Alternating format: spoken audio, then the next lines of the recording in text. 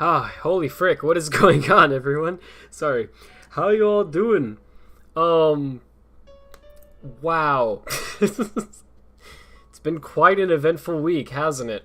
My internet's been kind of weird all of a sudden, just to add even more stress to today. I hope it's going well. It seems like the stream is working right now. It came up like 5 minutes before I'm supposed to start the stream, and even now it's been a little iffy, but I think it's working. So I'm hoping it'll sort of normalize and go back to normal basically before way before the event begins. We still have about an hour and 30 minutes before that happens, so we got some time for that. I think it'll be all good. But yeah. So give me 1 second here. I need to get some water, dude. I got some. We're good. I'm stocked up. So I'm trying to make a countdown timer for the event because I didn't have time to. I was gonna just rush it during the 10-minute countdown, but then my internet went down and I had to attend to that. The site that I used the previous stream that I had a countdown on, apparently doesn't allow you to make countdowns for something that's less than 2 hours away. So I can make a countdown for 1 hour after the event, but I can't make one for the event. That's my fault. I guess I should have made this ahead of time. I just forgot about it. Well, I don't know what to do about that. I'm trying another site, but this one's not as good. Anyways, how y'all doing? So we've got multiple events, Sonic-related events that are occurring today. Let me turn that down a bit more. Actually, I think it was probably fine, but it was a little loud for me. Let me know how the volume is. So we've got two Sonic events today that are happening. We've got a Sonic Central, which is like Sega's version of the Nintendo Direct. So that's going to be pretty exciting. There's going to be a good amount of announcements there, I'm assuming. I'm assuming we're going to get some more information on Sonic Origins, because we haven't had much of that in a little while. And that game is, I think coming out soon? I forget. I think it's like actually, is it this month? I honestly don't even remember, but it's pretty soon. It's, if I'm not mistaken, it's like this year at least. And it's before Frontiers, I believe. So they really do need to be, pushing that more right now. So I think today they're going to focus a little more on that. I think they're also going to show us a little bit more Frontiers, obviously. That game's right around the corner as well. And I'm assuming we're also going to get something new. I don't know what that is. I don't expect that to be a big thing. It's probably going to be a really tiny, like, I don't know, like a mobile thing, or like Sonic is now in some random, as DLC in some random other game like they did last time, right? I don't know. I'm expecting something like that. Yeah, that's about it. But I think it'll be pretty cool, right? That's already that's a decent lineup right there. We got a few big games they're going to talk about, I think. So that's pretty cool. In addition to this, IGN is working with Sega to do a Sonic Frontiers stream. They're doing another one. And they are both happening. The Sonic Central stream and this IGN stream are both starting at the same time. Which, I'm not trying to be negative here, but I have to say is really bad marketing, right? You don't want to do that. You want to try to schedule things such that they don't happen at the same time. Like, the IGN one could have just happened an hour earlier or later. Or the Sonic Central could have happened an hour earlier or later, right? And it would have been fine. But no, we're going to put them both at the same... It's a little weird. I saw some people saying, oh, they're doing it on purpose because they're trying to hide the Frontiers gameplay, and I don't think that's the case. I mean, why? What do you mean hide? Like, I guess it might drown out some of the social media, like, because if Sonic the Hedgehog is trending, it's going to be about the Central, not the Frontiers stuff, right? But I don't know, man. I don't think that would really work. So I don't think that's the case. But regardless, it is very interesting scheduling. So what we're gonna do in this stream is I'm gonna live react. Well, first I'm gonna play some SA2 before these streams both begin, which is again about an hour and 30 minutes from now, so we got a little bit of time. And then when the Sonic Central begins, I'm going to live stream that. I'm going to react to that as it's happening. And then after that, I'm going to then... basically what I'm going to do is I'm going to watch the Sonic Central, and I'm just going to pretend that the Frontiers IGN stream is just not even a thing. Right? And then after the Sonic Central, and after I've talked about it for a little while, I have a lot I'm sure I'm going to want to discuss. Then we're going to go over and we're going to watch the archive of the Sonic Frontiers stream from IGN. So that's what we're going to do. And I've chosen to do it in that order for a few reasons, but basically it comes down to I think this, if we have to prioritize them, the Sonic Central is the one that is going to be more interesting. If I'm not mistaken, someone from IGN has said on Twitter already that the Sonic Frontiers stream they're doing today, I believe they said, if I didn't misinterpret it, is not even going to have new gameplay in it. It's just going to be a recap of the existing gameplay they've been showing, along with some, I think it's basically going to be an early review, if I'm not mistaken. Let me pull that up again. Yeah, it says first Sonic Frontiers preview, first hands-on impressions. So I don't know. We'll find out exactly what that means in a bit, I guess. But yeah, I'm assuming it's not going to be as exciting as the Sonic Central event, so that's why I'm choosing to prioritize that one. But we're going to be checking out both today. Unbelievable how much they revealed in 1 week. It's really nuts. We just went from no Sonic news at all to like, woo, It's like, okay. But yeah, so I'm still trying to get a countdown that doesn't look terrible. But yeah, and then I'm gonna catch up on the chat a bit here. Let's see. Oh boy, we could use this site. No, not that. There's like some real cheap looking. Oh gosh, some of these sites look terrible. Why are there so many like bad countdown creator sites, dude? I just want like a simple one. Gosh, this one too. Wait, no. Yeah. Okay. Actually, this one lets me do it at the time I want. Okay, I think. Yes. Okay, great. This one seems simple. Give me 1 second to get this going, and then we're gonna play some Sonic Adventure 2, and I'm gonna read the chat. Okay, now we're talking. That's more like it. So let's get a crop going. Give me 1 moment here. I'm trying to speedrun this, but it's a little, Yep, that'll be fine. Crop it like that. Crop it like that. Let's just get I know you can't see it yet, by the way. It's coming on screen real soon. Don't worry.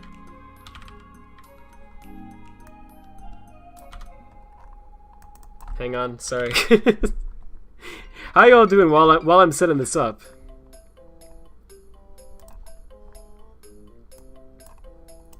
Okay, hold up here. Let me just throw that on the top right corner there, and that looks freaking terrible. But it's fine. Let me get the transform fixed real fast. Again, I know you can't see it yet. I'm fixing that. Okay. Why is it so hard to get a dang countdown, man? Back in my day, didn't used to be like this. Okay, I think I'm going to, there we go. Wow, this is the worst looking countdown. That looks freaking disgusting. But it's a countdown. I couldn't use the side I wanted. This is a real rushed thing, so sorry for that. It'd probably be better if I could tweak the colors a bit. Look a lot better if that was had a different font. Jeez. And wasn't if it was inverted colors, that might look better too in this context. Let me just do that real fast. Actually, I don't know what I'm doing. Whatever, it's freaking fine. Ew. Oh, hang on. Get rid of that. There we go. Okay, let me get that on my other source as well, and then we're finally going to actually start this. So sorry for how long this has taken. Sometimes you have a day like this. You had a bad day. I don't know. Oh, that's confusing. I have a source called, I I don't know how to explain this. I have one called Sonic Central Countdown, which is apparently from when I did the Sonic Central from last year. I just still have that source. I never got rid of it. But then this one is just called a Countdown. So that's... Actually, it's called South by Southwest Countdown because it's also never changed. Screw me. Okay, we're gonna get rid of this, get rid of this. Okay, and let me just move the countdown a little bit more, and then I think we're gonna actually start this, finally. I don't think it's properly centered on my end here, but that'll be fine. Okay. Oh, jeez. Okay, there we go, we're good. Alrighty, so let me pull up the chat, and then we're gonna play this. I'm gonna read the chat, of course, and we're gonna play some SC2. Give me one moment here. Sorry, some days it's like this. I like the music timing. Yeah, it's like accidental timing. It's worked out.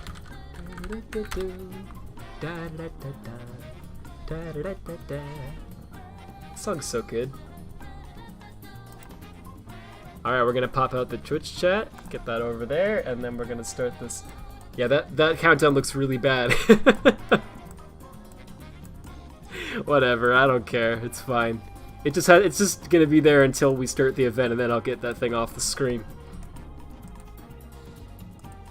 Okay, let me close a few more tabs here. And I think we're ready to start this. Cool. I don't want to stop the music, but I think we have to. Alright, Sonic Adventure 2. 1 second. Alright, here we go. Let me get the chat up again. The game crash? I think the game crash, it does that. If you like alt tab while the window is appearing, it just dies. Okay. Hopefully this isn't loud. We gotta fix that, and then we can actually chill, maybe. It's actually really quiet. Okay, hang on. Sorry for the slow start here. Sometimes it's like this. I think that would be a lot. Well, that might be too loud for you. Let me tweak that a bit more. Okay, let's see how that is. How is that? Is that too loud? Too quiet, you think? That countdown looks really bad. Like, not just a little. It looks freaking terrible. I should probably improve that a little more. Was this the save? Which one was? I think this is it. Yeah, I think this is the one we used last time. How's the music volume real fast? I guess I should be talking over it so you can compare it to the volume of my voice. So we'll talk about, I don't know, I'll read Lorem Ipsum or something. Just had a white outline, ease, yeah, right. Like that's all it needs. But that's a little surprisingly tough to do right now, I think. Or just spend the rest of the 76 minutes just making his own countdown. It's like 5 decibels too loud. Yeah, that's nice and handy. I'll get that down a little bit. Alright, and then while I'm here, let me try to fix the countdown a little bit. Okay. And I'm gonna make that crop a little different because I hate the text at the bottom. It's like unreadable, it looks so bad. Yeah, jeez.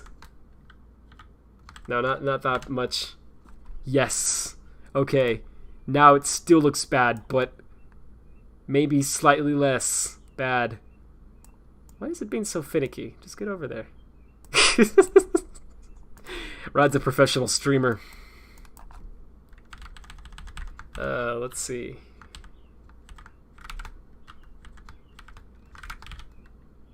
Alright. No, it's too low down now. Yeah, let's spend the entire stream making a countdown. That'd be awesome. Okay, that'll have to fricking do. That'll have to fricking do. Alrighty. How's the volume now? before I start this. I need to read the chat as well. I'm gonna read some earlier messages, like real early ones. Sunday Red is stream at 7:30 p.m. And yeah, I know, right? Being texted gets you every time. Yeah, on the like Frontiers background I had there. Yeah, it's kind of funny. I hope you're doing alright, Rad. Thank you, appreciate it. Yeah, it's been crazy. I can't even believe it's only been like a week. So much stuff has happened and felt so many different emotions, but yeah. Hey, cool kid, how you doing? Hitchman, of course, Blah, Megaboy Gamer, What's Up Booms, Wham, the Mally518, how y'all doing? It says failed under the dislike button on a mole. It says failed. Oh, that's really funny. I guess they got rid of the dislikes from the API and you're using like an old version, so it's just doing that. That's awesome.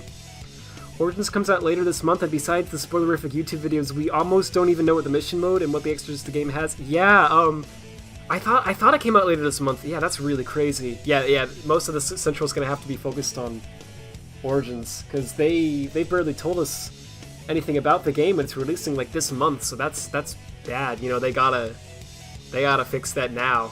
So I think that's what the Central's mostly gonna be. I think there will be a little bit about Frontiers as well, though. We'll have to wait and see.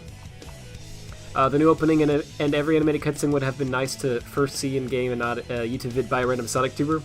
To be honest, I don't think I saw the random Sonic tuber upload. I've been purposely trying to avoid. I saw some video that had kind of a clickbaity title. It was like leaked Sonic Origins, and I didn't watch it because I didn't want to. Honestly, I was fine. You're about to turn to the Joker regarding Frontiers, but you're doing alright otherwise. Oh man, I relate to that. Gosh, I feel like I'm going mad sometimes. I want to talk about that a little bit, actually, but let me catch up a little more first. Check out the newly released Frontiers screenshots. They look really nice, and looks like they already put low poly models for a set, so the pop-up stuff might be fixed. So I saw a little bit of the new screenshots. They do look visually better. I think it does look like a newer build. They probably did actually use a slightly older build for the IGN gameplay. I still think that's bad. You know, you should be, obviously, when you're doing the world premiere of your game that people waited 5 years for, you should probably use the newest build, right? Not one that isn't representative of the final product. But if that is the case, and the final product is actually much further ahead than what was shown to us, I would be very happy about that. So, yeah. Whoops, sorry. I grabbed the scroll bar on the chat and it minimized the game. We love Sonic Adventure 2, Sonic Adventure Moment. Yeah, I read that one. Hold up. Hey, Tempo Sparks, how you doing? It's Sonic Adventure 2, so it's not loud enough, just joking around. You're not getting either of those? What am I not getting? Sorry. These messages? It looks fine on my end, but I'm not looking at the on-screen chat. I'm just looking at the popped out one. Last year we got the announcement of Musical Symphony, which was really good, so let's hope the Central has at least 2 really cool things to come before the next Central. Yeah, that would be sick. That Musical Symphony was awesome. I didn't talk enough about it. It was really good, and I watched it again the other day, and it made me happy. So, yeah, everyone behind that did an amazing job. It was just phenomenal. It was a timer this whole time. Thought it was a bunch of blah. Yeah, it looked terrible. Hey, Blue Corp. Donald Duck confirmed for Sonic Origins. What? Huh? I can't believe it! That wasn't on my bingo card. Alright, so I think I'm gonna start the game and I'm just gonna talk with y'all some more while I do that. We did the hero last time, so I'm gonna do the dark story this time. I'm gonna become Shadow Rad. The anti-Rad. Again, let me know how the volume is, if it's a little, you know, too loud or too quiet or whatever, let me know. I'll try to adjust it for you. But yeah, so, I don't know, honestly, there's not much, I guess, there's a lot to say and also not much to say, right? Because most of my thoughts on Frontiers, I've already pretty much covered at this point, in my previous streams that I did this week. I still feel pretty much, you know, exactly the same way. The only thing I can really think to talk about regarding, at least Frontiers, because there's stuff to say about Origins, but at least regarding Frontiers, the only other thing I think I really want to say about it is, man, I don't know how to word this, but I kind of want to talk a little bit about the way that the fan base has been reacting to it, But see, it's a topic that I could easily get lost on for a while. Is the thing. I guess we do have a little bit of time though. But yeah, it's been really, honestly, freaking rough, right? Like the way that people have been reacting to it has been really kind of tough to bear, and I think people have been feeling that regardless of what your opinion is actually on the game. Because what's happened is basically the Sonic fanbase is like really divided on this game. And you know, the fanbase is divided on a lot of things, but I think this in particular, it's been a really extreme example of that, where you either like love this game and you think that anyone who hates it is like a hater and they need to shut up and they need to be banned from the internet and all these things, or you're like an extreme hater and you think that the game is terrible, and I heard claims that someone actually got doxxed for liking the game, which is so not cool that it's just, I can't even really put it into words. I mean, obviously that is not okay, right, if that actually happened. I don't know if it did, it might have been made up. I remember with Colors Ultimate, there were some claims that were being made that were similar to that, where it was like, I can't believe that Sonic fans would do this just because, you know, and actually it didn't, it was made up. So I hope that that's the case and no one actually got doxxed, especially over something as trivial as their opinion on a video game. But if that did happen, that's not okay, right? And so, yeah, it's just been really extreme, right? One way or the other, and there's been a lot of genuine like hatred towards, you know, like fellow individuals, you know, like fellow Sonic fans, and it's kind of it's rough to see, right? Yeah. I guess what I want to say is just, you know, not that I can have any control over this or anything, but, you know, I think we all really need to chill a bit. You know, there's obviously going to be high emotions with something like this, because this is a character we care a lot about. And this is a game that we've waited a long time for, right? I mean, this game's been in development for, well, we don't know actually how long it's been in development for, but we've waited for it for 5 years, right?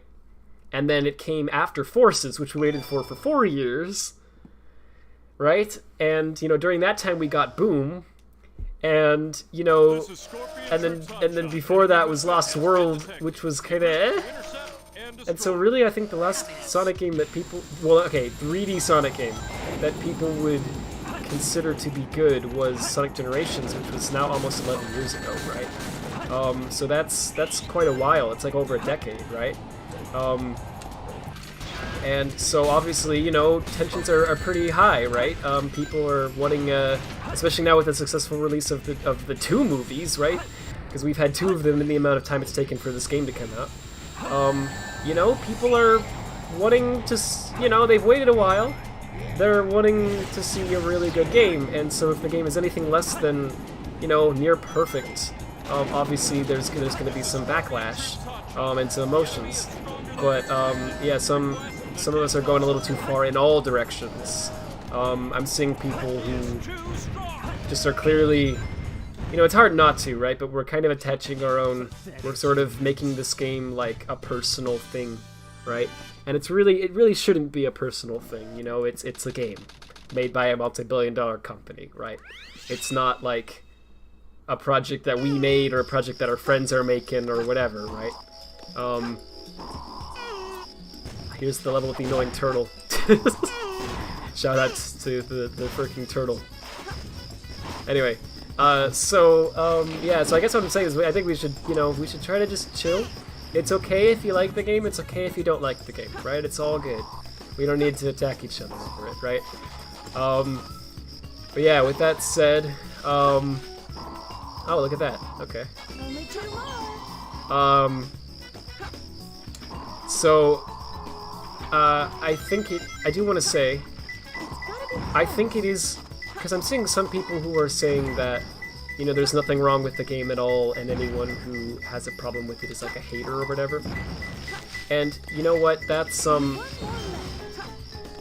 is not the case.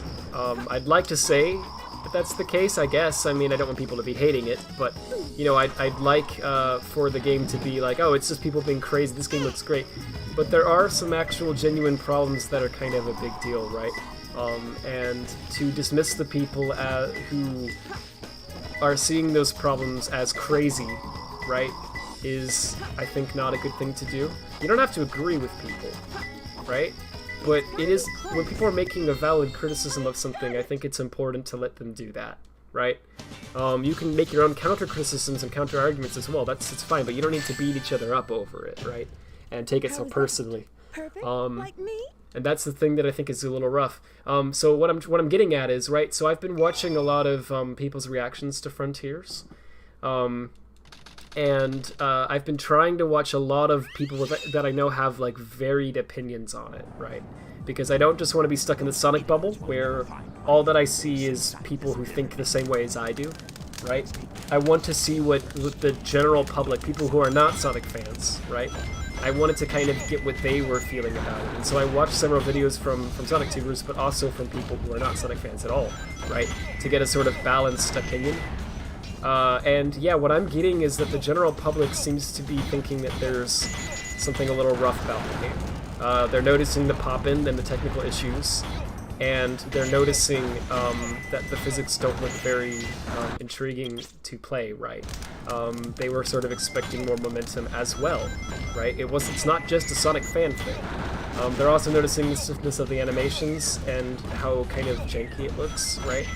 As a result. And I also heard some people talk about the aesthetic. Everyone agrees that it visually looks good. It has a really nice, like, the environments are really realistic and it looks pleasant. But there's some people who have a bit of an issue with the aesthetic, who think that maybe the realistic look doesn't fit in well with how Sonic looks. I would agree with that, but I've heard a lot of people saying that as well now. And so what I'm trying to say is, so there are problems. We can't just pretend that they're not there. If they don't bother you, then that's fantastic, right? But I've seen a lot of people be really dismissive, especially on Twitter, and just basically say, you guys are making a big deal out of nothing.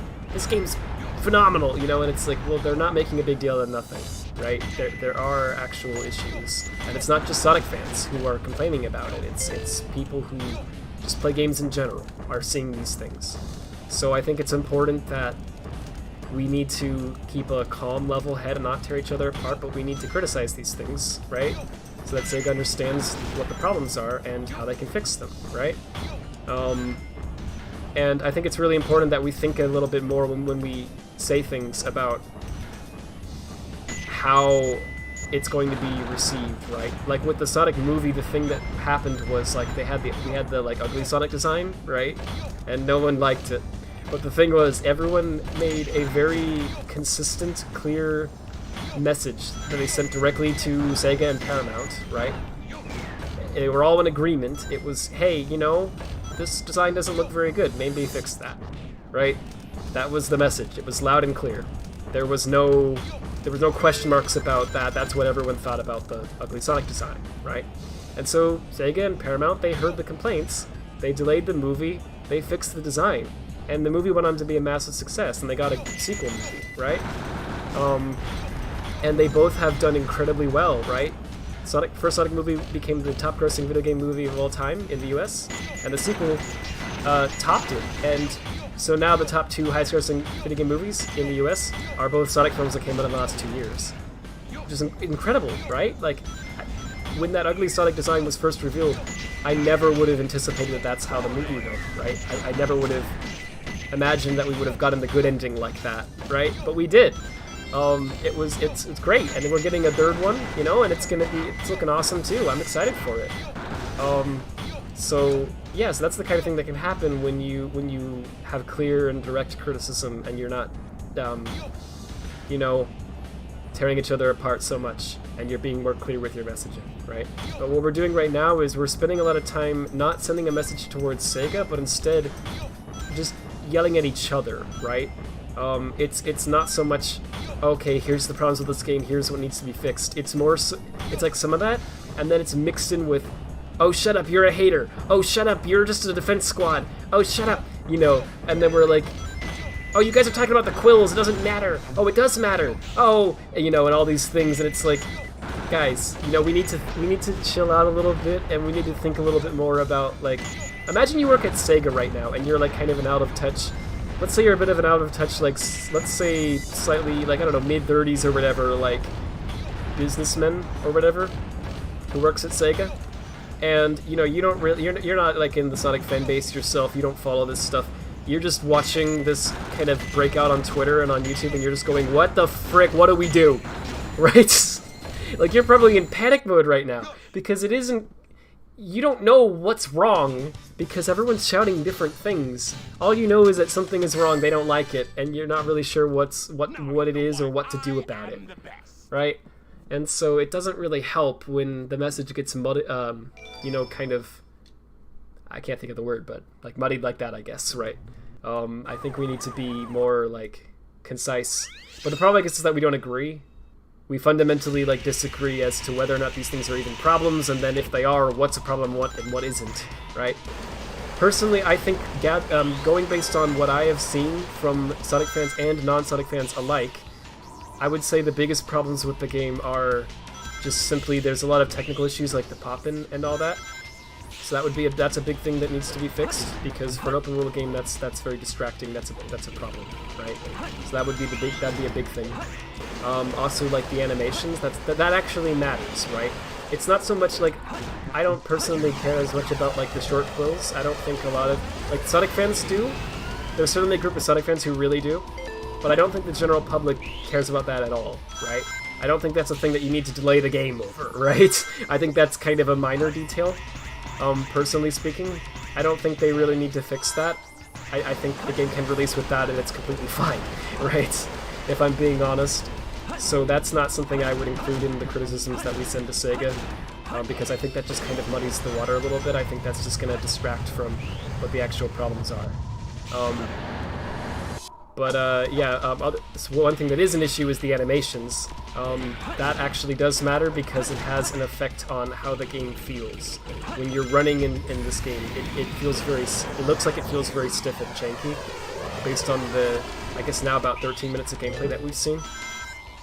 And a large part of that is the physics, but also a large part of that is the animations, right?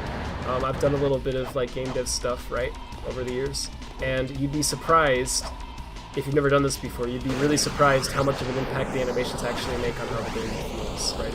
It's actually really important. It's not just a personal preference thing. I'm not speaking just out of, oh, I want the animations to look different. I'm saying, like, actually, I think the vast majority of people have noticed that it looks janky a little bit, and a large part of that is because of the animations. So I think they need to improve the animations. In particular, like the grind roll one looks really bad because it's actually got that glitch where sometimes it's playing the wrong animation entirely. And even when it plays the correct animation, you know, a big problem that all the animations have, it's also really noticeable with like the falling animation, for instance, is that they don't really fit the movement that Sonic is making. Oh geez. The spline is being weird, hang on. Okay. Alright. Crisis avoided. In one area where you can really see it is if you look at the 7-minute gameplay from IGN, the like first look gameplay. There's a moment where you're climbing up the tower, and you know, there's this loop-de-loop grind rail, followed by a couple of dash rings and a rainbow ring, and then you get to the top of the tower. Okay, and when Sonic goes through those dash rings, he doesn't play an animation that really syncs up well with his movement. It's a little hard to explain, but he needs to have an animation like when he's going up into the air, he almost needs to look as though he's kind of looking upwards and going up, okay? And then as he's starting to get to the top of his height, he needs to slowly transition into a fall animation, where he's then like holding out his hands maybe. And then as he continues to fall, they should be slowly animating that so the hands are going up a little bit more inwards, so that it looks like gravity is actually affecting his fall, right? So if you do all of that, it looks really smooth, it looks really good, but the way that they're doing it currently is, instead of any of that, they're just playing a static fall animation, where his hands are just stuck in one position, and they're just looping that one frame over and over again. And so it looks pretty janky. It doesn't really look like he's falling. It looks kind of just like an animation is playing, right? And so this is a big problem because it doesn't feel like you're playing a Sonic game. It doesn't feel like you're playing as Sonic. It feels like you're playing as a statue of Sonic, right? And that's not something that that's something that's going to make the game feel a lot worse than it actually is to people, right? And so that's something that should be improved. The final thing I think is a big deal is, and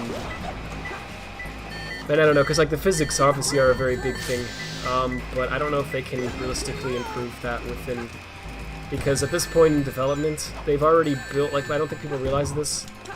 Some people are kind of acting like, oh, they can just press a button and everything will be fixed, and it's easy. And they have 5 months, it's a lot of time, right? But with all due respect, I don't think those people understand how game development actually works. A lot of these issues are actually very difficult things to solve. Like pop-in is kind of an engine thing. You don't just flip a switch, it's like something that needs to be thought about from the beginning when you design the game engine. And I think it's clear that Hedgehog Engine 2 was not designed with this massive open world in mind. And so when they're trying to do one now, it's causing some problems. And that's why the pop-in is so bad, right? And so fixing that is not necessarily an easy thing to do. So I'm hoping that what we saw was like, you know, an earlier build, like a much earlier build, and, you know, the final release will have already had that issue mostly solved. It doesn't even need to be entirely solved, really, I don't think. Oh, I need to get the upgrade, I think. You know, whatever, it just needs to be, yeah. It just needs to be, like, improved. If there's still a little bit of pop-in like that in the final game, but it's significantly better, then I think that's fine. I think that's all they really need to do there. It doesn't need to be perfect, again, it just needs to, you know, not look like it does currently. So, yeah, and then the animations I think are realistic to fix too. The physics they can't really fix at this point, sadly, because you can't just add momentum, it's not just like snap your fingers.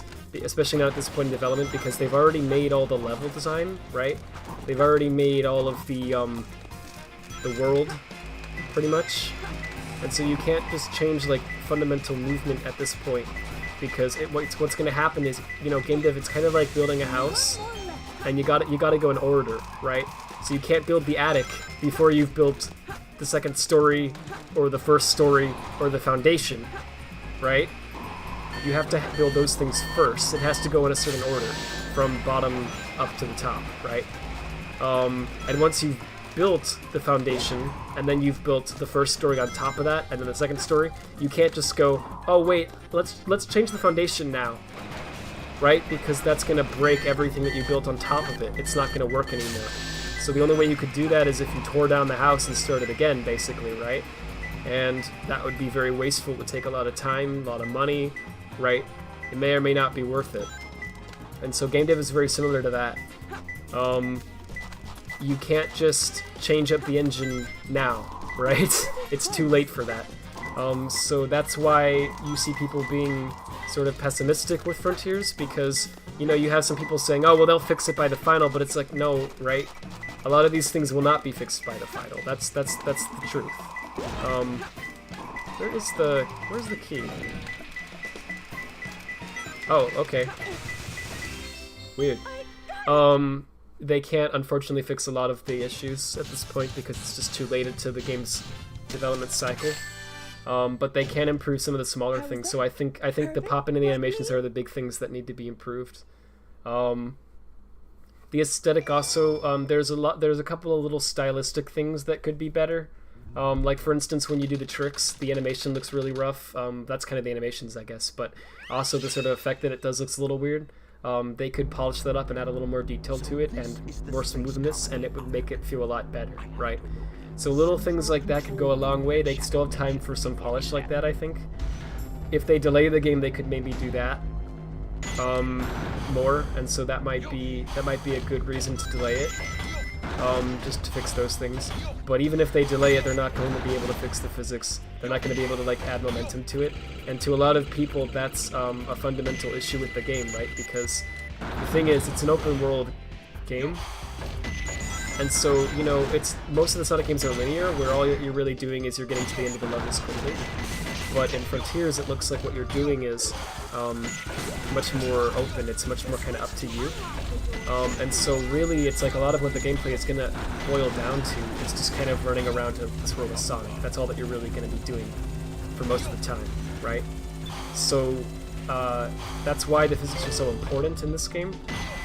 If the basic action of moving around the world is not very fun, then that means that like 80% of the game isn't going to be very fun, right?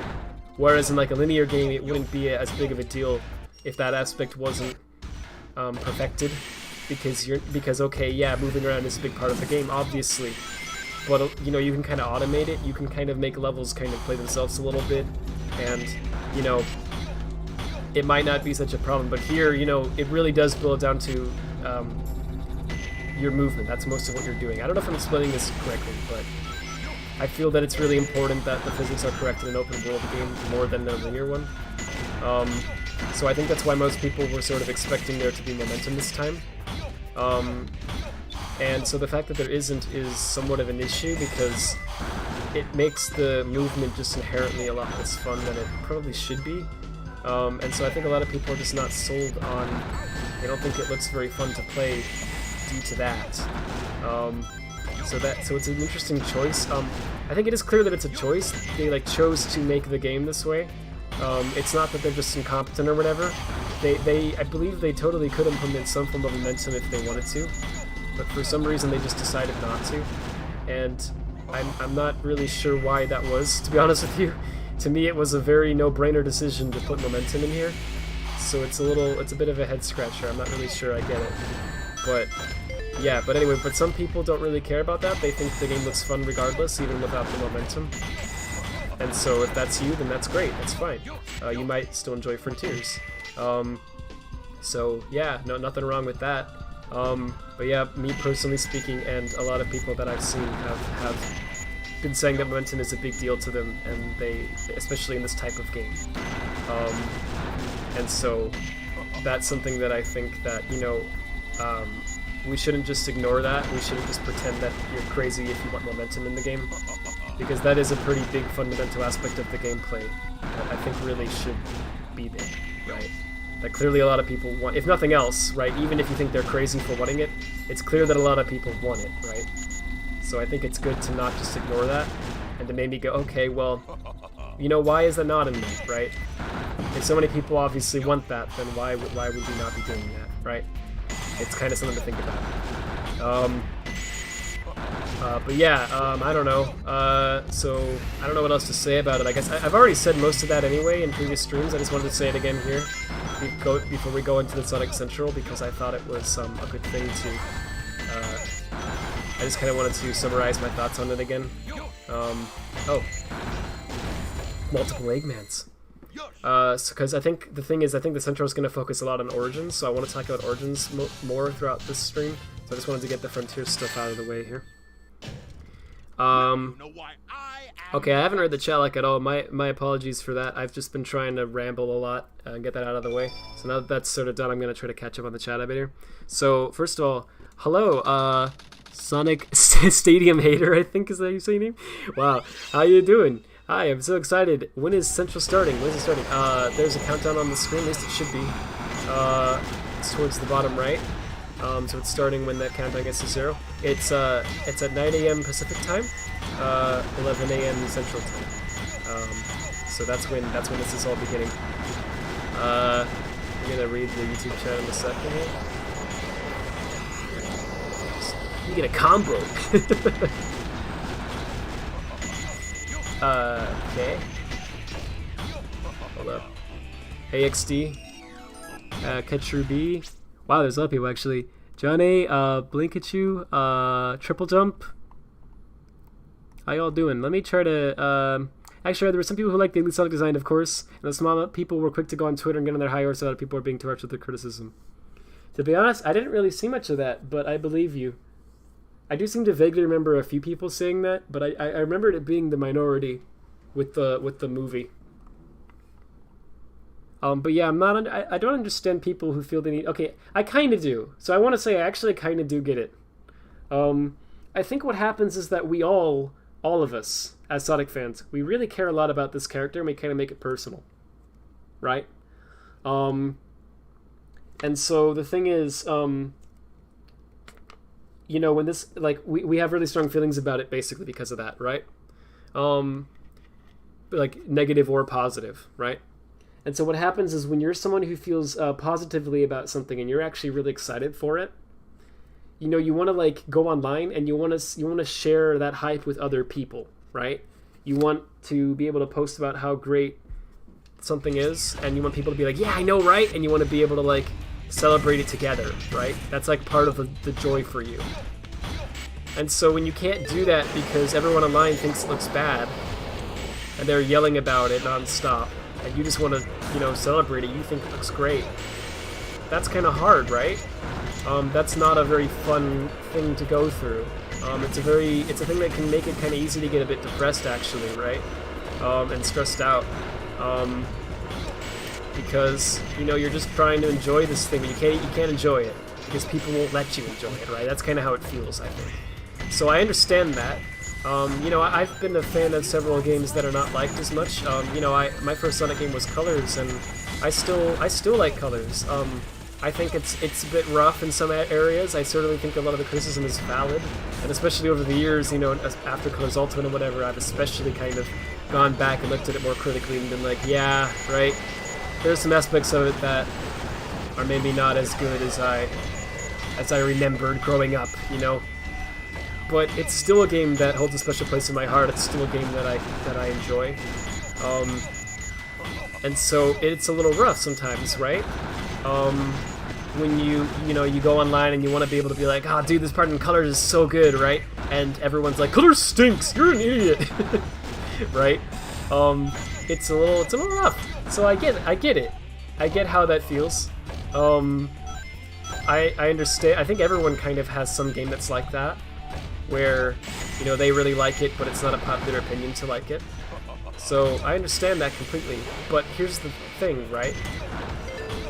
There's nothing wrong with liking the game, and there's also nothing wrong with disliking the game, right? Not everyone in the world has to have the same opinion as you, right?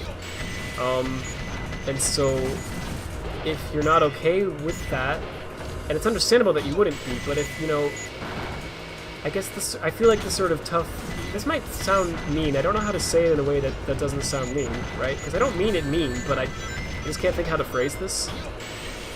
But basically, I guess what I'm trying to say is, like, if you're not able to... Oh. Wow. If you're not able to... I'm going to try to get the A rank, so I'm going to do it again. If you're not able to handle,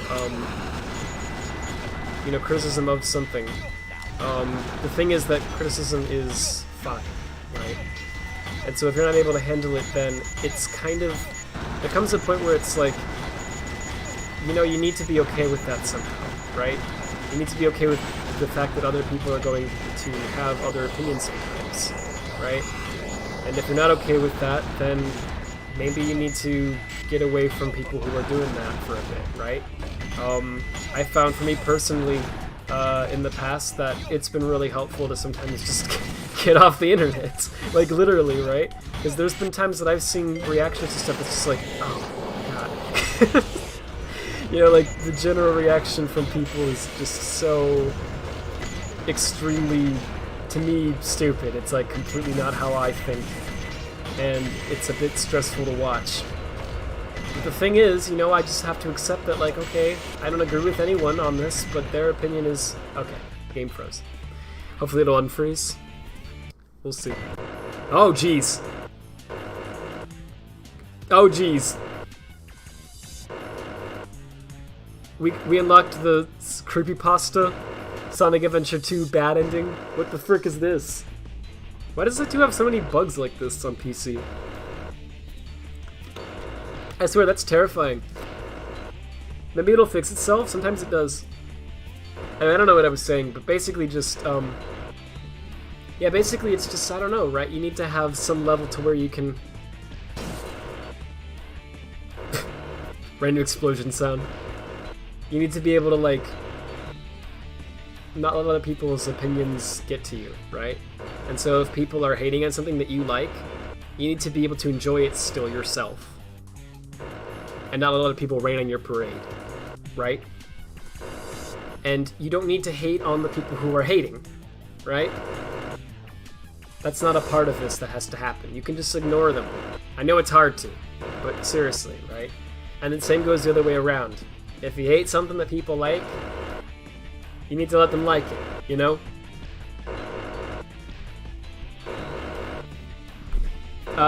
It being realistic, in your opinion, is not that big of a deal. Games like Adventure also went for somewhat realistic designs with the hub worlds, but this game has larger issues. Yeah, I don't think it's a big deal either, but I do certainly think that other games have handled the realism a little better. Just personally speaking, I know different people that's a very subjective thing. That's not, some people think it looks great and don't have any issues with it at all. I think visually it looks very good. I just think the aesthetic and the style of it is a little off, right? The main way I would describe the problem is I feel like the world, like, it looks like you made this big world and it looks really pretty and hyper realistic, and then you just kind of threw Sonic in it and grind rails in it, right? And they're just kind of like, it almost looks like Sonic's photoshopped into the scene or whatever, right? Okay, there we go, that worked. Wow. It doesn't really look like a world that it's meant for Sonic to be in my opinion. But again, that's subjective. That one's, I don't think, that big of a deal. That's certainly not something that I think you need to delay the game over. Just because I don't like the way that it looks visually is no reason to delay the game, right? A lot of people think it looks great, looks fine, and again, it's a subjective thing. So yeah, I don't think that's a problem at all. They should release it the way that is, right? That's just something that I've thought about it, and I noticed a lot of people have been saying that as well. Okay, I'm gonna catch up on the chat. I know I'm far behind. It's important to remember that the Sonic fanbase is inherently split down lines. That's true, yes. There's people who like the classic games, people who like adventure games, people who like boost games, and then the 4 people who like Lost World. Hey! No, I'm kidding. I'm mixed on that game. I kind of like it, but also kind of don't. But yeah, right. Exactly. That's true. And I was gonna comment on that actually, but I forgot. So thanks for bringing that up, because I forgot to point that out. Yeah, Sonic's has a big problem with that a lot of other fan bases don't have as bad, because Sega has changed up the gameplay style so many times, right? In such radically different ways that it's been sort of divisive almost every time they've done it, right? And so what ends up happening is you have these people who like the classic games, or people who like the adventure games, who maybe aren't such a big fan of the modern games, for instance. Or the other way around, whatever.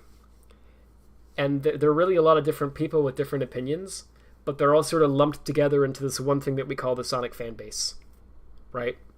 And so when you release a new Sonic game, it's kind of an issue, because you're going to try to have to please all those people, and how in the world are you going to please all those different people with all those different opinions, right? It's really difficult. So that's something that's important to remember, yes. But it's a bit of an issue, right? It's like, I don't know what we can do about that. I don't know what Sega is to do about that. They've kind of gotten themselves in this mess, but I don't know how they're supposed to get out of it. About not agreeing with each other, that is a problem when you go with any group of people when they get too big and varied. Yes. I guess what I should say is, like, it's not even that people don't agree with each other that bothers me. It's the fact that people are being so hateful to each other, right? Because, we can agree to disagree. Like, I don't care if you, like, again, I didn't think, to me, Frontiers looks like it has some issues, and I'm not too excited about it because of that. But if you love Sonic Frontiers and you think it's great, then that's awesome. I'm not going to, like, treat you differently as a person because of it, right? That's fine. I don't have any issue with that. I'm glad that you like it. I wish I could be like you, right? So, and then I don't know, like, I like colors, but if you dislike colors, even if you hate it, fine. I'm good friends with people who hate colors, right? It just doesn't have any impact on me. Like, your opinion is fine, right? It's whatever. But to some people, it's like, if you have a different opinion, then you are the enemy, right? It's like we're in a war, and you're the enemy side, and we need to take you down, right? And it's like, that's the problem. It's that people need to chill out. Are you the only one who likes most Sonic games? I don't think so. I like most of them too, actually. There's a lot of criticism that I have towards a lot of the Sonic games, but overall I still actually like most of them. There's only a few that I really dislike. Like Secret Rings is one of them, right? But there's really not many Sonic games like that I actually outright am like, I don't like that game. Yeah, like even 06 I really enjoy, actually. I think it's really fun. And has some good design in it as well. It's got some bad design, but it also has some good elements to it, I think. So, you know, I as rough as some of the Sonic games are, I still think they're pretty fun. So that's the thing, right? I don't need Frontiers to be perfect. If it's a little janky, then fine, right? I just want it to be fun. To me, the big problem is that it doesn't look very fun, personally speaking. It might look more fun once we see the cyberspace levels and whatever. So I am holding out for that. They might show it today. I don't know. We'll have to wait and see. I think they'll show it soon, regardless. It probably would be a wiser move to wait a little bit, actually, to show it, because today I think they really should focus on Origins. Like, that should be the focus, because that game's coming out real soon, right? So that should be the focus. Frontier should honestly be put off to the side for this event. But it's Sega. We don't know. We don't know how they're going to choose. They might decide to advertise Frontiers more. So we'll have to wait and see. But anyway, maybe they'll announce the highly rumored Sonic Frontiers, which may even include the character known as Sonic. I don't know. That sounds like a crazy internet rumor. You think the combat needs to be overhauled from scratch? It looks boring and messy at the same time. It's some momentum.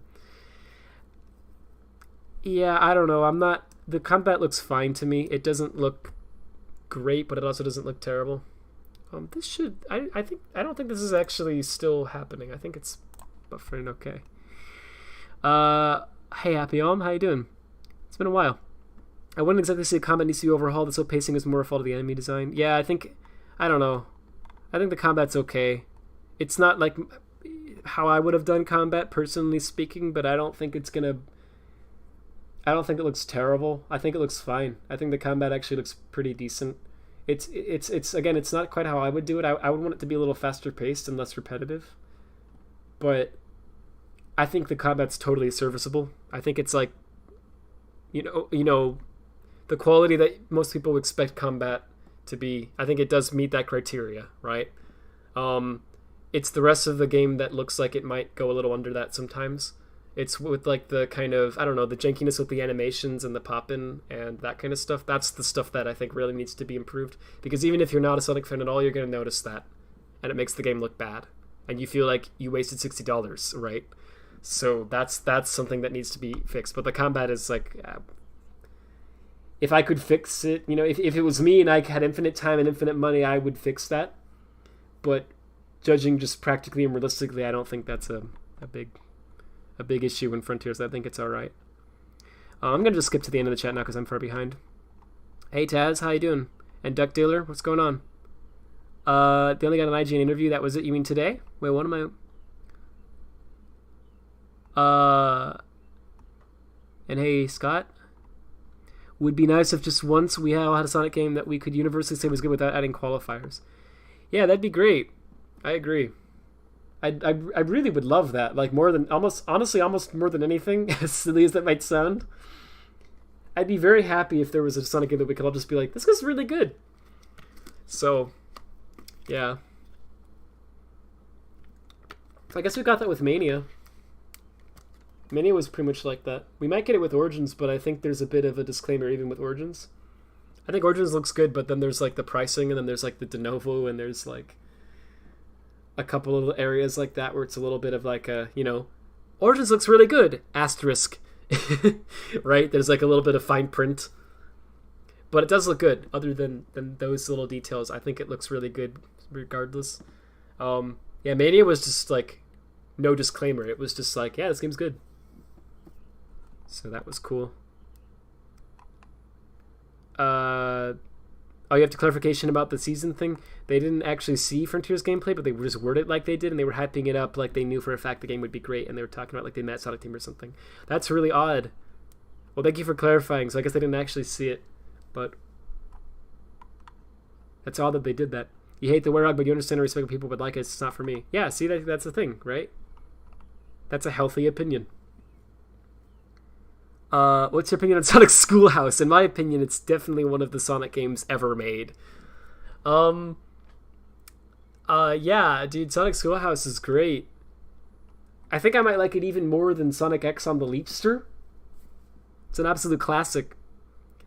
Wham, I don't know why YouTube is doing that to you. I'm sorry, that's really annoying. You think the tiny graphic glitches and animation errors can be aired out in like 4 months? I think the animation issues and such could be. The thing is, some of them are a little harder to fix than they might seem. Like, the pop-in is hard to say because I don't know the extent of it. I don't know how much of it is like a deep-rooted thing. But they might already be on that. I saw the LOD models, like LD models. People pointed out that the grind rails are like lower poly in one of the IGN screenshots they posted, I think like yesterday. So that implies that it's like using a smaller level of detail model, which is a good thing because the game desperately needs that. That would improve the pop-in a lot. So hopefully they've already been on that for months, and they've already pretty much fixed the pop-in. I hope that's the case. If not, then I don't think they have time to actually fix it now, like properly. They can make it better, that's for sure. But I don't think they can fully fix that at this point if they haven't fixed it already without delaying the game. Because it's a bit of a deeper-rooted problem than it may seem, right? It's something that you have to kind of consider in the engine and game design from the beginning, right? So, but I do think there's a good chance that they might have already fixed it. So here's hoping that's the case. Hey GBA, how you doing? I eat de novo. I'm gonna unpause the game, by the way. Well, you know, Duck Dealer, I think maybe we should talk about that. Maybe it's not such a good idea to be consuming so much junk food like that. You know, de novo is not really part of a balanced breakfast. They said that because it was part of the marketing campaign, but you know, it's really a bit misleading.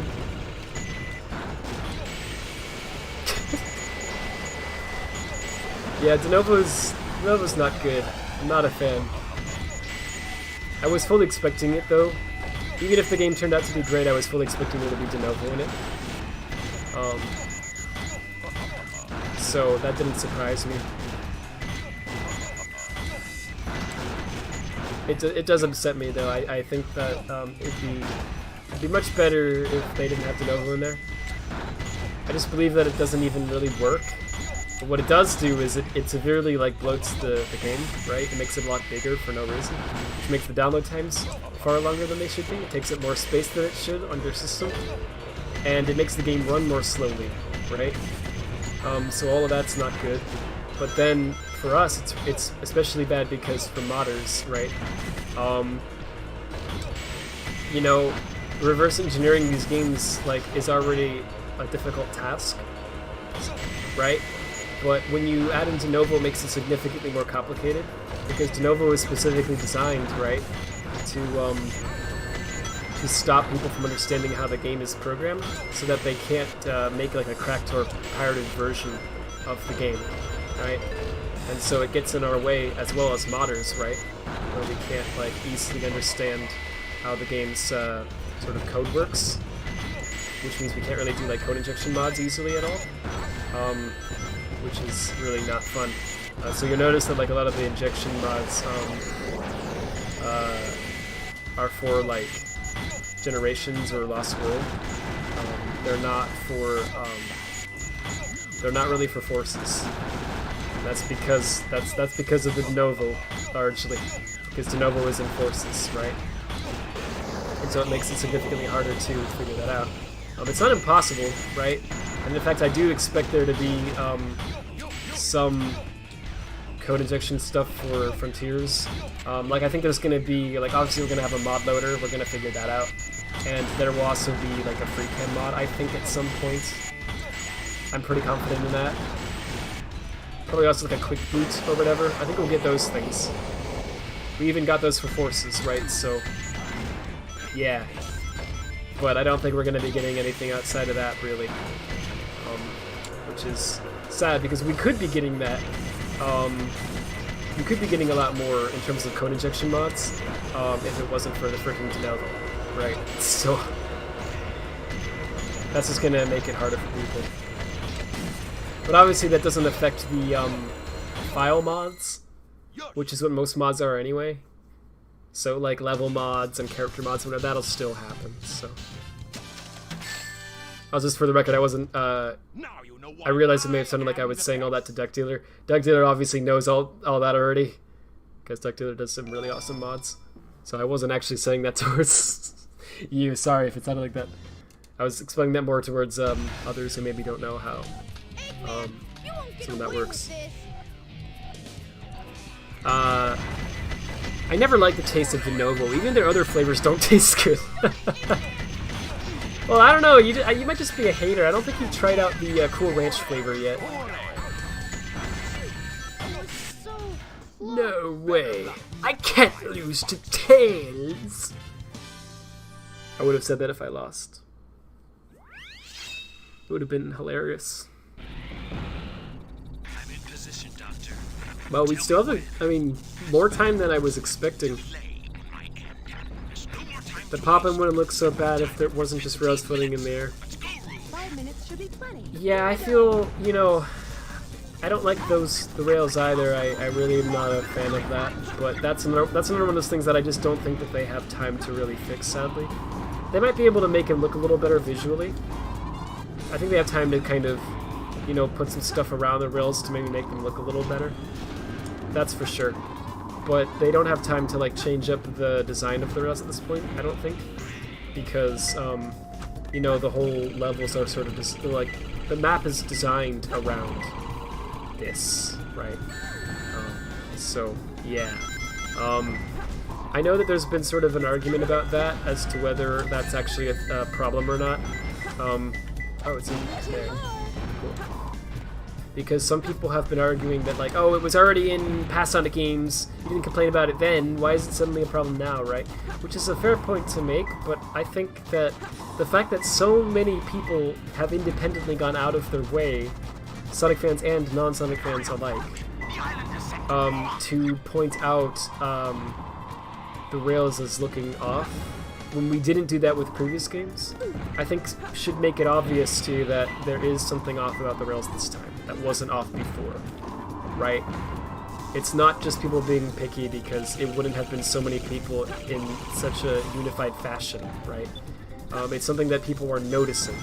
And I think the big thing that looks off about it is, it's a couple of things. One part of it is the fact that the world is very, it's going for a more realistic look this time than they usually do go for in Sonic games, which I think makes it stand out, right? Because you have this very realistic-looking world with these nice, you know, textures and models and everything, and then there's just these. I'm gonna restart this.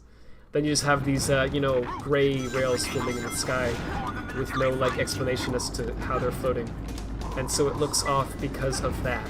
In other Sonic games, a lot of them are more cartoony in their stylization, so it doesn't look as off-putting because the game is sort of meant to not look believable. But here it looks like they're going for a realistic look, so I think that makes it look off. The other problem is the angles. So usually in Sonic games, even if they go for a little bit more of a realism look, they purposely place the grind rails such that they look like they're kind of integrated with the level in some way, and you're usually looking down at the rails from a top-down sort of perspective, right? And something about that makes them look fine, generally speaking. But when you're looking at the rails from the bottom up, something about that makes them look off. I don't really know what it is or why that's the case, but that seems to be the case. So in this open world, you have all these rails floating in the sky and you're looking at them from the ground up, so they look off. When you're actually on the rails in this game, they look fine. I haven't heard anyone complaining about that. It's only when you're looking at it from the ground that people have to complain. So that's sort of the issue. If I'm being honest, I think, like, they have all this pop-in, right? I feel like it would honestly be a good thing to make the rails not visible from a distance. Like, why not have the rails just not really faded until you get near them, right? I don't think people would really complain about that. And I think it would actually visually look better. So that would be probably a fairly easy fix for that, I think. But, whatever. it's odd to me that, like, you know, things that are like a foot away from Sonic pop in, but things that are far away, like the rails, don't pop in. It's very interesting how they've chosen to like optimize it. And it's a bit telling of technical issues that may go a little deeper than, oh, the aesthetic doesn't look how I want, right? So that's concerning, but I think that they will mostly get it figured out by the time it releases. Again, something to keep in mind that people are not keeping in mind is that this game was actually supposed to release in 2021, but they delayed it to 2022 because they wanted to polish it up more. They wanted it to be more like ready to show to the public. So this is the delayed version that we're seeing. This is not an early, super early build like some people are making it seem. So I'm not really sure why some of these things were not dealt with more early in the game's development, but it is what it is. It'd be nice if I could find this before the island blows up and with an A rank, but it's looking like that's not going to happen. You took longer than... Oh. Okay. Also, Rad, I realized... Gosh, it's doing it again. Also, Rad, I realized the weird rail formations was because you need to do more than one puzzle to complete a rail group. That makes sense, yeah. The things that do pop in from what I expect is that those are just stage objects with low draw distance. There we go. I'm gonna restart one more time. Yeah, the like the springs and everything and the rainbow rings, those are just like objects with low draw distance, which makes sense. But like the terrain seems to have a much longer draw distance than the objects do, so that makes a lot of sense. I noticed that. What's odd to me though is that some of the terrain also pops in a way that seems very unpredictable. For instance, there's the section where Sonic stomps, and he actually lands on the ground, and the ground is made of grass, alright? And then one frame after he lands, the ground suddenly, like a stone model pops in, and you can see that actually the ground is supposed to be made out of stone, but the model just hadn't popped in yet. And so now, you know, it just kind of shows up, and it's very jarring. I think this is up there, actually. So that's confusing. I'm not sure why that happens. Because if it was just the objects in the stage, I guess not. If it was just the objects and not the terrain, then then that wouldn't pop in late, I don't think, unless that stone is an object for some reason. Where the frick is this? Oh, okay. Well, that was a weird radar. It made it look like it was somewhere else. Man, I don't know where this one is.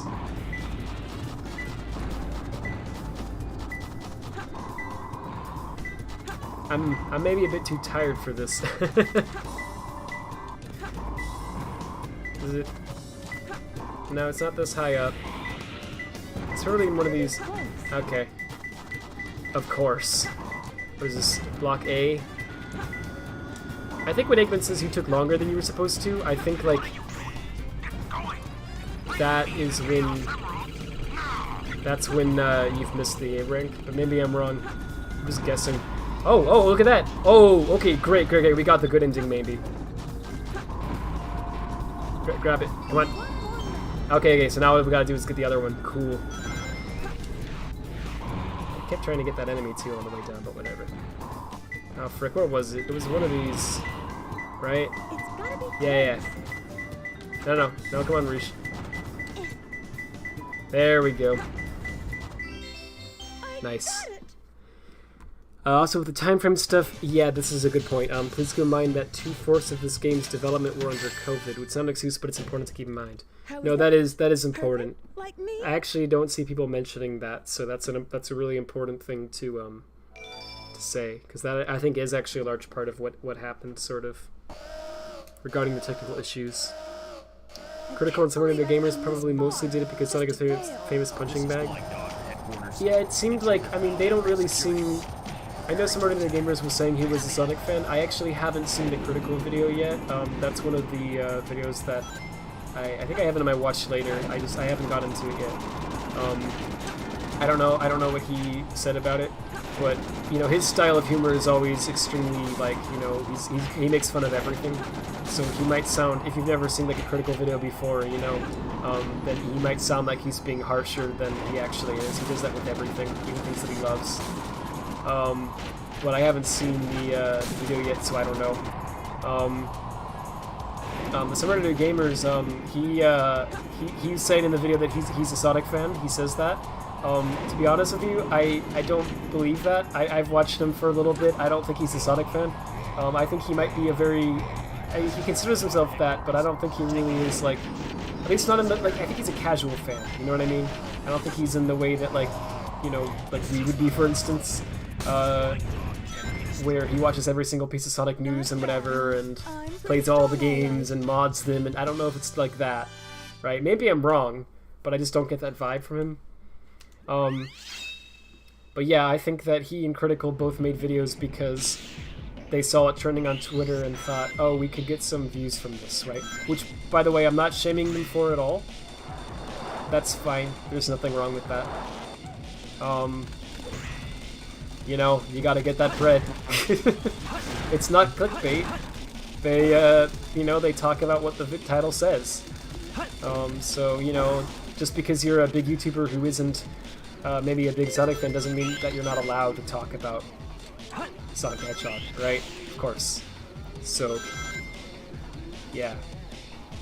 But I think you're right that they did, you know, they you say they kind of used Sonic as a punching bag, and that's kind of true, yeah. I don't think they meant to do it for the sake of, like, just destroying Sonic. I think they meant to do it for the sake of just kind of having a laugh and getting some views, right? But, yeah, I do see what you're saying, and I think that's true. It makes you scared how polluted the sky will look when you finish all the puzzles. Yeah, oh yeah, that's gonna look weird, isn't it? I didn't think about that. Yeah, that's gonna be really cluttered. I told Duck Dealer this earlier, but I think the game is going to utilize invisible walls to make sure you can't get into areas you're not supposed to be in yet, including with the grind rules. I wouldn't be surprised. Creepypasta again, yeah. Don't place it 2 at 3 a.m. Almost died. Not clickbait. Gone, yeah. That's funny. Yeah, I don't know why this game's cursed like that. It's weird. You can easily make it look better aesthetically and add parts to make it look more interconnected so it flows better. Yeah, I completely agree. I think you can, like, there's only a certain amount that you can do, but you can do something. You can definitely go, I think, along, like, you know, you can't really change the level design, but you can change some of the visuals of it, and just little tweaks can go a long way. So yeah, I mean, if they were to delay the game just for stuff like that, like fixing the pop-in, maybe making, I mean, you can't do much with the physics, especially not at this point, but you might be able to make some tiny, very minor adjustments to them without breaking anything. So that's a possibility as well. And the animations, and then also like you can make the ground runs look a little better aesthetically. You could do all of those things, I think, realistically, with a delay. And so that might be a good decision on their part. I don't understand, honestly, why, because, like, you know, listen, I don't want to, you know, we've been waiting 5 years for this game, right? Origins is already coming out this year, right? Like, personally, I don't know about you, but I'm okay with waiting until, like, early to mid 2023 if it means that the game is going to be a lot more polished, right? I think that just logically makes a lot more sense for them to do that. But of course, it's a question of whether or not it will actually result in polish.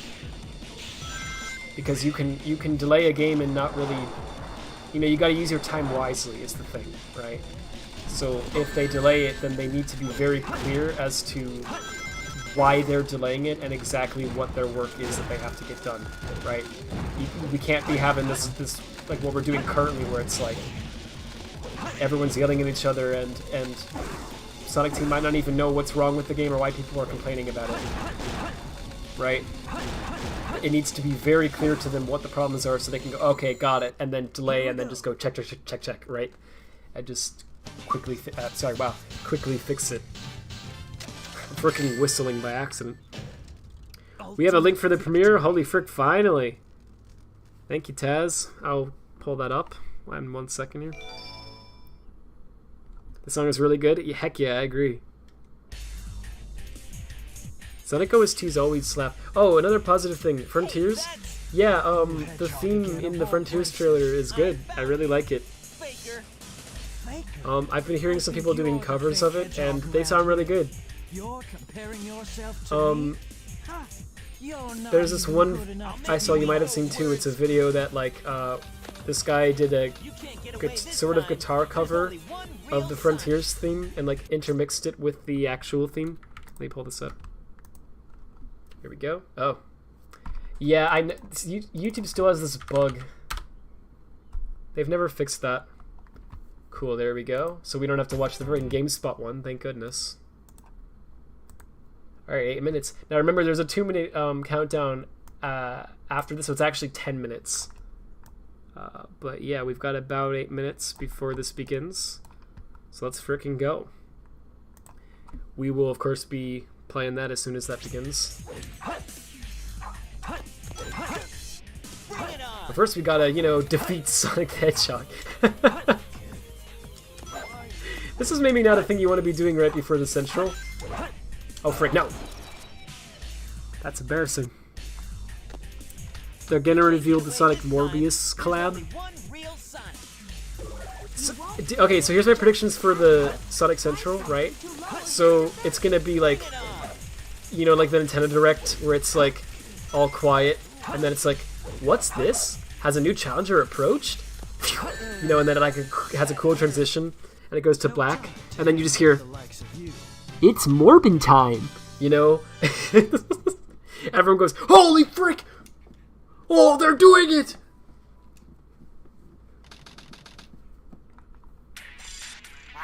I've come to make an announcement! Shut up, the Hedgehog is... I hope that if there are issues, they also, like, patch them properly.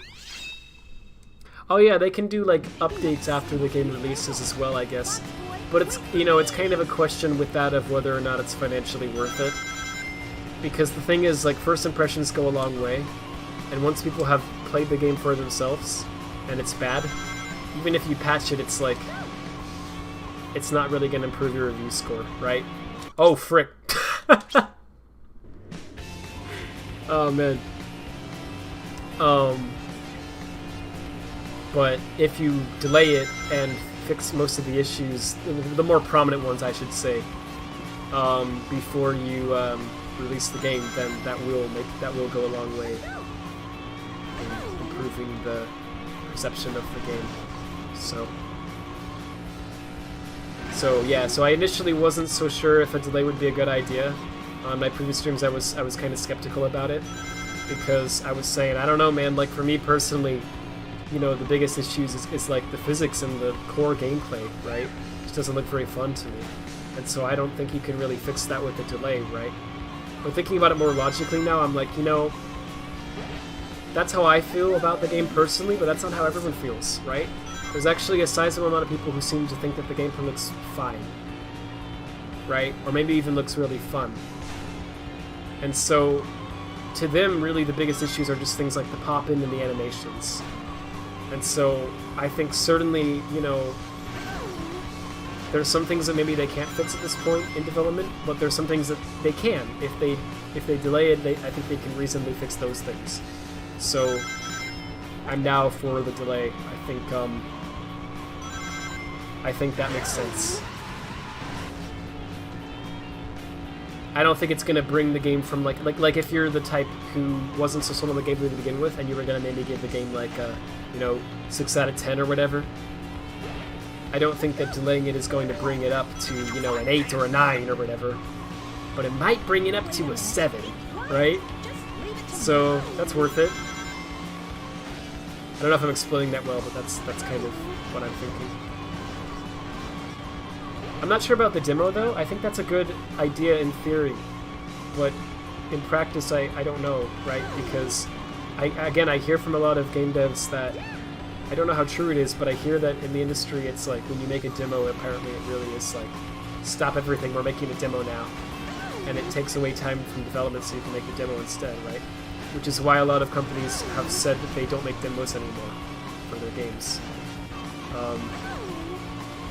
So, I mean, I would like a Frontiers demo, don't get me wrong, but I don't know if I think that it's something that they really need to do. It would help to get some fan feedback, I suppose, but I think honestly most of it they're gonna get just from. I think most of it you can tell with your just by watching the gameplay. You know what I mean?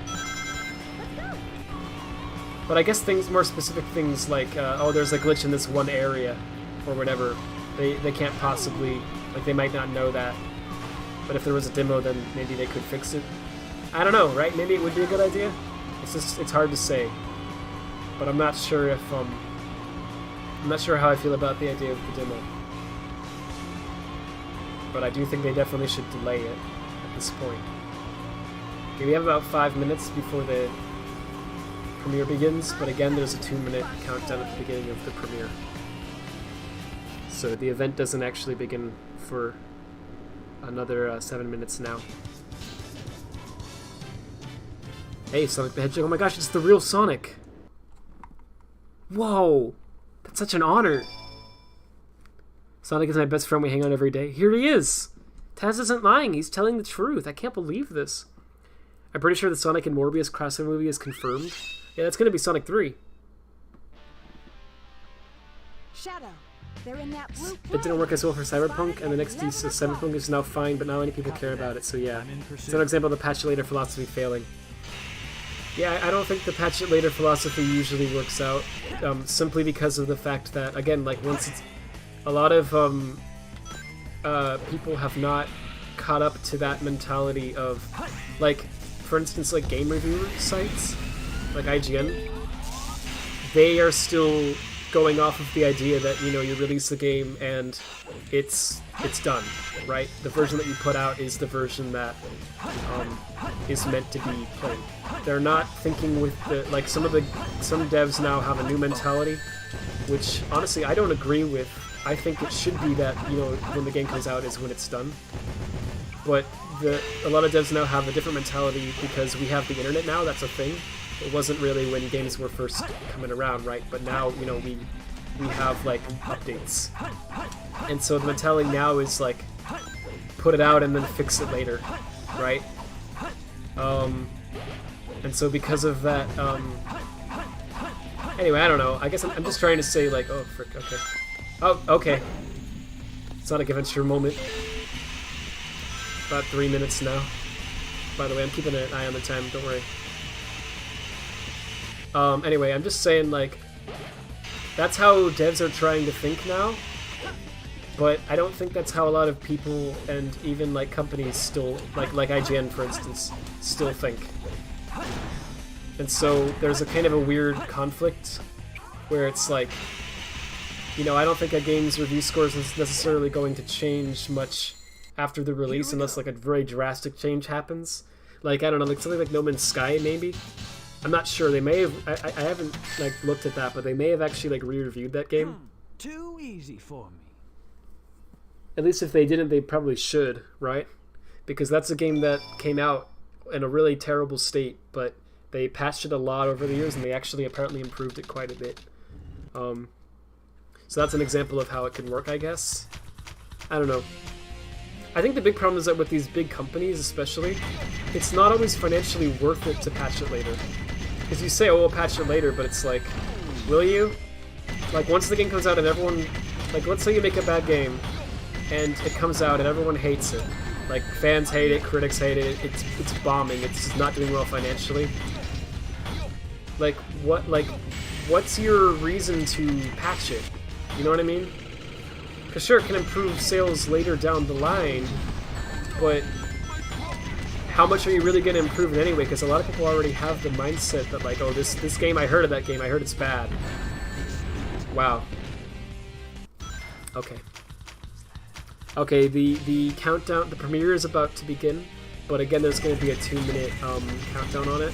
I believe, actually, I should make sure that it's, yeah, it's a premiere. These are both premieres, so there's going to be a 2-minute countdown on this. So I'm going to put this on my second monitor so that I, here we go, the countdown has begun. I've muted it. I've got that on my second monitor so that I don't miss it. I'm going to Alt-Tab over to that, and you guys are going to see it as soon as it begins, so don't worry.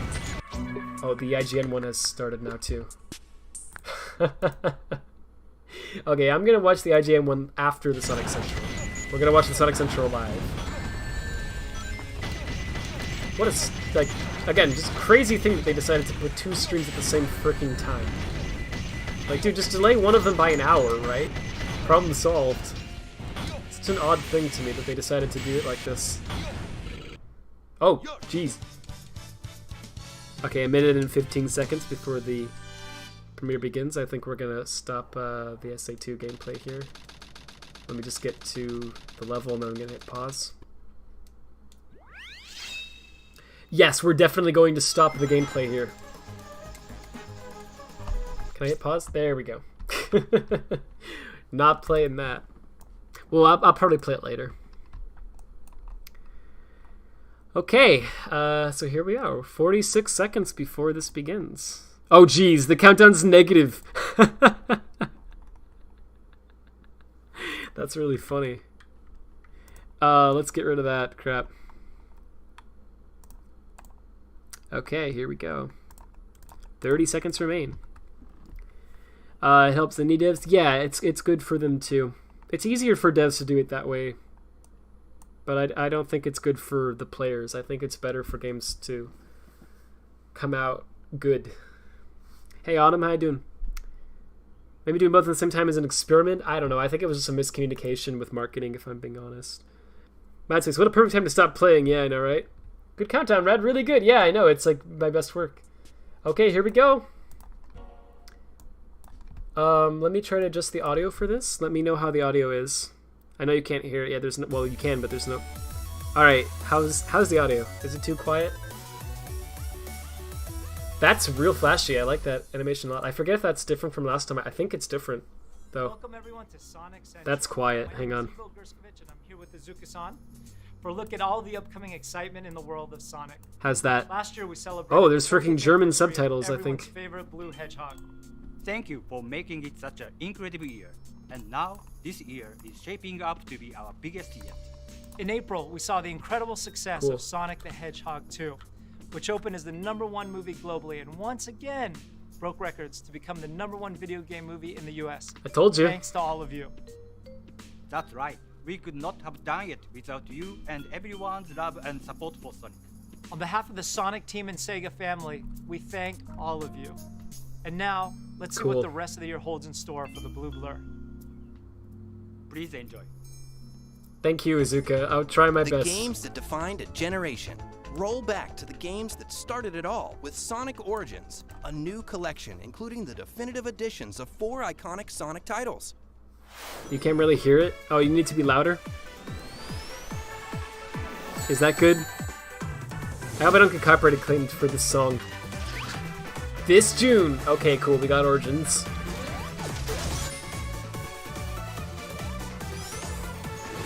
Play Sonic's Origins like never before.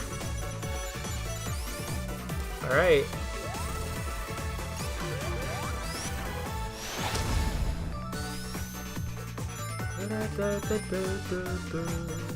Was this song in the Sonic DS Classic Collection? Because I've heard it somewhere. I think it was from there, but they like remixed it. That's cool. Okay, you get to play as all your favorite characters. Dude, can we play as the secretary from Sonic Adventure 2? Oh, cool, that's sick. Classic. It's like 4-3, okay. Anniversary, which is 16:9. Got split screen in there. Boss Rush, that's neat. Missions. Okay. Mirror mode. Yeah, that's a cool idea too. Museum.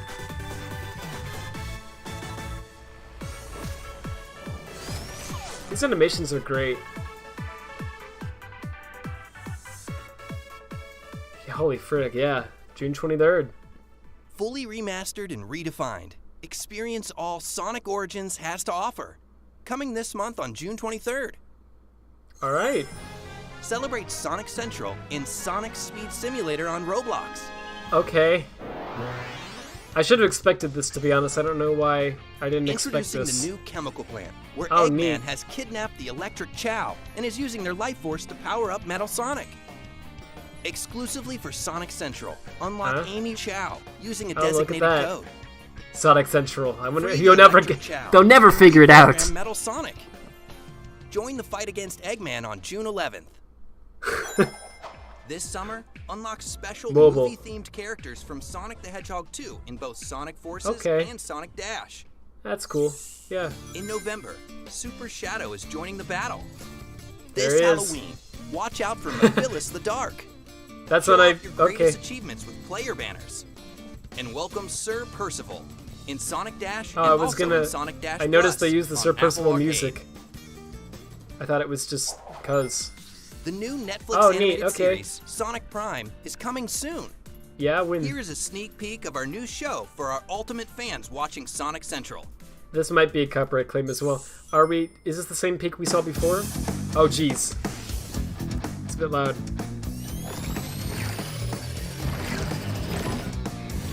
Okay. No, this is new. I'm pretty sure this is new.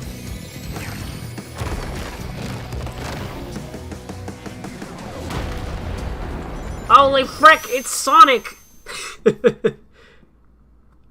Alright, Shadow's in this show, I guess. Cool. Rhythmic music. Is that what you call Tropical Resort? Next, please welcome the voice of Sonic from the Sonic movie with a sneak peek of Sonic the Hedgehog 2 on Blu-ray and digital. Okay. Let's go. That might be a claim as well. Hey everybody, Ben Schwartz here. I am the voice of Sonic the Hedgehog. Please hold your applause. Please check out the home entertainment release of my movie, Sonic 2. Beyond it He being made it another himself. great adventure for Sonic, this time with some new friends. Let's do this. Yeah. It is Yeah. with a ton of great extras. It's got deleted scenes, Stone, what did you put in the coffee? Can you handle it? hilarious bloopers, Yes. He had beans in his hair. tons of fun moments from behind the scenes on set, and to top it off, an exclusive animated short which takes Oh. place right after the events of Sonic 2, Oh. voiced by yours truly. Hey, that's Ben cool. Schwartz. Let's see how fast you are. So do me a favor. Ooh, put that's down really that chili cool. Dog and take a look.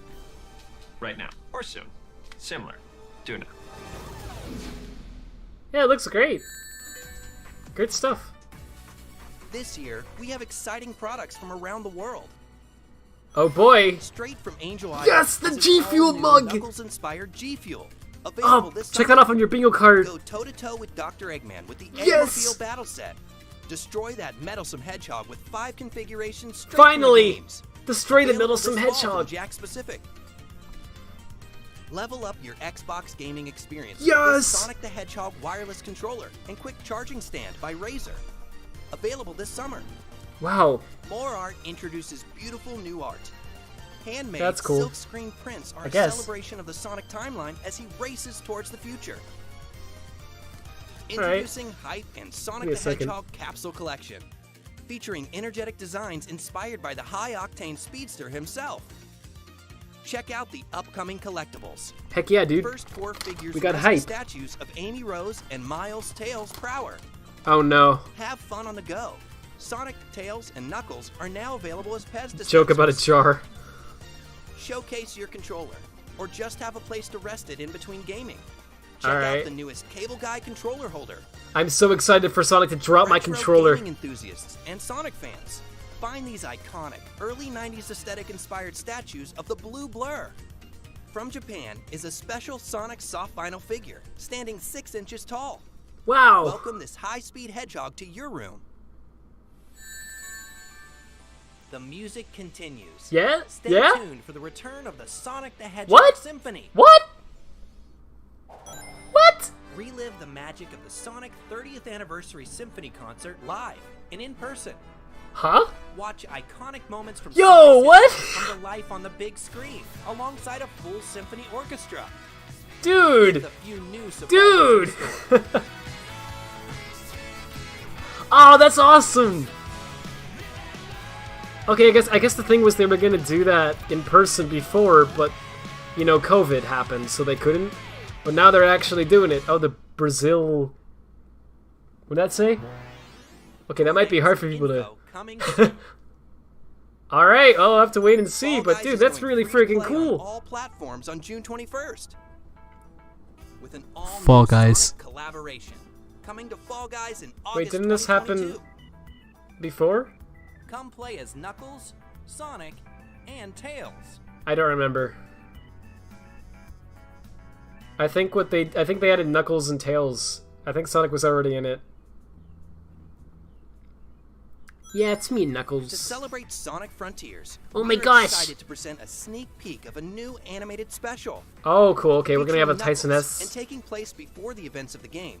We Okay. hope you enjoy this exclusive first look. Oh, dude, nice, nice. Let's go. Let's see.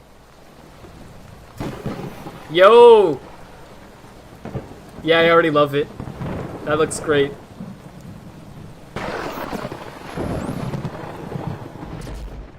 Oh well. To sharing the entire Good that I short already love video it, this 'cause year, that was prior the to entire release of thing. Sonic Frontiers. Okay. Mysterious music. No one played Lost World, so no one's gonna know what this song.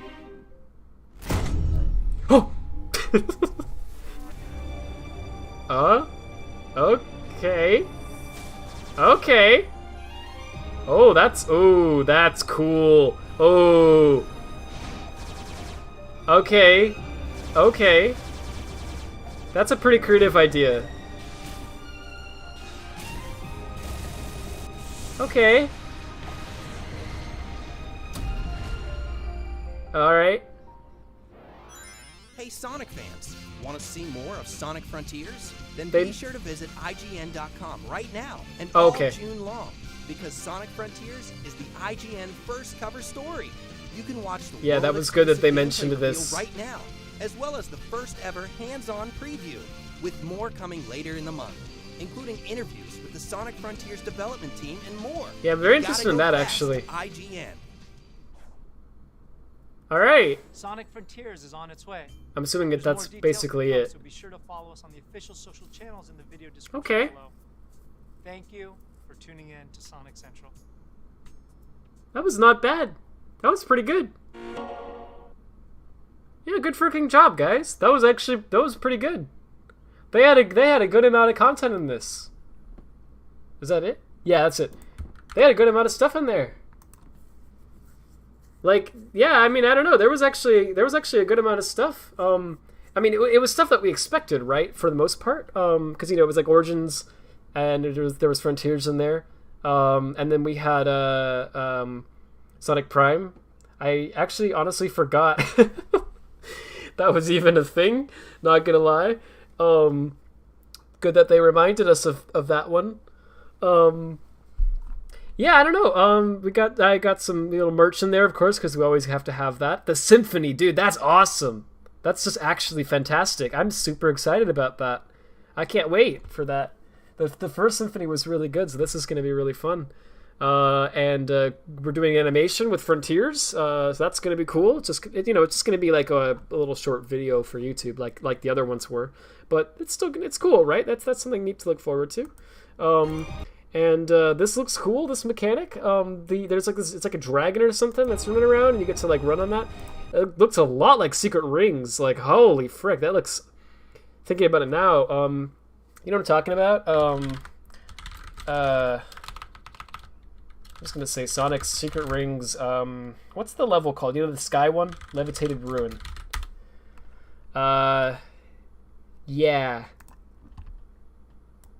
Yeah, freaking this level, right? Let me turn down the audio again a little bit now. There's, the part where he runs in, like, the automated loop. It's, like, around here. Yeah, here, I think. It's around this area. You know what I'm talking about, right? But, yeah, this loop. Ah, frick. But it's not that one. particular, it's this one maybe? You know what I mean, right? There's a part where he like goes over it. Like this right here. The way he like runs over that, I don't know, something about this really reminded me of that. I don't know why that is. This is obviously like the Force's moveset. If you didn't pick up on that earlier, then here's another example that makes that really obvious. Because you can see like quick steps and everything, right? So yeah, it's definitely Force's. I don't know, it's kind of just automated, it's kind of simple, but it looks really cool. That looks kind of fun. I'm a fan of that mechanic, and this is cool too, that you get to just like fight it in the air here. So I guess there's going to be things happening like in the air in this world as well. It's not just what's on the ground, so that's pretty cool. I gotta say, that looks neat. That actually looks the gameplay they chose to show here looks pretty fun. So good stuff. Good stuff there. Now we need to watch this. Obviously, there was something else here I wanted to bring up though that I forgot about. I think there was something else. I mean, they talked about the mobile stuff. I don't know. That's cool. I don't really care much about that. This looks cool. You know, they're just mentioning that it's on Blu-ray, which is fine. That's smart. That makes sense. But also, they're pointed out the extras. They like sold you on why you should buy the Blu-ray, right? And I think they did a really good job of actually selling you on that, because they explained that there's deleted scenes and all that. But then there's also this like new short they're gonna throw in here, right? Which is like I guess for now at least, exclusive to the Blu-ray. So that's cool. That's awesome. That's a good reason to pick this up. I mean, they didn't have to do that. Like, just the deleted scenes was already more than enough of a reason to get it on Blu-ray, I think. But then they went out of their way to make this whole scene. So freaking awesome. Good stuff. I don't know. Actually, this was really good. There wasn't really any part of this that I felt was bad. This was all like, yeah, they just went from one thing to the next rapid fire, and they had a lot of stuff that looked pretty decent. So good stuff. Good job, Sega. That was a good Sonic Central event, I think, personally. So yeah, so we're gonna watch this now. So what I read was that I believe they said that this is not going to be new gameplay. This is just going to be like the old gameplay we saw again, but it's like a review. It's essentially an early review that they're basing off of their gameplay that they've played so far. That's what I'm gathering, at least. Yeah, this is like the same gameplay, I believe, from before. Was that the? Yeah, it's the Werehog. Okay. So they're going to compare this to the Werehog. So this is probably going to be a little rough to watch, not going to lie, because what this is going to be is this is basically going to be a review, IGN style, from what I understand, and I don't think they're going to be super positive. I mean, the description itself says there's still some work to be done. But at least Frontiers appears to be on a solid track when it comes to adapting the Bluebird's unique gameplay style to a great open world. So they're trying to be fair, but like I can already tell just from that sentence, you know, that they don't have the best impression of the game. So, you know, I'm gonna play this, but keep in mind it might be, you know, coming off of this, which I think was a very positive event, this might be a little negative. So let's just keep that in mind. I'm just going to listen to what they have to say because I'm interested. Because, you know, obviously they got to play it. I haven't got to play it yet myself. So we'll see what they have to say here. Not Rad, I'm behind on the stream. Hey, Blob, how you doing? Okay, here we go. Sonic's done a lot in 30 years. He's been a pioneer of the high-speed 2D platformer, an Olympic athlete, a respectable kart racing enthusiast, a fighter, a TV star, and a Hollywood blockbuster movie turn it down a star little as well. bit. But he's never done How's open that? world. And Sonic Frontiers fixes to change that. I was fortunate enough to be one of the first people outside of Sonic Team to go hands-on with Sonic Frontiers, and let me just say, if you're worried about how the Blue Blur will fare in this unfamiliar genre, well, I think Crush 40 probably put it best. Open your heart. It's gonna be alright. Okay. So they like it. The first thing that struck me about Sonic Frontiers was how uniquely somber and serene it was right from the outset. After flying into a wormhole with Tails and Amy, Sonic finds himself separated from his friends and all alone on an isolated island, with nothing but an AI voice guiding him to collect the Chaos Emeralds. There's no one for Sonic to bounce quips off of, no energetic Crush 40 soundtrack, just wide open fields as far as the eye can see. There's an air of that's not a mystery in Sonic positive to Frontiers, me. and it's a vibe that's driven home even further by the beautiful yet minimalist piano melodies that accompany Sonic as he explores the island. Okay.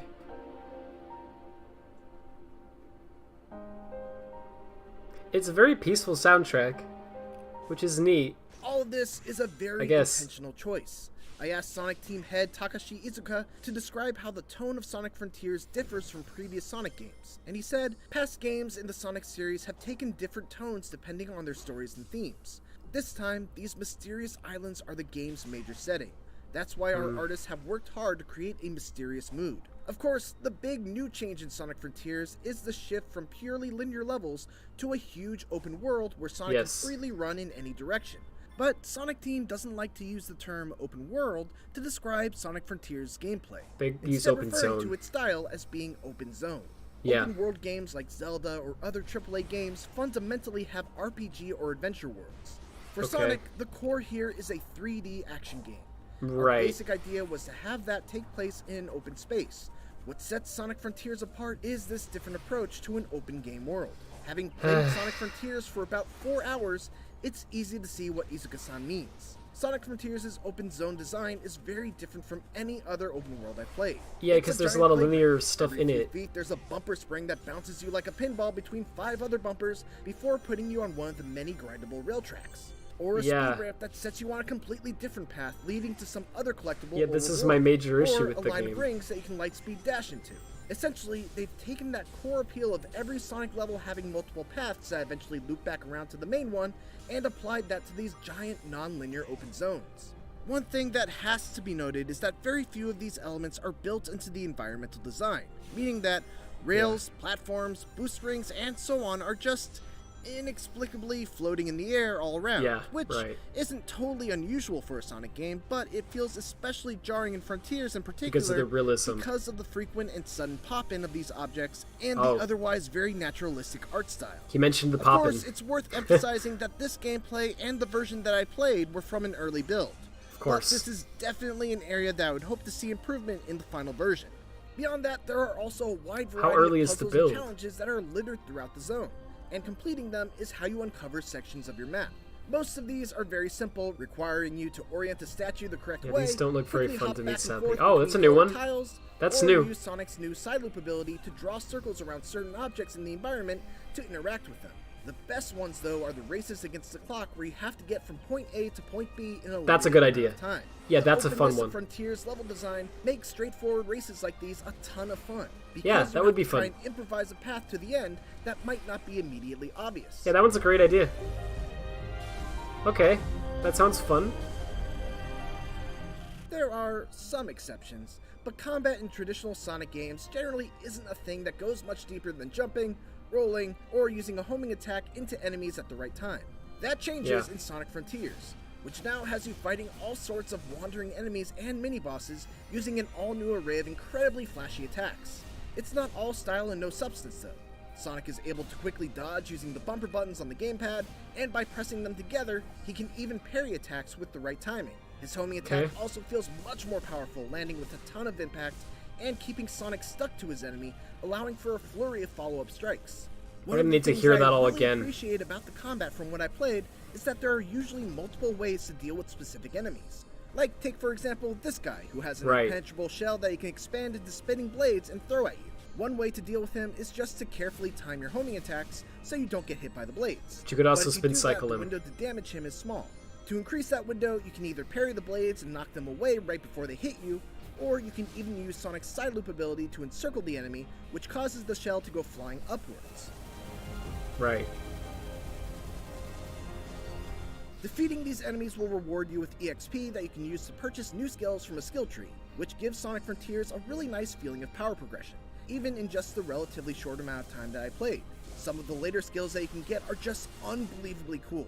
and it's super satisfying to see Sonic Team experiment with different ways that Sonic can attack enemies beyond just spins, jumps, and bumps. Right. In addition to these Okay. smaller enemies, there are also a handful of enormous world bosses that I had to contend with. Yeah, these look cool. are near Shadow of the Colossus-esque in their scale, with one in particular Right. against a beast named Asura, requiring Sonic to bait the Titan to slam the ground and then boost up its arm in order to reach the weak spots on its head.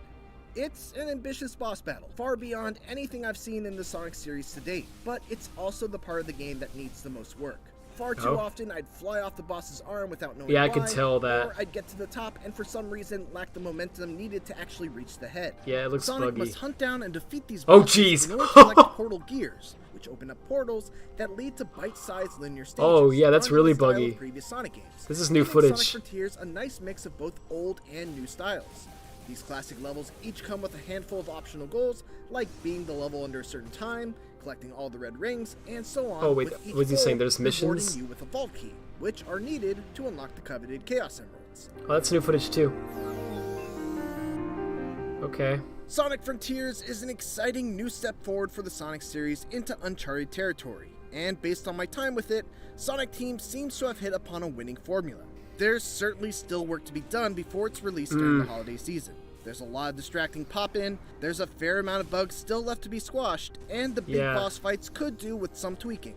But ultimately, my time with this early build answered the one question I had on my mind. Will Sonic's one-of-a-kind gameplay translate into an open world? The answer is a resounding absolutely. Thanks for Wow, watching, and okay. tune into IGN for more Sonic Frontiers coverage as part of IGN First. Well, it sounds like And he for actually everything liked else, it. Keep it here on IGN. Alright. I honestly wasn't really expecting that.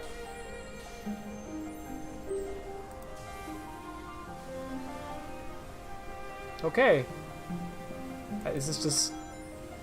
Yeah, it's just gonna fade out. I just want to make sure I don't miss anything at the end. I'm sure there isn't anything. It's, you know, why would there be? Okay. Yeah, I don't know.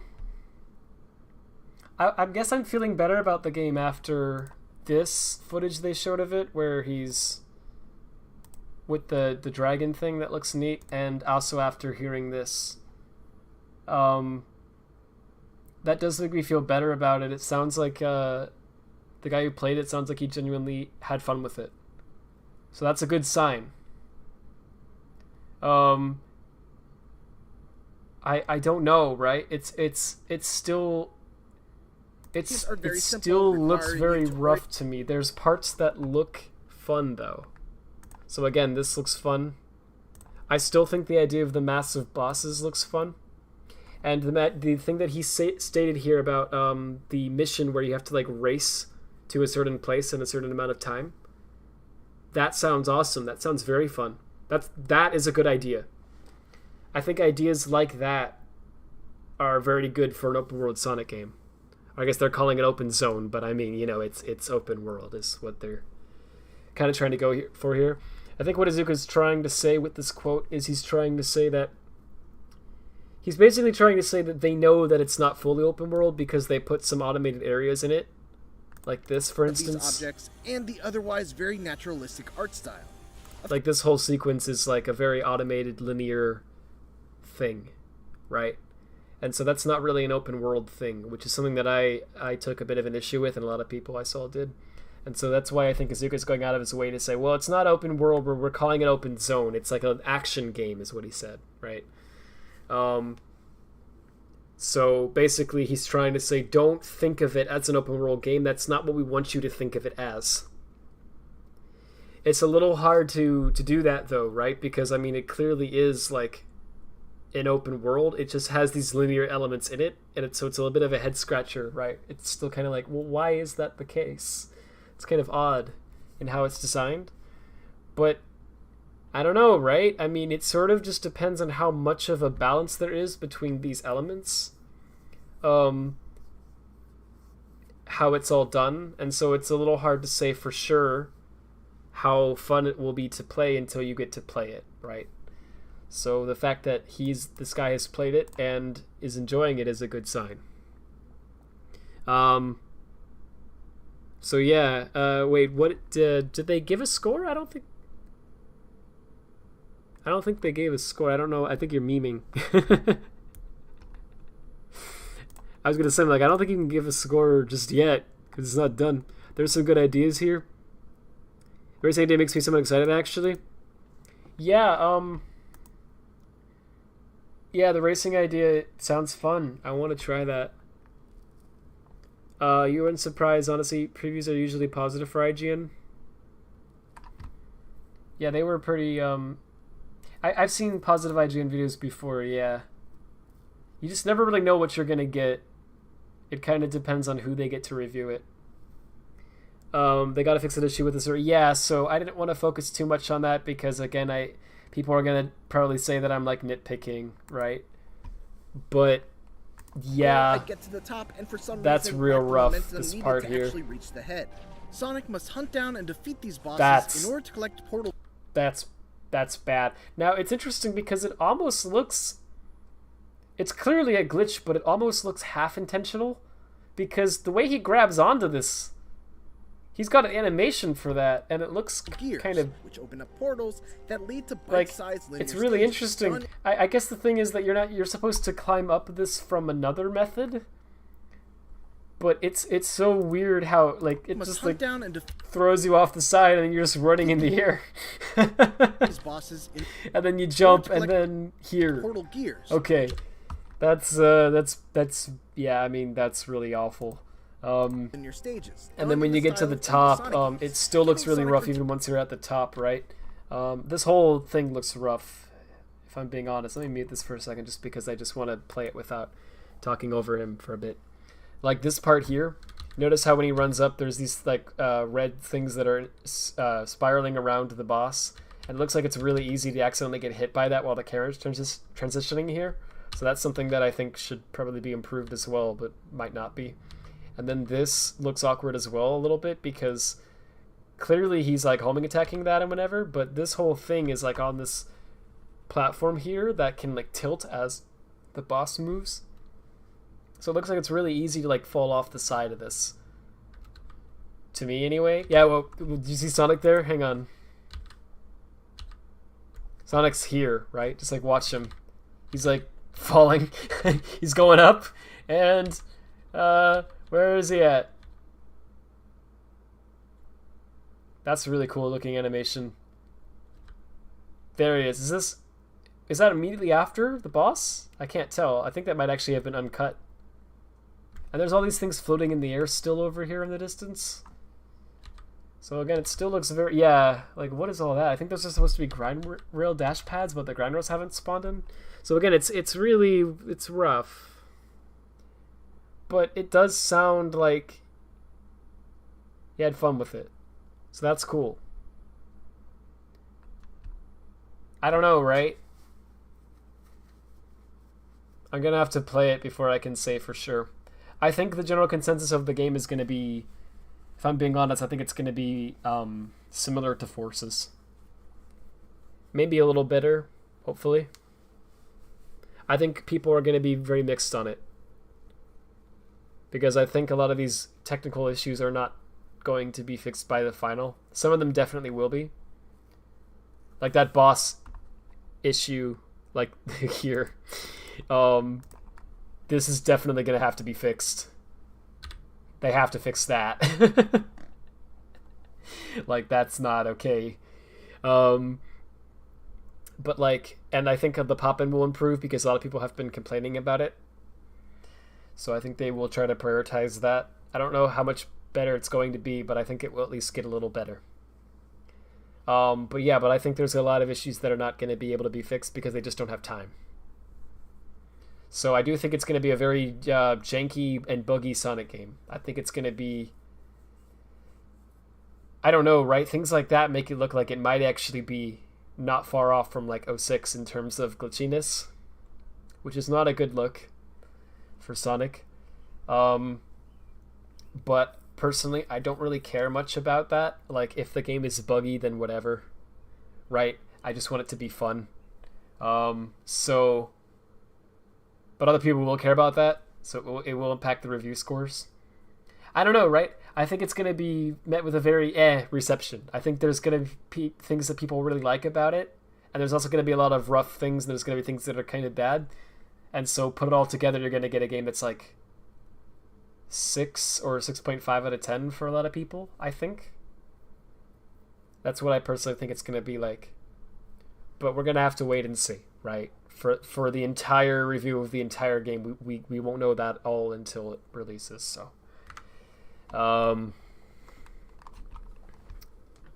Yeah. Hey, Sky. Sonic Team, please change this this calculation to this. Yeah, do the linear interpolation better. I know you can. Whoever's running the account in the chat that's called Sonic the Hedgehog, can you please stop spamming? Thank you. Hey Eminem, how you doing? It feels like Frontiers is looking worse every time they show it off.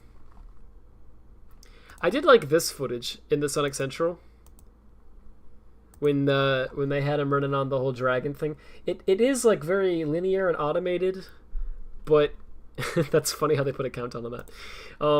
But it looks cool. I don't know. That does look kind of fun. But yeah, but I guess it is very automated. It's extremely linear. It's like straight up. It's also straight up just the forces thing, like like the infinite snake or whatever. And then there's this section where I didn't notice this before. That thing's clipping right inside of that rock, and I guess it doesn't matter though. That doesn't look like bad clipping to me. It doesn't look that bad. It looks kind of like all right. I don't know. Because what would you do about that? Like, this platform just is gonna sometimes end up in an area that maybe is like that. Yeah, this person in the chat said Sonic Frontiers needs an extra year. Yeah, I think the more I'm seeing of it, the more I'm thinking that that's actually a good take. Like, I don't know, how do you all feel about that? Genuine question. If Sonic Frontiers came out holiday of 2023 instead of 2022, do you think that would be a good decision or nah? Because I'm mixed on it, right? Because on one hand, I know that a lot of the core issues, like the lack of the momentum and the like heavy automation and linear level design elements being placed in the open world and like that type of thing, that's not going to change, right? Because that's how they chose to design the entire game. So, you know, and also like a lot of the puzzles being really simplistic and boring looking, I don't think that's going to improve much either, because again, that's how they designed it. It's intentional, right? But a lot of the technical issues I think could be fixed. And there does seem to be a lot of them, because there's the poppin', and then there's like with this boss, the physics are clearly not right. And I could tell that this boss was bad, like in terms of its programming, from the first Frontiers trailer that showed. No, was it the combat one? Oh, this is a reaction I watched to it that I showed the other day.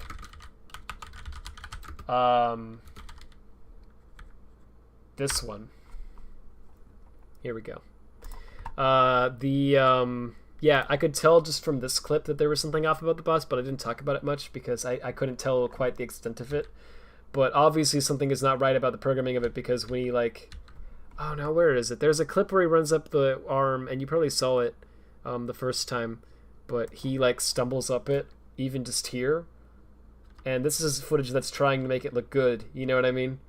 So it's like, oh, that looks pretty good, and then you run up, and then it's like, watch this. Right? He's like, duh. He's kind of like stumbling up it, and then, okay, maybe now we can, okay, yeah, and then he's running, okay, it's working, oh, wait, he's flying, oh, geez, up, okay, yay! Alright, it's like real janky. And then here, I believe at some point he lands on the floor, and for a second he like slides off? Where is it at? There's some part in this where I remember he like kind of falls off it. Stupid question. Does anyone remember what's the shortcut key on YouTube for like going? Oh yeah, that part too. That was another dead giveaway that something was wrong about the programming of this. Sorry, what's the shortcut on YouTube to go forward or backward just by 5 seconds? Because I know the shortcut for 10 seconds, but I think there's one for 5. And that would be helpful because I keep going back and forth too far. Wait, I didn't notice that the previous time I watched this trailer. I didn't notice he grabbed that thing. There's a part where he climbs up it and I swear he like slides off and it's weird. Why does it twice? Where's it at? Anyway, yeah, I could tell this boss was janky is the point. But I didn't realize the full extent of it until the footage he showed in that clip today.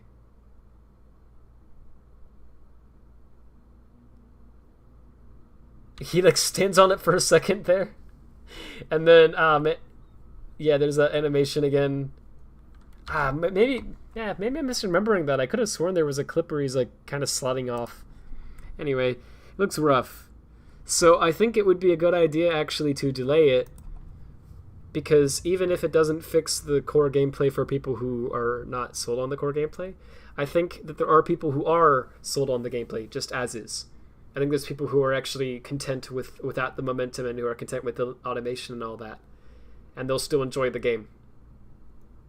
So for those people, the only things that are really a big problem is like the lack of polish. So if you delay it, you can actually fix that. So I think it actually would be a good idea to delay it, but then I wonder if I feel like a year is maybe too much time. I don't know, right? Like, because that gives them time to make the game a lot more polished, which would be good. But also it means that we have to wait another year, right? So I'm not sure. I guess maybe a good thing to do would be like delay it, but maybe just by a few months. But then, you know, Sonic Team likes to get their holiday Sonic money. And the other thing, again, is that this game was already delayed. So it really shouldn't need another delay. The one delay should have been enough, right? So it's kind of baffling, actually, to me that the game was delayed, and yet we still have segments like this in the game, right? This is the post-delay version.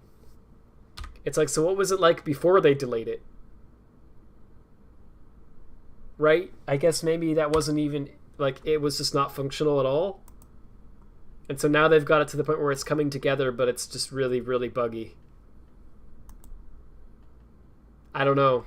But I wonder how much a year would even, like, I don't know how much the delay even helped, you know what I mean?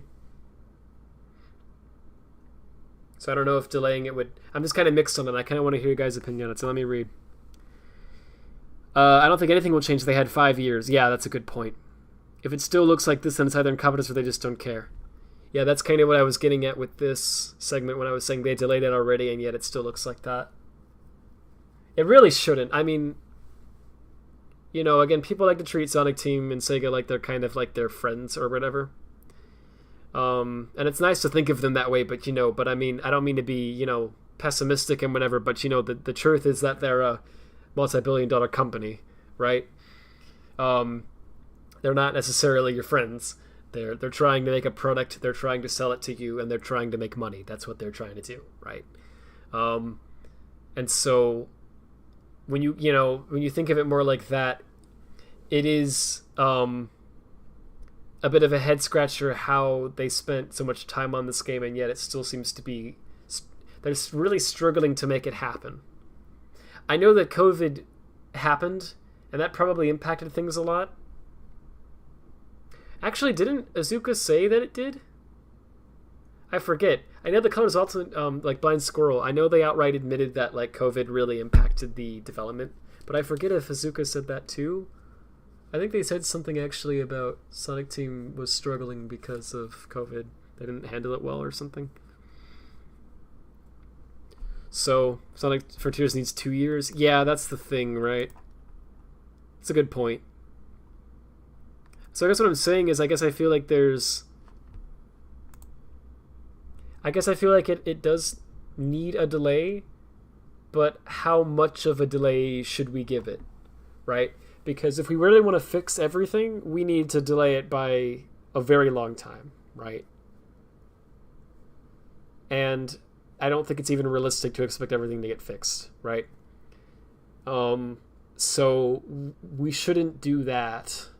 I think it would be better to we just need to be practical about it. It's like, what are the couple of most important things that are realistic to get fixed, right?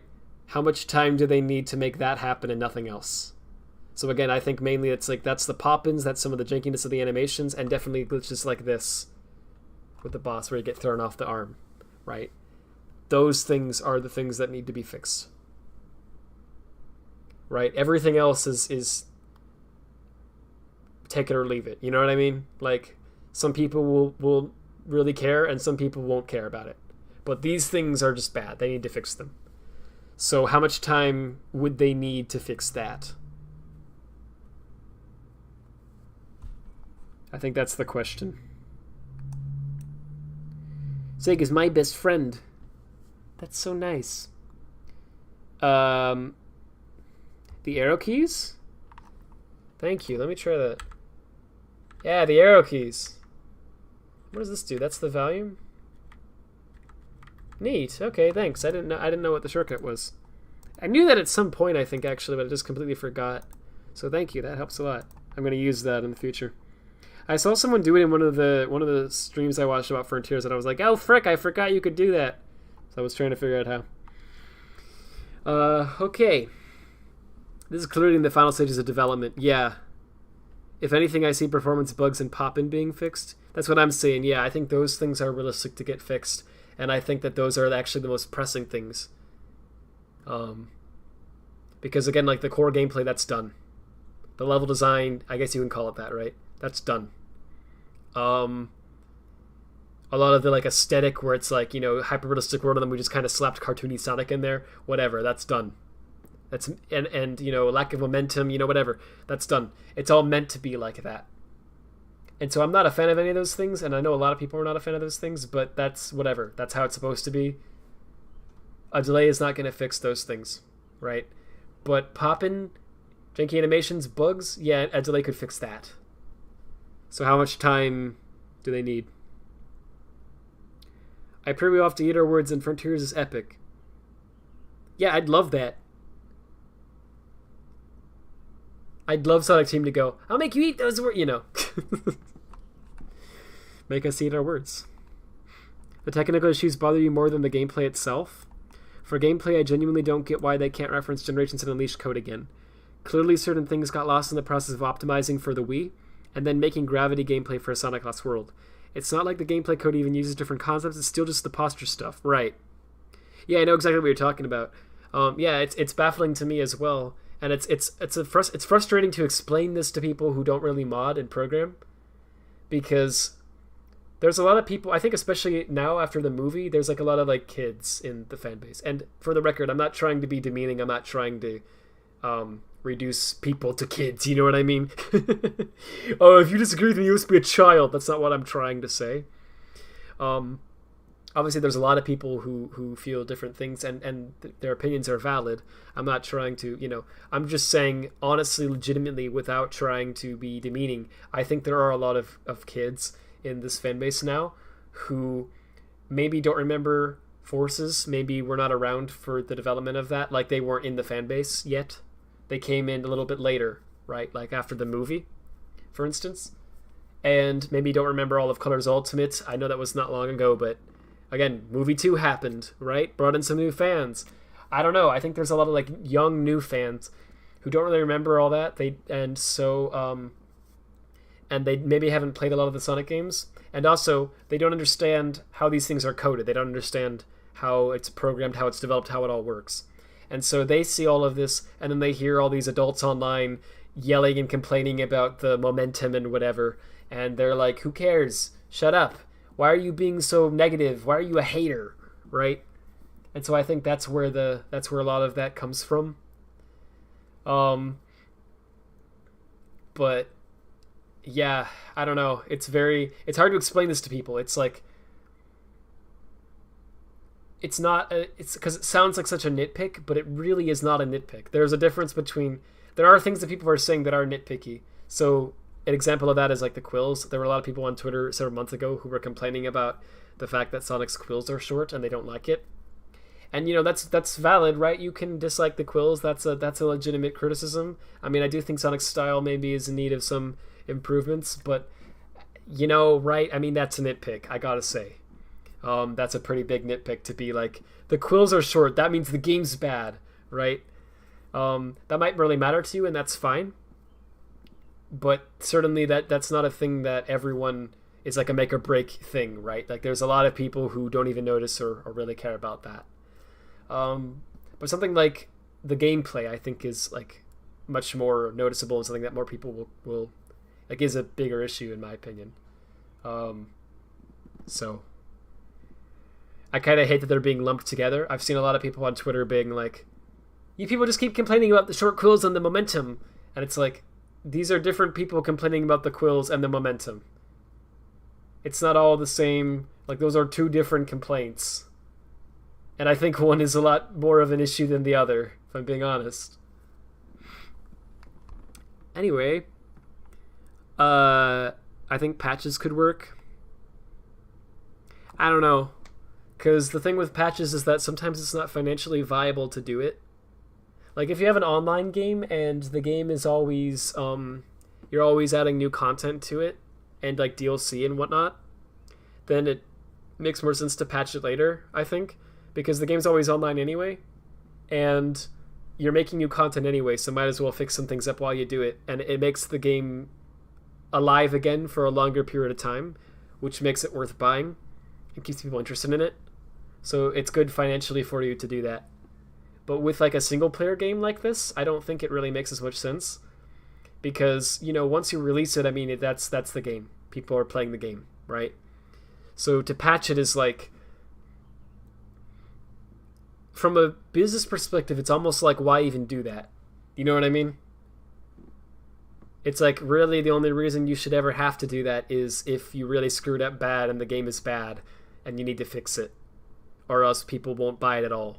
Right? But even then, it's like, how long is it going to take you to make the patch? How much time and money is it going to cost you to make the patch? Is it going to be worth the extra sales you're going to get? Because once people have got it in their mind that the game is bad, are they even going to want to buy it after you fixed it? You know, I don't know, right? So it's kind of, I think it all really depends, but I think for a lot of these single-player Sonic games, personally, I don't think it makes much sense to actually try to patch it.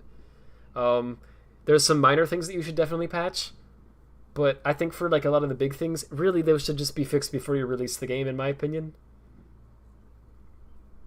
They've been doing a lot of patches for Colors Ultimate, but that's just because that game is a big mess. And they really needed to patch it. It wasn't really an option. It was like, you either patch it or you look really terrible and no one's going to buy this, right? So they kind of had to. But with this, I feel like it'd be better to avoid having to do that if they could. It'd be better to just release it in a better state. The devs were probably too lazy to find gen source code backups. That's probably what it is. Guys, don't you know? They lost the Unleashed source code!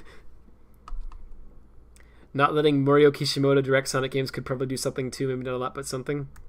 He does seem to have some sort of an impact on the games, that's for sure. I mean, I know he's the director, but, you know, sometimes I'm not sure how much impact even someone in that role has on a game, right? But he definitely seems to be having an impact on them, because it seems like all the games that he's directed are the ones that have these... It's hard to explain, but they have this sort of... They don't have an emphasis on the moveset at all. They focus a lot on like more kind of scripted things and less so on smooth freedom of movement. And the ones that are not directed by him seem to focus more on that. So, yeah, it would probably be better to maybe look into trying someone else out, see what would happen. Not trying to put the guy down, I'm just saying. It seems a lot of people feel this way. I think the time they have is enough to get a good chunk of bugs and pop and stuff fixed, but it won't be enough to fix the critical issues. If they rush quite a bit, I think they can get, a good chunk of them fixed. Right. I don't know if they can fix it entirely, but I think they can at least make the pop-in significantly better. And I think the bugs can be improved and they can make it better. A year tops for optimizing and aesthetics. I mean, yeah, that would be a lot of time for just like polish like that. Yeah, so I mean, it should look significantly better if they delayed it by a year to just do that. Knowing Sonic Team, though, I wouldn't be too surprised if they spent a year and somehow it still looked almost exactly the same. And you'd be like, what did you do? Hey, Plush, what a morning. Yeah, I know, right? And hey, Wheel, how you doing? Sure, I'll check that out. Let me pull that over for a second. Okay, Sonic Frontiers game progression. So this is from the IGN, the guy who is responsible for making these videos, from my understanding. So let me read this whole thing. I want to emphasize this point from the preview because unfortunately we didn't have footage of it, and thus I didn't focus on it too much in the video, but I think it's key to understanding why Frontiers excites me. Okay. Sonic must hunt down and defeat the bosses in order to collect portal gears, which open up portals that lead to bite-sized linear stages. Okay, so that's cyberspace. Done in the style of the previous Sonic games, giving Sonic Frontiers a nice mix of both old and new styles. These classic levels each come with a handful of optional goals, like beating the level under a certain time, collecting all of the red rings, and so on, with each goal rewarding you with a vault key, which are needed to unlock the coveted Chaos Emeralds. So, wait, each goal? How many vault keys do you need to get the Chaos Emeralds, I wonder? Because I'm trying to figure out, right? Do you think that there's... How many cyberspace levels do you guys think there are?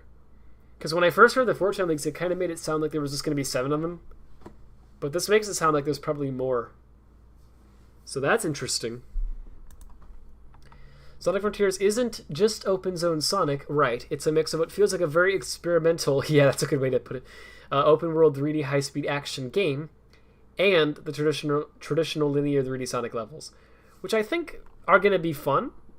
I think it's obvious that they're going to be Forces style. They're going to have Forces physics and everything. So there's that. I don't think they're going to be Generations level. So that's unfortunate. But I think they will still be fun. I think they'll be at least fine, right? I think they're going to focus more on the level design a little bit, just simply because we complained so much about that, and so clearly and so directly, that I feel like there will at least be an attempt in that area. But then again, after seeing all the Grandros floating in the air, right, you kind of wonder if that will be the case. But I don't know. I feel like they'll at least be okay. I'm weirdly optimistic about the boost levels. The flow of the game is basically explore open world, solve puzzles to open up a map. Okay, let me read this again because I'm tired. I need to get this. So you explore the open world. You solve puzzles to open up more parts of the map, right? Which we saw that in the videos. We saw like the Grandros spawning in because of the puzzle. Okay.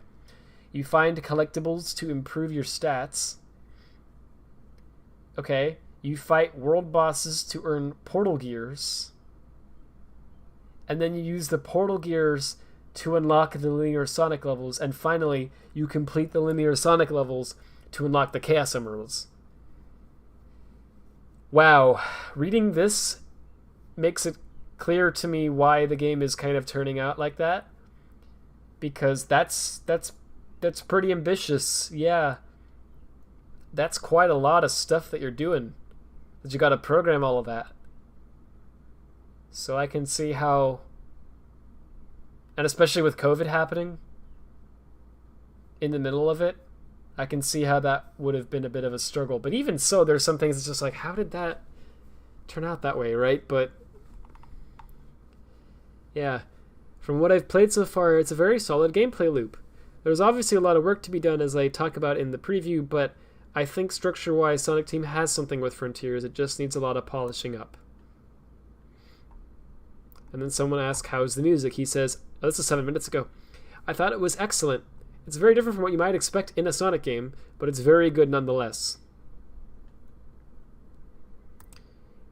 I want to ask him a few things myself, to be honest. This is a good question, yeah. Is it closer to Gens or Forces? I think it's obviously Forces, but...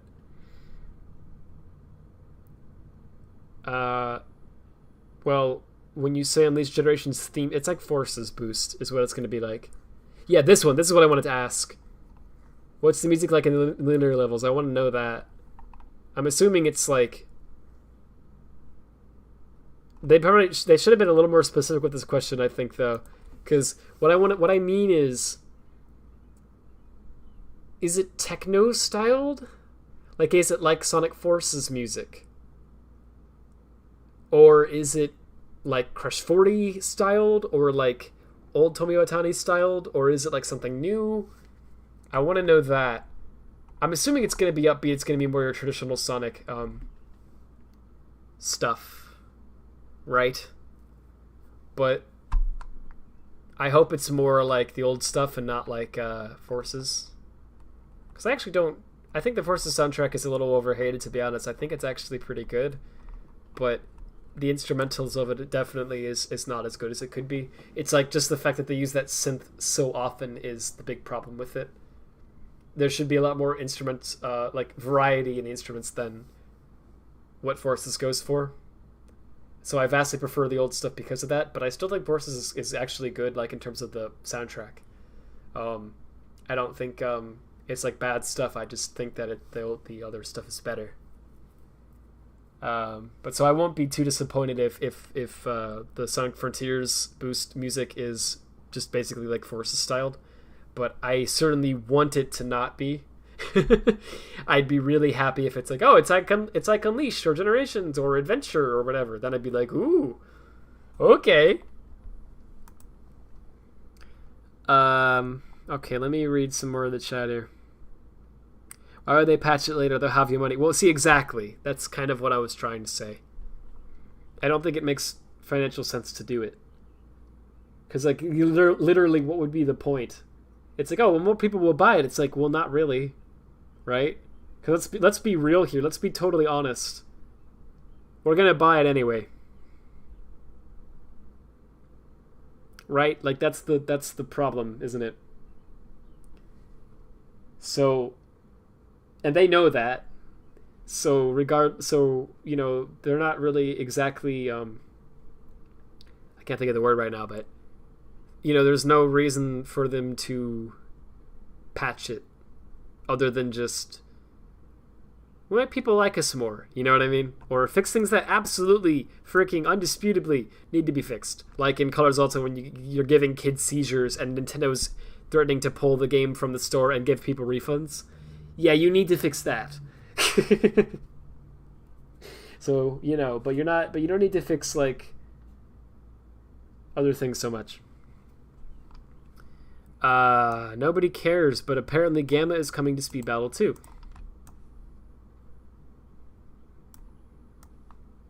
Neat. That's cool. Yeah, I mean, I'm not, you know, I don't really play mobile games so much now. So, you know, it's very okay, you know, whatever to me. But that's neat. That's cool. Nothing wrong with that. For people who care about that, that'll be awesome. Even Cigarines and Black Knight, which he game designed for, have that sense of linear checking distance. Yes. Yeah, very much so. And I mean, like, and I like Colors, but Colors has that too. I think it's to a lesser extent in that game, but it's still there. You know, there's a lot of the, like, blocky platforming and stuff. Each is 1 minute and there's only 7 ones. Imagine. Oh gosh, I thought about that actually. Yeah, when I first heard the fortune links, I was like, oh god. What if, right? Could be. I wouldn't be too surprised, but I don't know, right? I get the feeling that if they only made like 7 of them, then they probably did make them a little longer. Like, preferably it would be like at least 4 minutes, but knowing Sonic Team, it's probably like 2 to 4 minutes, right? But I think it's probably, if there's only like 7, I think they'll probably be about that length. If there's like a lot of them though, then yeah, they might be short. They might do the Forces thing again, where there's like, oh, there's 1 million stages, but they're all 5 seconds long, you know what I mean? I freaking hope they don't do that, honestly, because it was really hard to get into the levels in Forces because they end right before you get to really get into it. That's something that a lot of people complained about, though, so I would hope that they would have improved that. Classic levels? Classic Sonic confirmed! See, I thought about this too. When he said classic, I was like, oh no. It's 7 to unlock the Chaos Emeralds? Is that right? Wait, so 7... what are they called? Vault keys? Oh, yeah, okay. I guess that does seem like that's what he's implying. I mean, it doesn't say specifically, though. It just says you get a vault key, and then it says which are needed to unlock the Chaos Emeralds, but it doesn't say specifically you need one vault key for one Chaos Emerald. Because if that was the case, I feel like why would you even have the vault keys? Why would you not just give Sonic a Chaos Emerald? You know what I mean?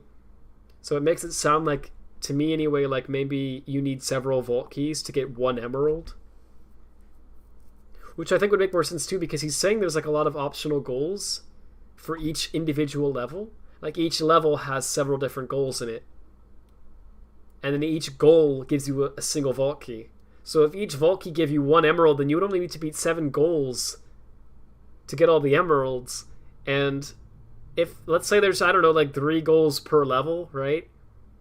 What, get all 3 of them in 2 levels, and then get 1 of them in a 3rd level. So 3 levels. And you already have all the emeralds, right? So I don't know, that seems a little bit too... Maybe the goals are really hard or something. Right? Maybe that could work. But I feel like there's probably more... You probably need more vault keys than 1 to unlock the emeralds. You probably need like several of them before you get 1 emerald or something. Astonishing how much this matches the leaks though. Oh my gosh, I know. Yeah, when I felt like that when I saw the December trailer, the Game Awards one. I was like, oh my gosh. This is actually just straight up the leaks. Like when I read, Breath of the Wild inspired, like that's exactly what I pictured. But I was like, nah, they probably mean like it has Breath of the Wild elements, but it's it's Sonic style. That's probably what they mean. And then I saw the Game Awards trailer and I was like, no, they just mean it's Breath of the Wild. Okay. The game leaked so hard they had to rename it. I mean, I think Rangers was the code name, but who knows? I only disliked playing classic Sonic and Forces because he felt really heavy for some reason, so it's Sonic Adventure, cool. I don't know what you mean by the Sonic Adventure comment, but yeah, the classic Sonic levels in Forces are only really bad because of the physics. The physics are just unbearably bad. So that's why I think it's when people say like momentum and whatever and the physics, and then people are like, "Oh, you're nitpicking." It's like, you're really not nitpicking, right? Like that's a serious issue. If the physics are really bad in a game, then it actually is legitimately hard to enjoy the game, right? So, like that's a significant thing. But they don't look like they're really bad to me. They just look like they're really stiff. They don't look like they're how I would make them at all, right? But I think to most people who are, especially to people who are not Sonic fans, people who are more general audiences and just kind of casual, I think that they'll think it's okay. They might initially be a bit like, oh, really? He plays like a race car? Huh, that's weird. But then I think they'll kind of get used to it and they'll be like, all right. I will say it's a really bizarre and very questionable design decision, though, right? Because why the frick would you do it like that? Like, basically what they've done is they've made a game in which you're in an open world, but you play as a race car. Beep beep, right? And it's like, what the frick? I mean, alright, that could be fun. I guess it's very unique, but it's a very odd decision, right? It seems like it would have made a lot more sense to do the adventure style gameplay where you have momentum and you can roll down hills and that type of thing. Like, that seems like that was just handed to them. That was on a plate. It was like, here you go, Sonic Team. Just literally all you have to do is just grab that and everyone will be happy. And then they were like, nah, I don't want that. It's like, what? Okay. Very odd decision, but whatever. It'll probably be fine. You'd want to ask the IGN guy if he actually Lightspeed dashed or if he just said that because it happened quick. I didn't even notice he said that. You'd want to make a video that demonstrates what Lightspeed Dash is first. Oh yeah, yeah. You'd want to send it to him. You know for a fact the cyber levels are synth? Yeah. Like, that's my gut feeling. But I'd be happy if they weren't, but I think they are. If they sound like this, you'd be happy. Okay, what's this? Let's fix that YouTube bug again. Oh, I don't know if I've heard this one yet. I've heard some mock OSTs like this. Oh, jeez.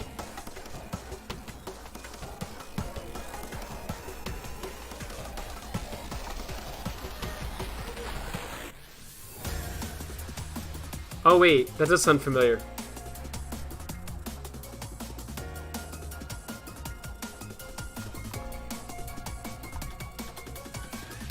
Yeah, I heard this one, actually. Yeah. Yeah, this one was good.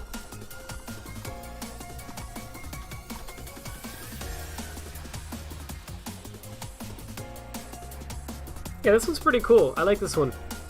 It's you know, repetitive, but it's pretty cool. And it's actually kind of a nice mix of like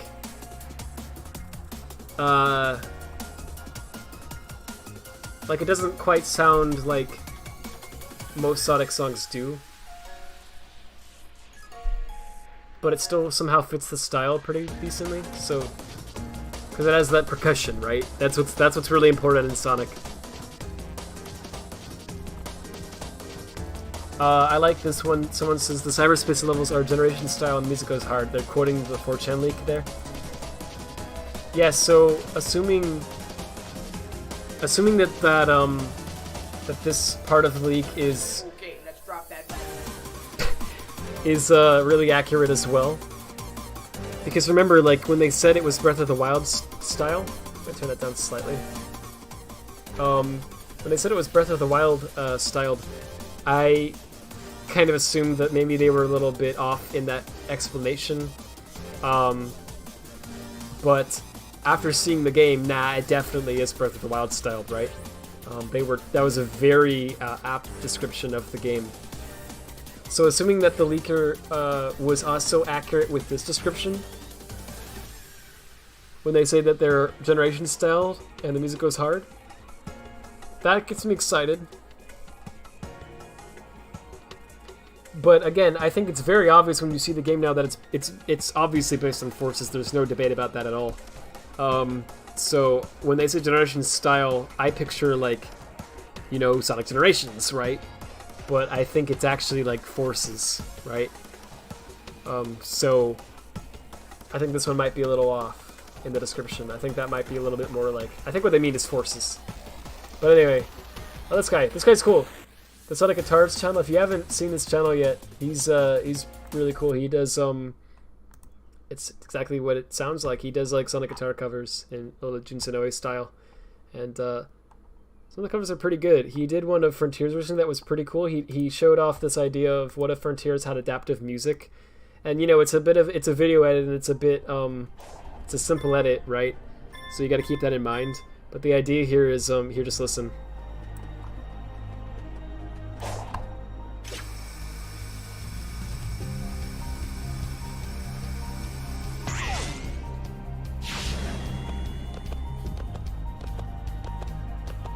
Notice how the like drums are kicking in? He added those, right?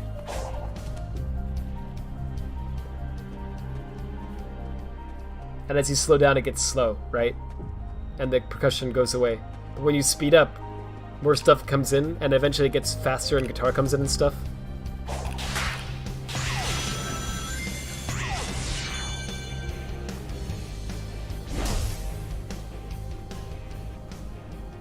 It's a neat idea. Not gonna lie.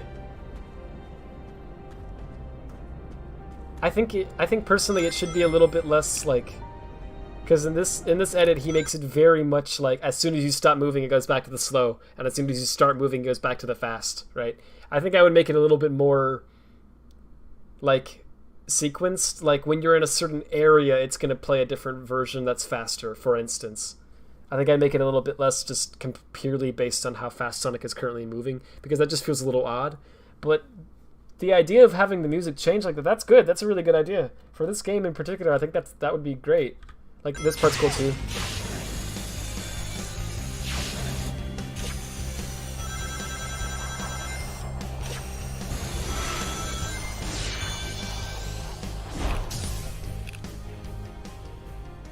I don't know, that actually goes a long way in making, like, the speed sections feel a little more, like,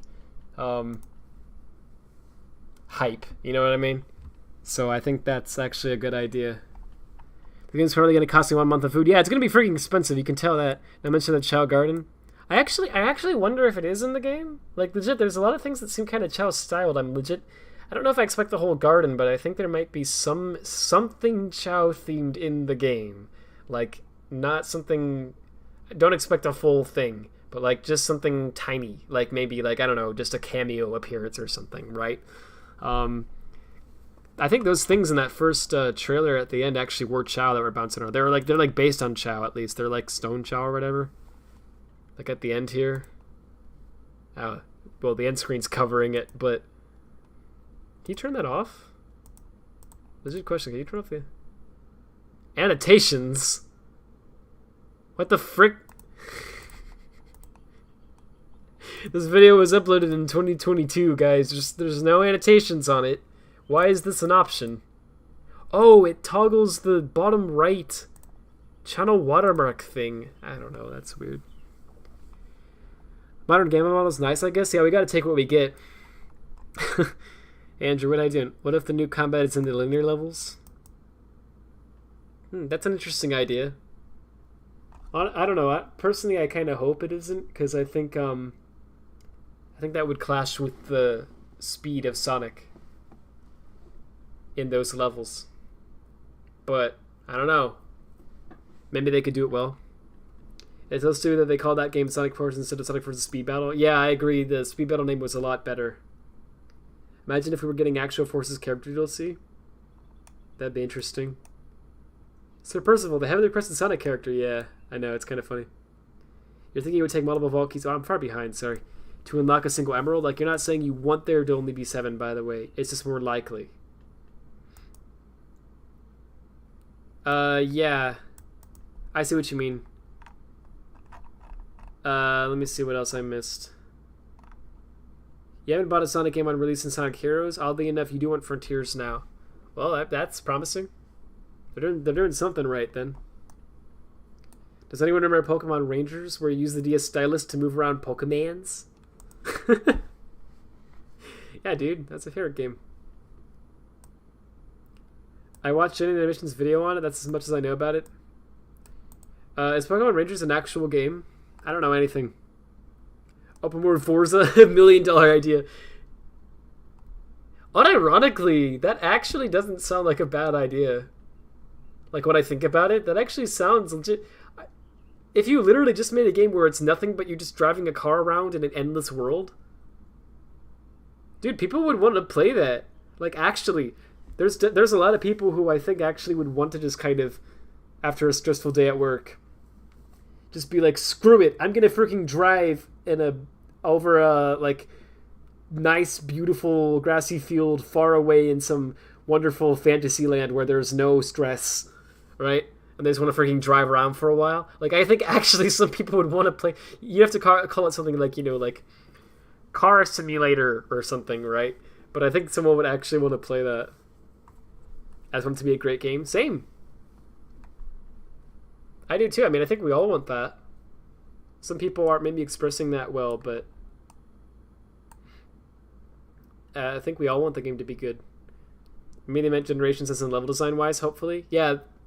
Sorry, that's kind of what I meant when I was bringing up the. I didn't say that, but yeah. I hope so, right? I hope the level design's more like Jen's. Oh, this is very good. I love this idea. Yeah, I like it too. I think it's a great. I think it's really neat. It adds a lot to the game for some reason. Maybe a smooth curve on the comedy. So yeah, exactly. Yeah, like it needs more smoothness in the transitions. But I think it's a good idea. It sounds like it'd be distracting in this game. I think it'd be distracting if it's done in the way it's done in this video, where it's like really sudden. But I think if you like smoothed it and you blended it and you made it more like sequenced, it would be a good idea. Like especially like at the bosses, right? So like when he gets to the boss, like here. That's good. That's really good. Gets you pumped to fight the boss.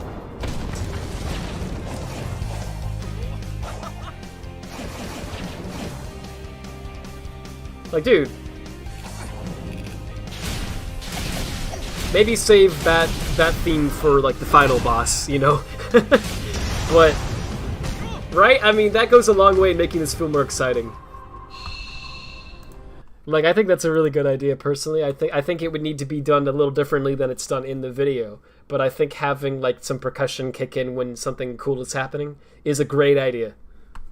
And it would make it feel much more like a Sonic game as well, without sacrificing the beautiful, like, ambient tone that they're going for, right? Because I think that's a good idea, too.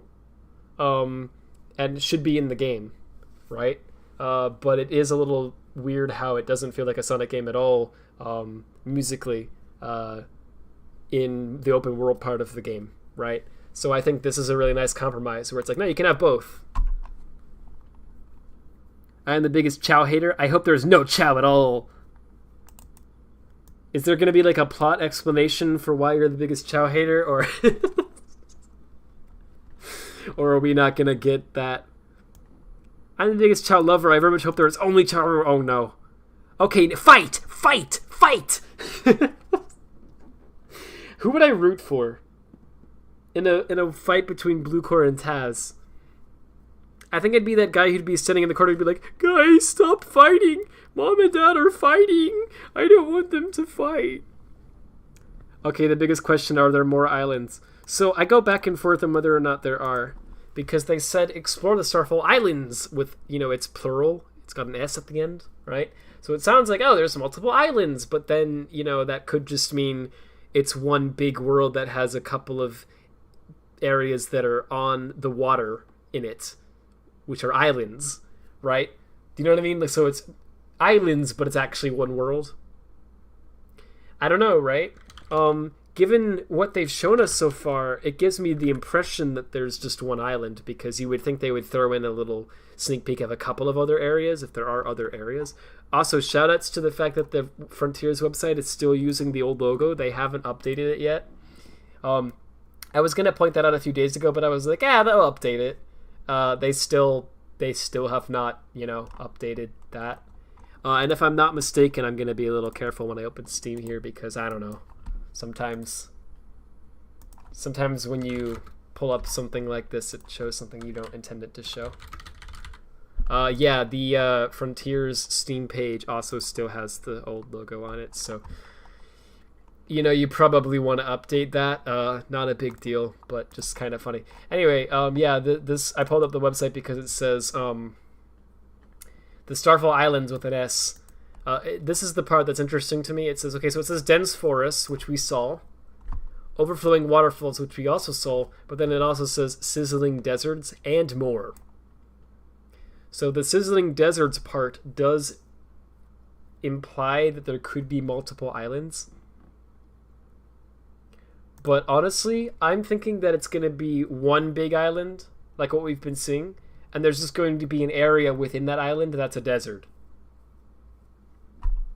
That's what I think it's going to be, personally.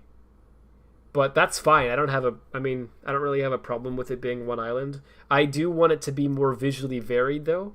They do a good job on the website of picking some screenshots that make it look like that. Like, this one looks nice. It looks like, you know, there's a lot of blue, and there's, you know, because of the water. But then this one has a lot of red because of the roses. And then this one is kind of orange because of the sunset. And this one's green because of the grass. So they do a good job here of showing a lot of sort of visual variation. But when you watch the actual gameplay, it looks a lot less varied than that. At least just going off of what we're seeing. Now, I know obviously that there's a lot more than what they're showing us in this gameplay. But a lot of the world that we're seeing here is kind of like the same looking thing, right? There's a lot of green, right? And it's certainly a heck of a lot less varied than what we're used to in Sonic games, right? I mean, you know, not to be this guy, but there exist Sonic games where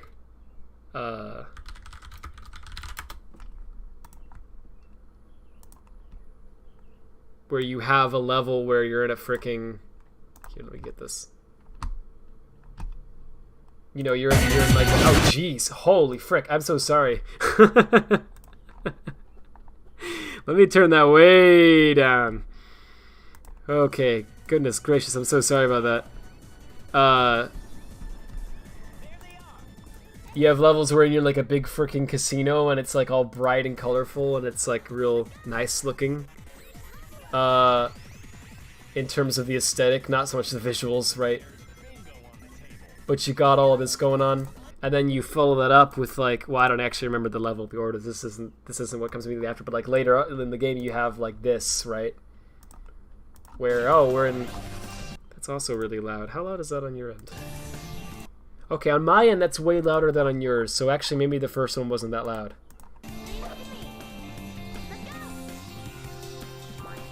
Where's it been blessed by Bingo Highway? I'm so sorry. But like this looks very different visually than this, is my point, right? And then you also have a level like this, where you're inside a freaking mansion, right? And it's haunted and it looks like, look at how this looks compared to how this looks compared to how this looks, right? These are extremely different visually, and they're all in the same game, right? And a lot of Sonic games do this. They have a lot of, I mean, even like something like Sonic Unleashed, which, you know, is a lot more like realistic with the tone that it's going for, and should be less visually varied, I guess, as a result of that. You know, it has like levels that look like this. It looks like Mykono's Greece. And then it has a level that looks like this. It's like, I don't know, like freaking, what is it, like Italy or Europe? I'm not sure exactly what it's trying to look like, but... You know? And then you have freaking, like, Eggman Land, which is entirely different. Be cool if I could get a good shot of it. But you get the point, right? I want a cool shot of this level. Yeah, okay, here's a good one. Is my internet dead? This is a really low quality video. But hopefully you get the idea, right? Like, this versus this versus this. It's all very visually different. And a large part of it is like the color choices that are used, right? This is like a, I don't know, it's like white. This is really like orange tinted, and this is like green and red and blue and yellow. There's a lot of colors in Eggman Land. And anyway, a lot of the Sonic games are great with that, the aesthetics. That's always something they get right.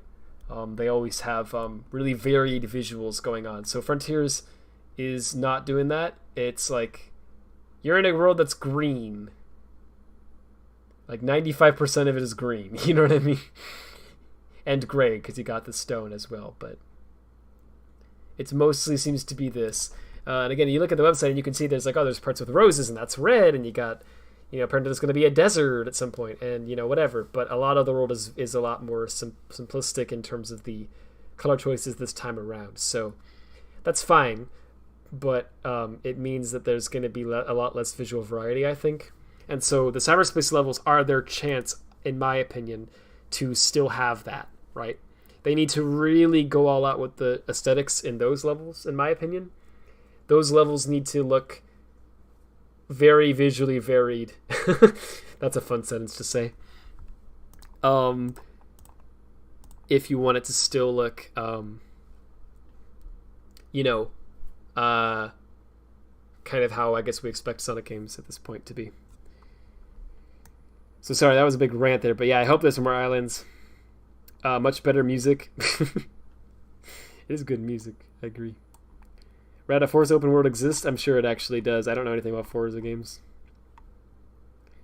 Open world where you could drift and everything would be sick. Yeah, it actually would be. Forza of the Wild. You know how badly I want someone to mod like a race car into Breath of the Wild. That's hilarious. That actually sounds fun. It's almost illegal to not have adaptive soundtrack on the background. Yeah, I know what you mean, right? Like, it actually would fit really well for this game. Maybe not for the trailer or next year. Maybe if they delay it for 2 years, we can get an adaptive soundtrack. I'm kidding. They show the other islands. At least the desert island is way more easy to do. Wait, when did they show them? Did they really show the other ones? I didn't see that.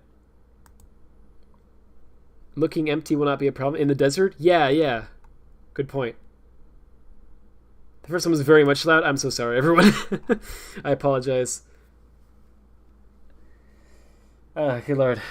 It's so easy to screw that up. I try so hard.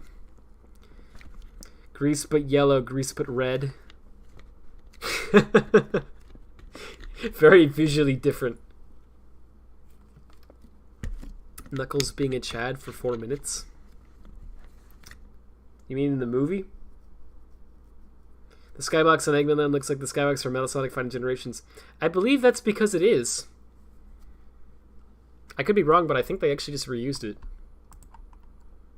Green Hill is probably going to be in the game, so even more green is coming soon. Yeah, so that I was gonna actually point that out. Yeah, because again, the cyberspace levels, that's their chance to make it varied. I kind of feel like there's gonna be at least one cyberspace level that's still just freaking grass. So that's, if that happens, that's lame. They really shouldn't do that. Like, they really should not. They should, you know, be very intentful, like, to avoid having a level that has a similar aesthetic to this. Because this is what you're doing for, like, 90% of the game. So the cyberspace levels are your chance to break it up visually and make it feel totally different. Right? So it needs to look not like this. It needs to look, like, totally different. So I hope they do that. Imagine getting a special stage to get the emeralds on this game. I mean, it sounds fun, honestly. I'm cool with that. You missed a solid hour. Hey, welcome back. Green Hill Chan returns. Yes! Yes! And this island will be called Green Hill Island. Azuka can't do that. He's too scared. So, I think you all saw this. But something else I wanted to show you today. Oh, hang on, that's not the right link. There was a post I saw that you probably all saw yourself, but yeah, here we go. So IGN apparently posted a bunch of new screenshots of Sonic Frontiers. Now, don't get too excited about that, because if you haven't seen them yet already, because they don't really post a lot of like new groundbreaking stuff. It's pretty much stuff we've already seen, but just like different screenshots of that stuff. Okay, but they're good screenshots and they look nice visually, so it's cool to see because they're like high res.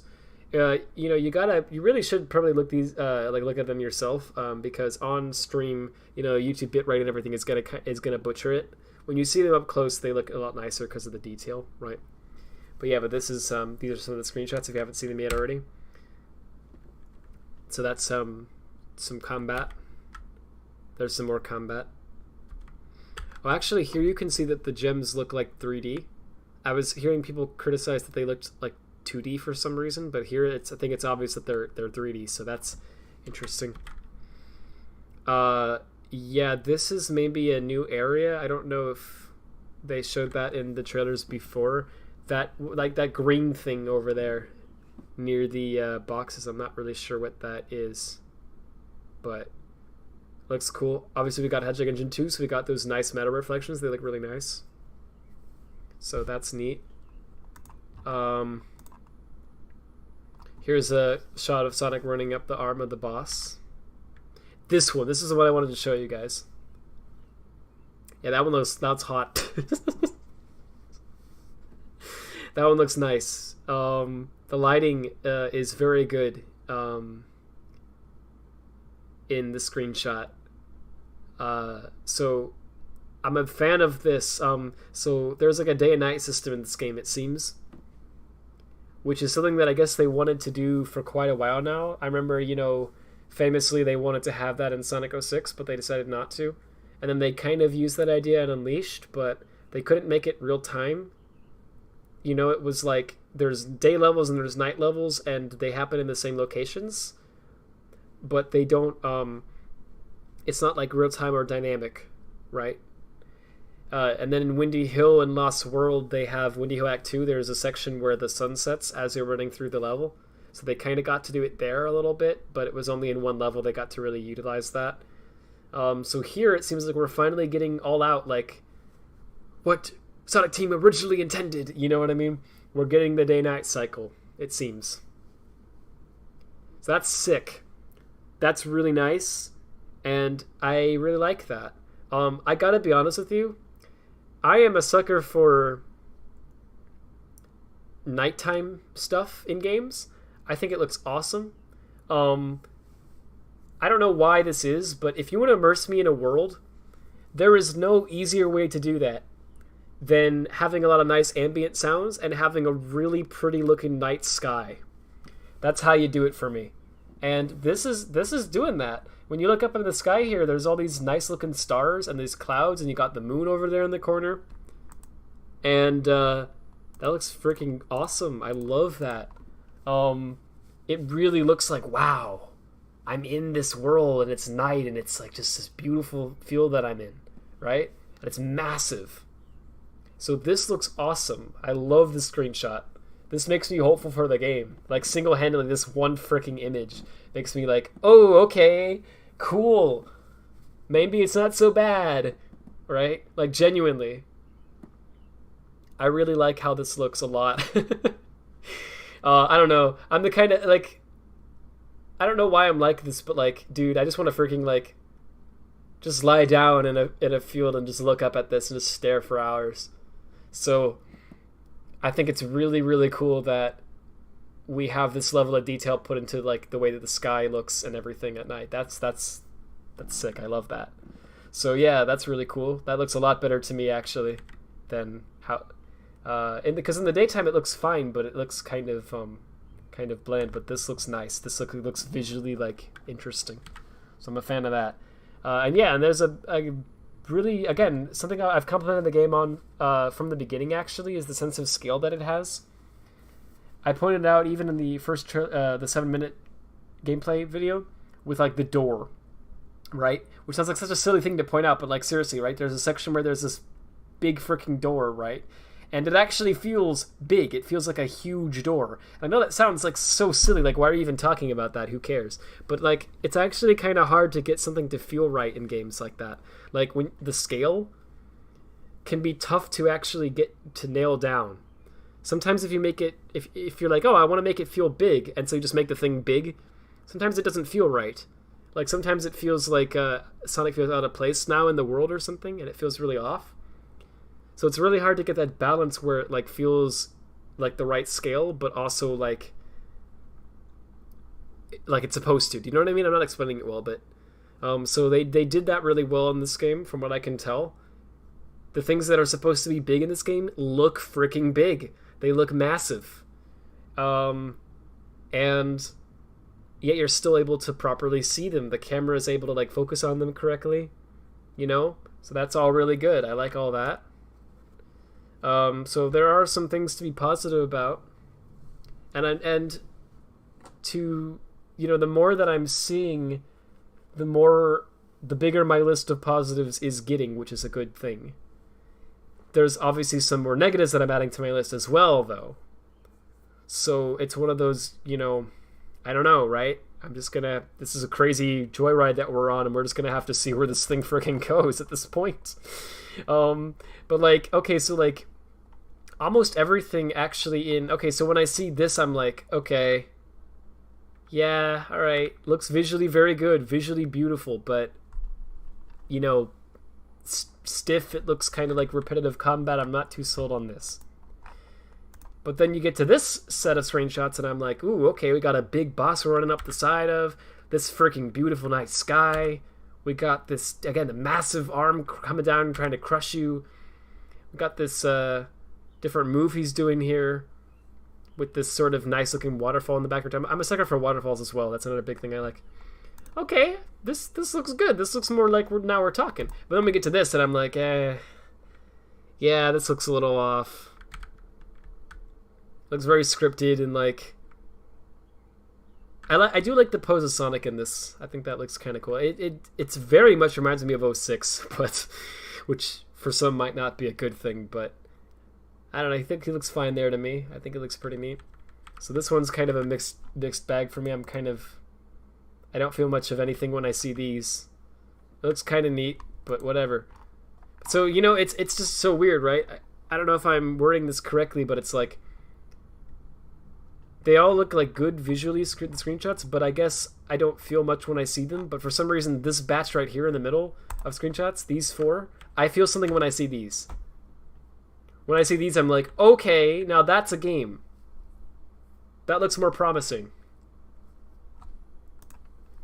So, yeah. I'd really want humid sunsets. Pink sunsets are cool. That won't happen here, though. Yeah, if they have like a lot of visual variety with the weather, that would be awesome. And they might. I saw they had like rain with a lot of fog, and then they have like the night with this, and they have like sunsets. So they clearly have like a weather system, which looks pretty good, actually. So I'm a big fan of that. That's a good way of making the world feel a lot better. I agree, night sky automatically makes games look great. Yeah, it just does. I don't know why. And sunsets. Yeah, heck yeah. Sunsets are, oh yeah. If they can get a really nice like shader with that, you know, and make it actually look like a freaking sunset, you know? I want like pink and orange, right? I want like vibrant colors. That would look great. Yeah, and that something like that, as minor as it might sound, really does, for me at least, go a long way in making me immersed in the world. And also, I have to say, right, because it's a far easier, like, when you see this, I'm like, it looks so, like, similar, right? Like, it looks nice, but it looks so, like, it's just a grassy field, you know? But then when you see this, you're like, oh, okay, so the visual variation is going to come from the weather, right? And that makes me feel a lot better about it. I'm like, okay, I see what they were thinking with that. That actually makes sense. So I hope that's the case. I don't think most are aware that super colorful skies are even a thing. Plus that would require intense care to detail.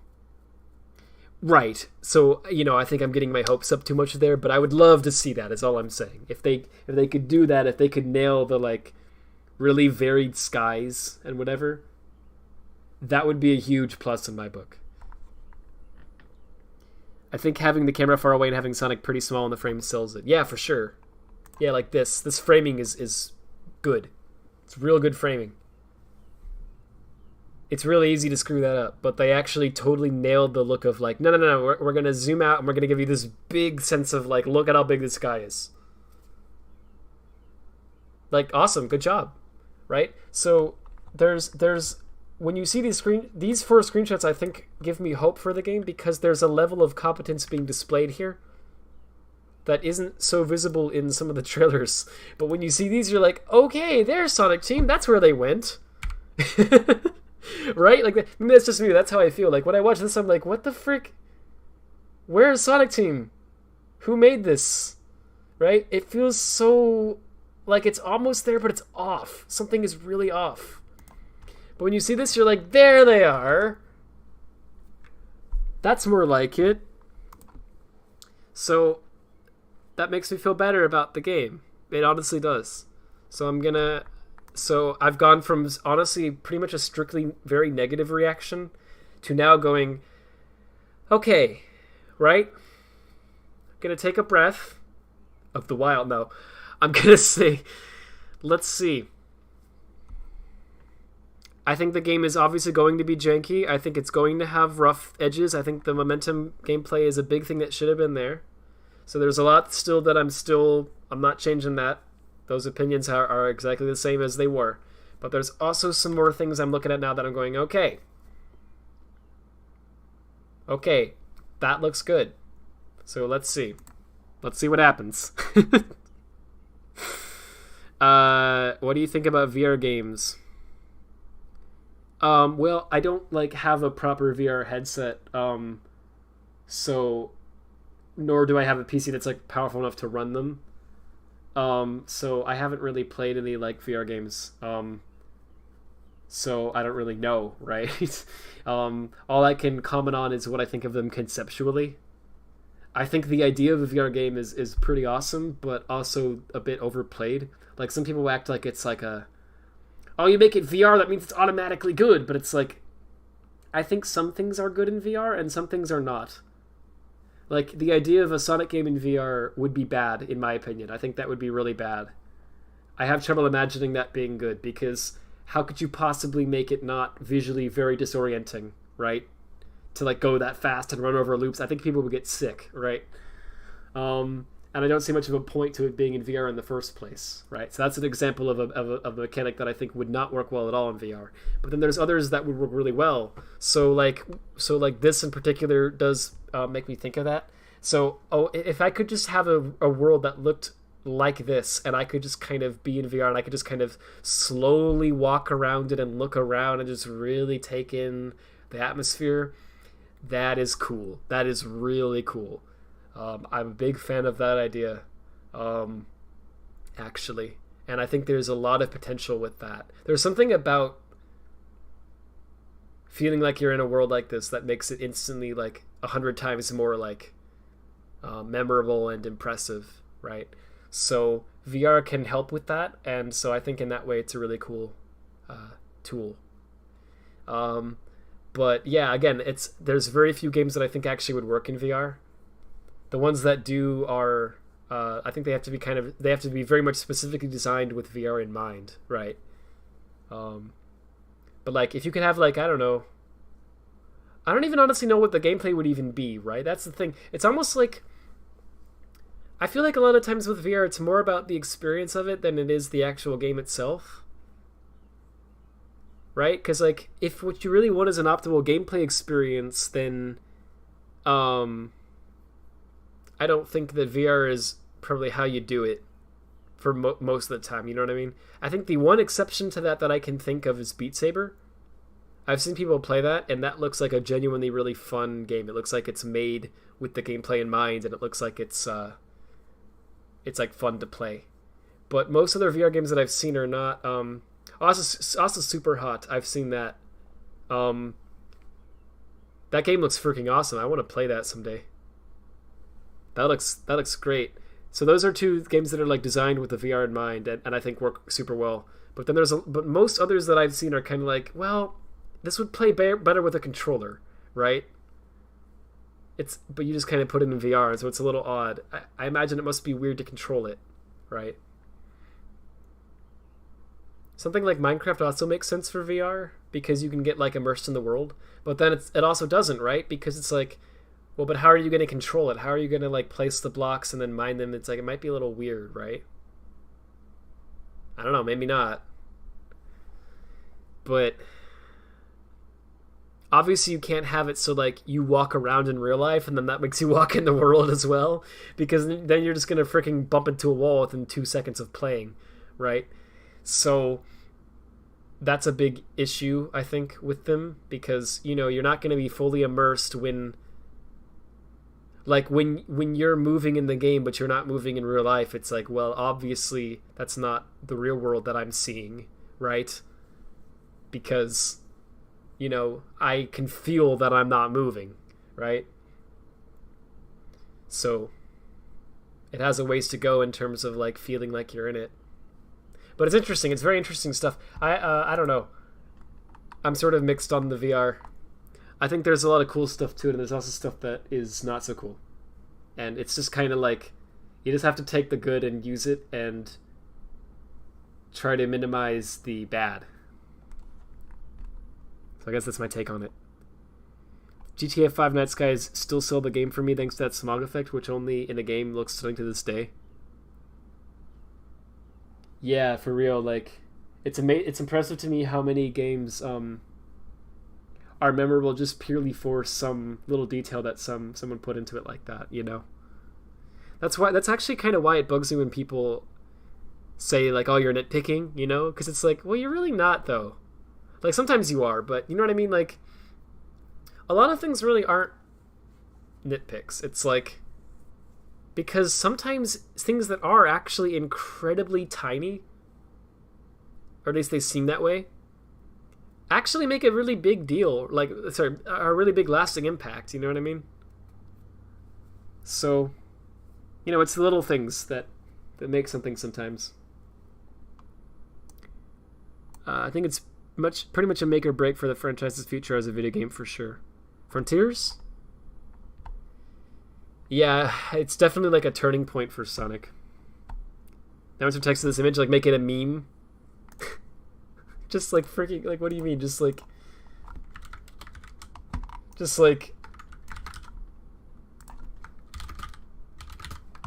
me when let's get like impact font.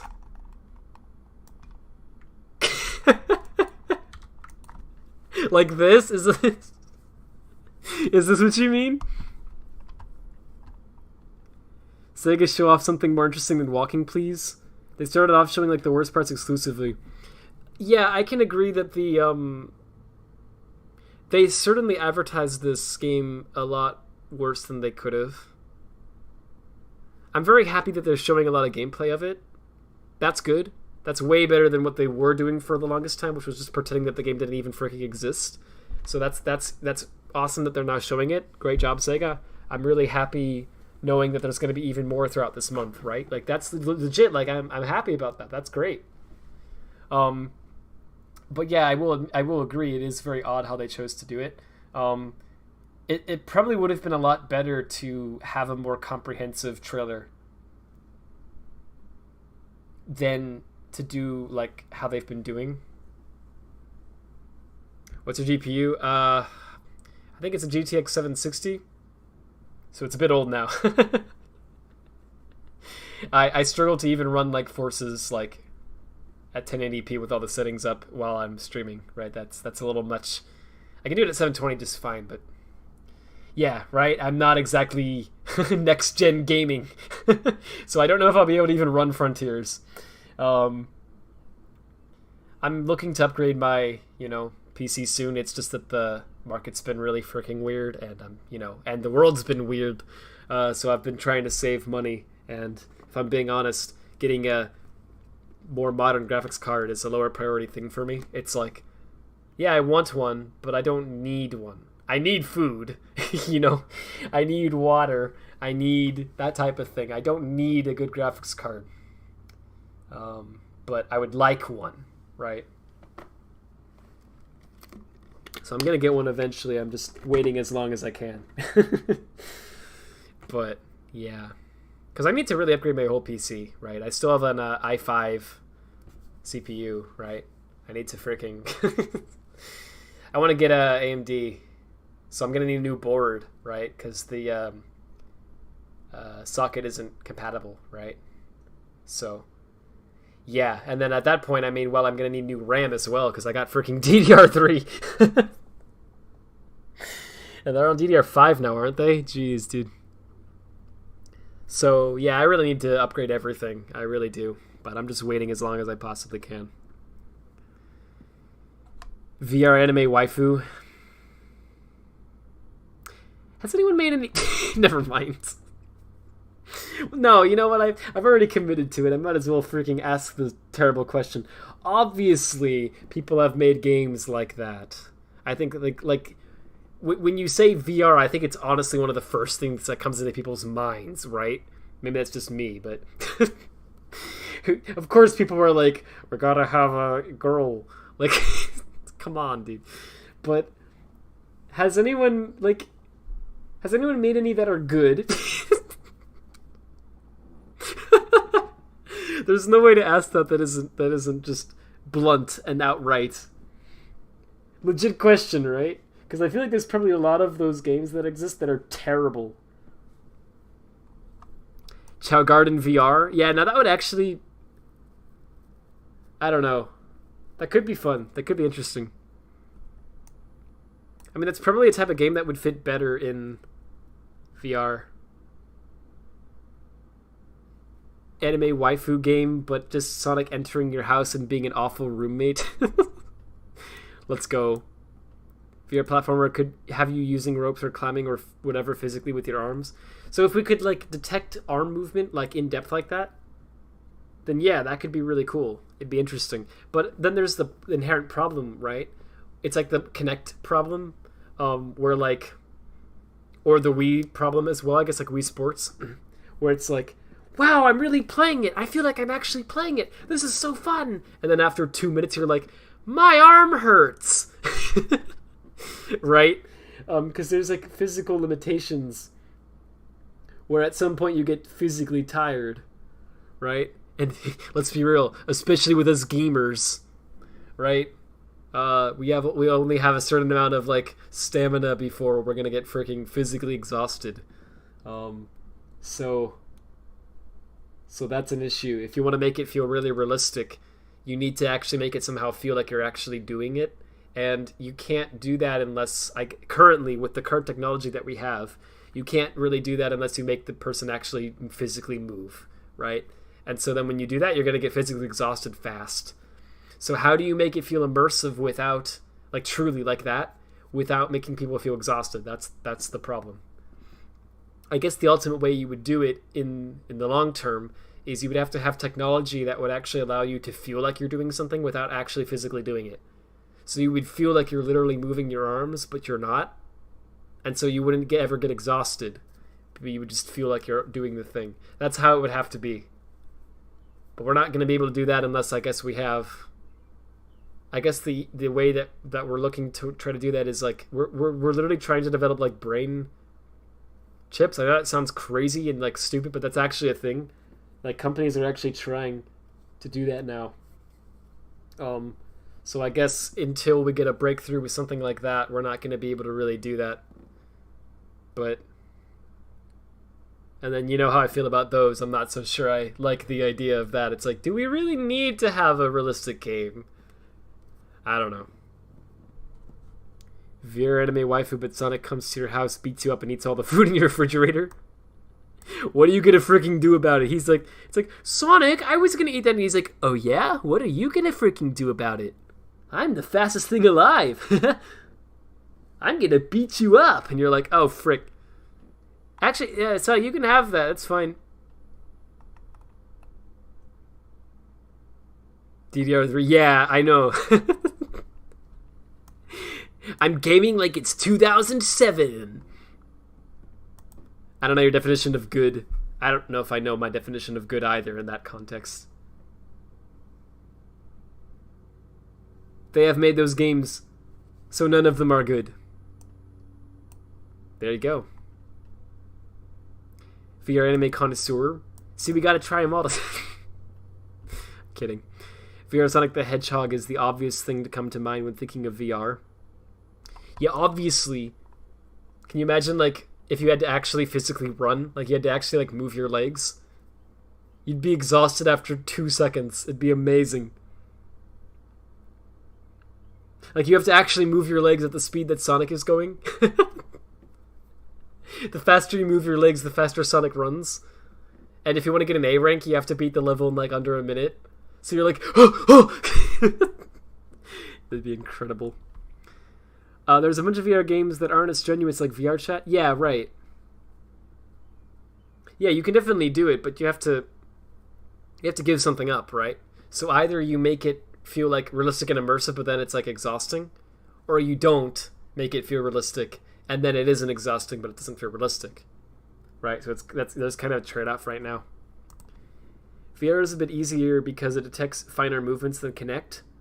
Right, so you don't have to like waggle your arms in front of the screen as much. You can kind of just gently move them, so that's a lot easier, right? Sitting mode is usually enough for multiple hour play sessions. That's good. That's good to hear. I've never actually like owned a proper VR headset, so I'm just going off of what I've read and seen and heard from people who have them. This is the concept for the Sonic DS tech demo. Wait, what? I don't know what you mean. You can play a bunch of them sitting down as well. Yeah, that would help a lot. So, yeah, I mean, I guess I basically said most of what I wanted to say here. I don't know how long I'm gonna stream. Gosh, I forgot about this again. So coming to Brazil Game Show. So that's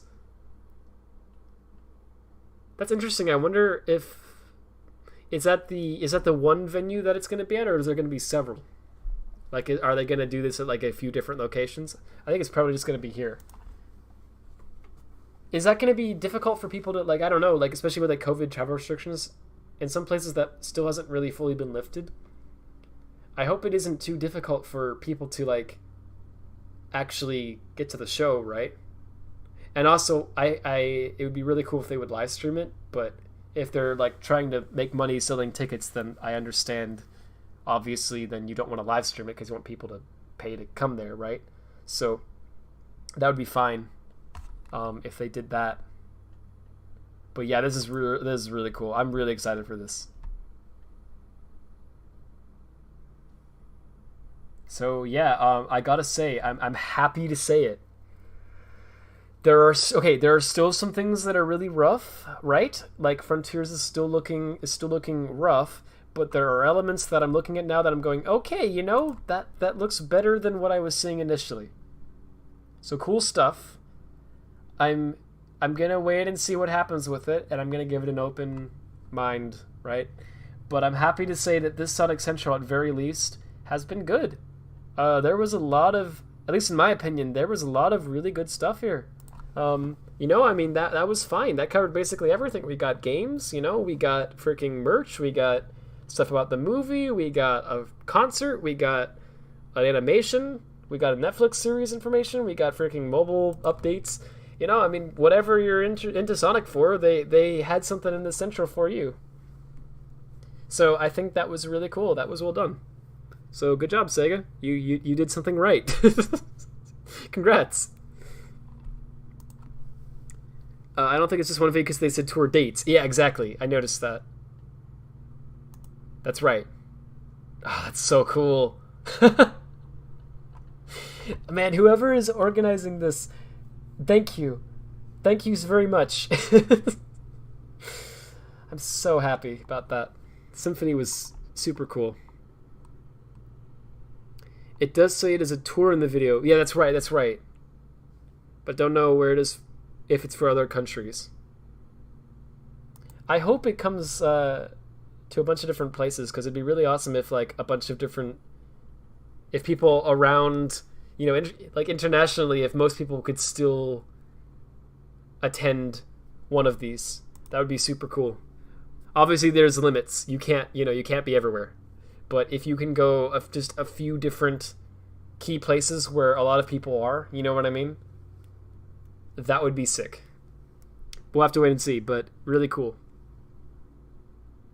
We got Roblox. That's right, we got Roblox. So everyone's happy.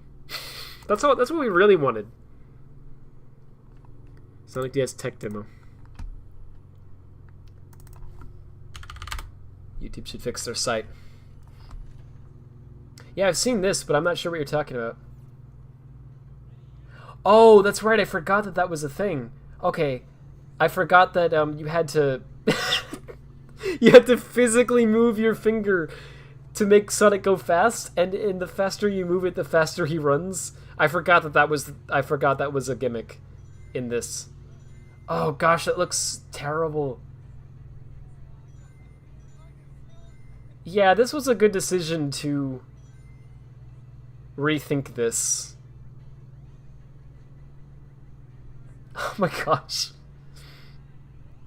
Did this get turned into Rush? Because like the 3D for Sonic and everything looks very reminiscent of Rush. But then, you know, obviously Rush is 2D just with 3D models, whereas this is like full-on 3D. And so this is obviously pretty different. But I wonder if they reuse some of it or if it's just totally different. Also, this is probably using Sega NN, isn't it? Like, this looks like that. I don't know, now that I've seen enough of the NN games and I've been studying them more in depth, this looks like that to me.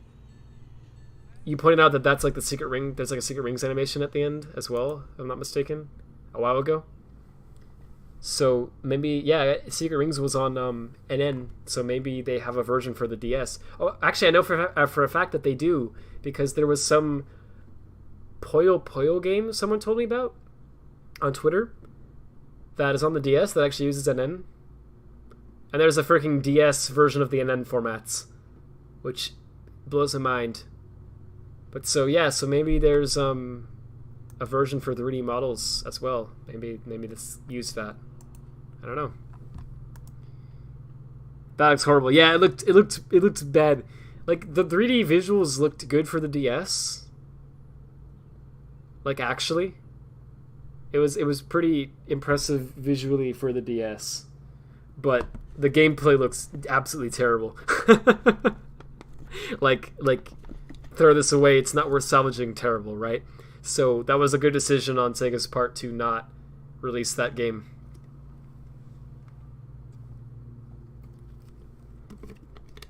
Screen's probably so scratched. I know, right?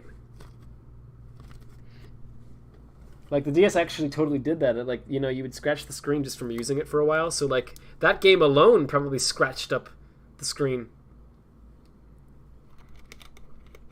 It doesn't even look like he's running that fast, though. No, it didn't.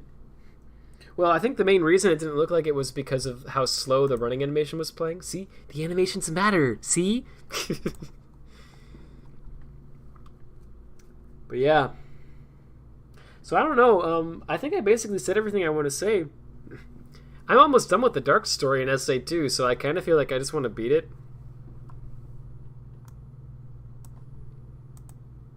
And then I think I'll just probably stop the stream after that. I can finally ask this. How do you get good at SA2's Knuckles/Rouge? You kept getting all A's in those. Alright, thank you. I don't know. You just kind of have to play it a lot. It's funny you say that because this level is one that I'm not good at. Because it's just, this level's freaking huge. There's so many places this thing can be. Well, these emeralds can be at. But basically what you do is, I don't know, you just play them a whole bunch and you just kind of memorize where a lot of the emeralds are at. Usually what you'll find is there's like usually a couple of different sections of the level where they're almost always at. So for instance in Wild Canyon, which is like Knuckles' first level, there's really just a couple of different areas. There's like the lower area where we spawn at, there's the upper area in the center, and then there's a left and right side to the upper area. So it's always in one of those areas, right? So when you first spawn, you're already at the bottom. And so you can usually already know if the emerald's down there or not, because the radar will automatically be beeping, like if it is down there when you first spawn, right? So if it isn't, then you can already rule out the entire bottom section. So then that leaves just the top, either the center, the left, or the right. So all you gotta do is just fly up to the top, and if it's not beeping by the center, then it's gotta be on the left or the right. Where the frick is this? Oh, here it is. And so you just check left. If it's not there, then it's on the right. And there you go, right? So you're kind of just doing a process of elimination. You're just ruling it out. And you really that's what I do for all the levels. I just try to kind of rule it out like that. Even for Death Chamber you can do that, though it's harder for that level because there's a lot of different little areas it can be, but it's usually like there's a red room, there's a green room, and there's a blue room. So you just gotta know, like, okay, it's probably... And then there's also like an outside area. Like, not outside, but there's an area that like connects all the different rooms together. So if you like know that, then it's like, okay, it's probably in one of these rooms, right? So it's really all about that. You just like gotta know the level, you just gotta like rule it out. Mad Space, though, the level that I'm playing right now, is freaking terrible because there's so many places that it can be that ruling it out is not really an easy thing to do. So I won't be surprised if this one ends up being a B rank or less, because I'm trying my best, but this one's actually really tough to A rank, and there's freaking so many places. Also, the hints. The thing with the hints is they can be very helpful and they can also be very unhelpful. It kind of depends, but it especially depends on the level.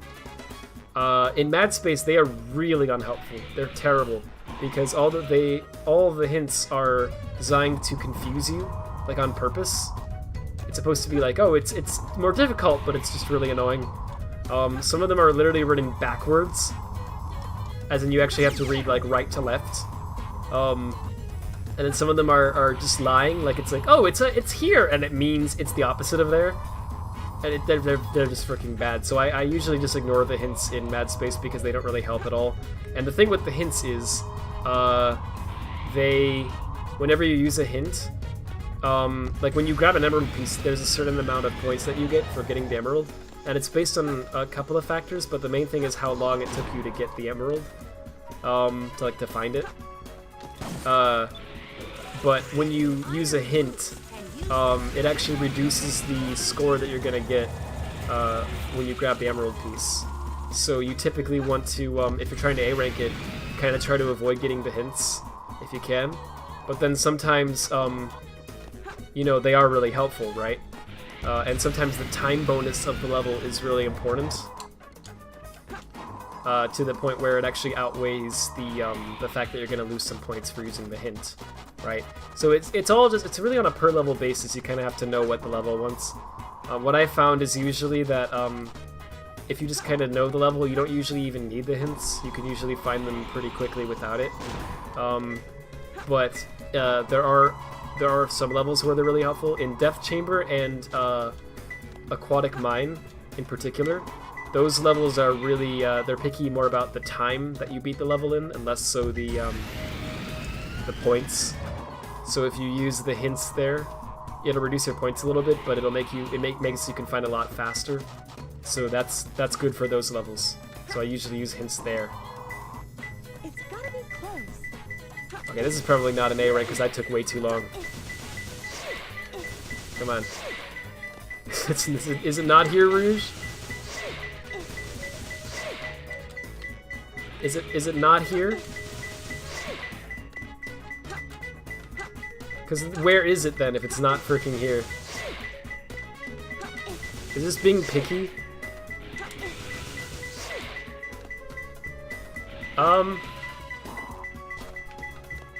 I don't know. Hang on. Yeah, this is not an A rank at all. This is terrible. But I don't want to play Mad Space again, so I don't care. Is it like under it or something? Maybe you gotta put a thing in it? That sounds horrible. I agree.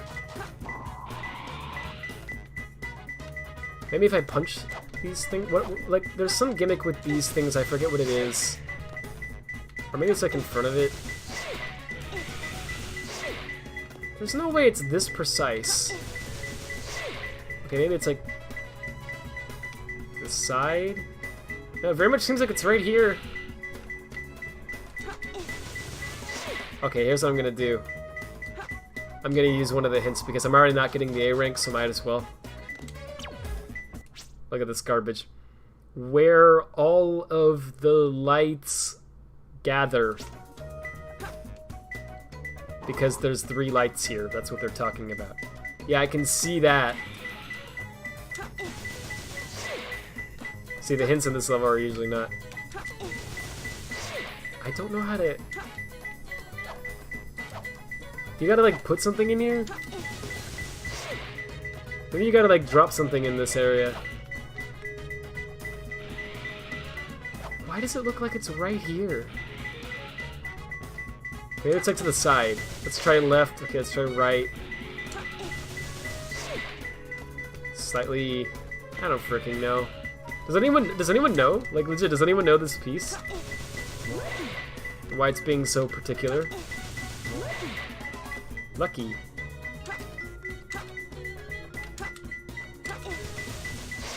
Like, I feel like it's actually just supposed to be right here, but it's just not working. That can't be the case, though, can it? This is... Oh, wait. What about that? Could it be here? That's freaking stupid. Alright, give me my C rank. Or maybe even D. Oh! I'm ashamed to call myself a hunter. I like how this is the level where I'm explaining like how to A rank it. And then I get a freaking E rank. Whatever, we'll do that. I'll do that one again. Yeah, it's terrible. Most of the levels aren't that bad, but that one's freaking awful. Talking to you is a waste of time. Small stages are fine, but trying to replay these large ones is complete torture. Yeah, I feel the same way. The large ones don't really get much better even after you play them a lot, because there's just so many places they can be, and it's just not fun. A lot of the problem too is that they expect you to do it kind of fast, and you know, sometimes you can do it fast, but other times they will be randomly placed where like one of them is really far away, and then the other one's far away too, right? So like, it's kind of hard to do it quickly when the level just decides to make it so you have to walk really far. So you kind of have to get lucky, you know? I need that ring. Okay. Now witness my power. Take this.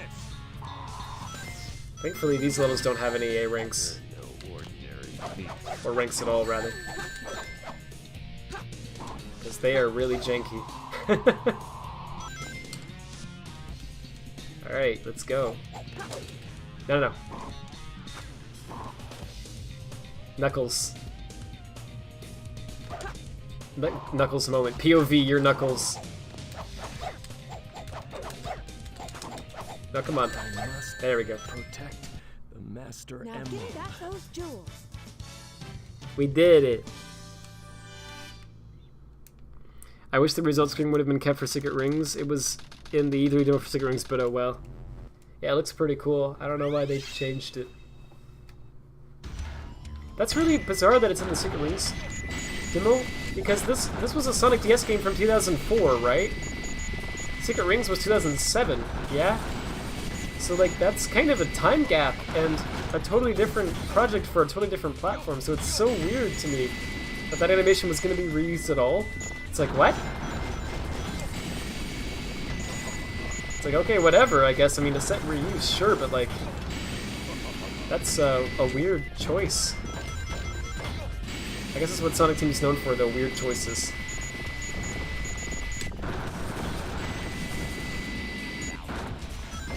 I forget, I think that, yeah, this is the last Eggman level, if I'm not mistaken. Well, there's like a boss with tails, but... yeah, so we're like almost done with the Dark Story. We just got this, and then there's like a Tails boss fight, and then there's like Final Chase, and then there's the fight with Sonic. I think.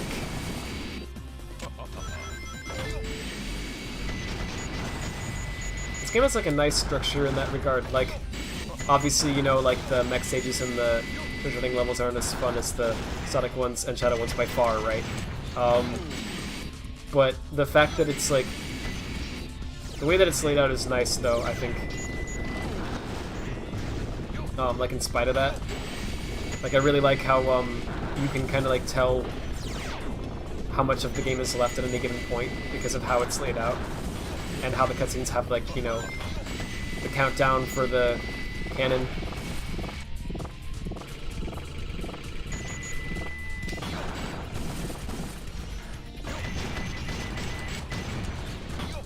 Yo. The large treasure hunting stages seem like they were specifically designed to be unfun. Yeah, the fact that like it's really the fact that the you know, the radar doesn't go off until it decides that, you know, oh, now you get the privilege of getting to get you know, to collect this emerald piece, right? Like, that's the part that makes it like, why would you? Because a lot of it you can kind of understand, but like that decision just seems like it makes it unfun.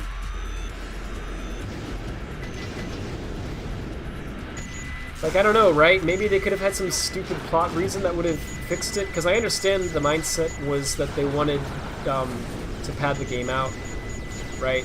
They wanted the game to last longer, so that's why they limited artificially, like, your it's like the radar's ability to detect the armor pieces. I get that, and I'm not a fan of that, but I can see how that made sense with the game they were making. In this case, but in Mad Space and Meteor Herd and all that, it's really bad because of how wide open levels are. So I think maybe a good compromise, honestly, like a quick fix they could have slapped in at the last second, would have been just be like, oh, you're in space. In space, the radar works differently because of space logic. You know what I mean? Like, they could have literally freaking done that, and I don't think anyone would have... I think people would make fun of it, but they'd be like, I'm glad that it's better. You know? Like, I think it actually would have been more fun to do it like that. In space, the radar can find all the emeralds for some reason. Okay, sure. Why the frick not?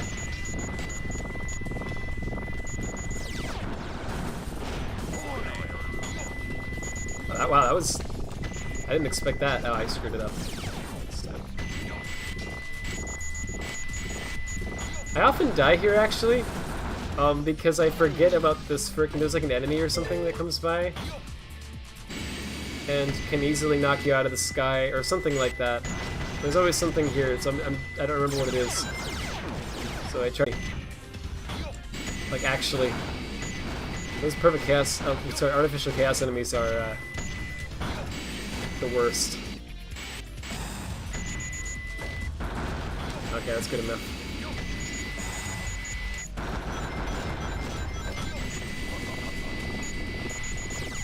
Oh, go. Okay. Ooh. Dunk on it. Broke my combo. Dude. Ah. These freaking things. There we go. That's fine.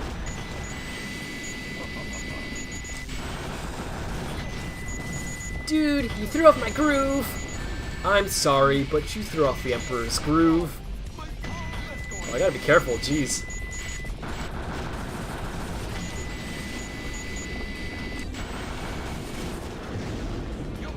Sorry!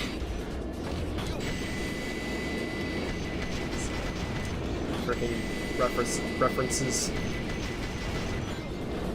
Oh, jeez. Interesting. Thank you. I'm just playing some SA2 at the end here, and then I'm gonna wrap up.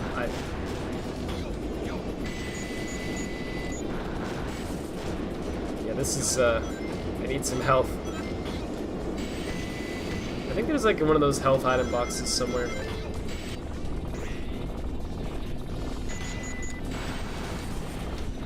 I mean, just doing it with rings takes forever.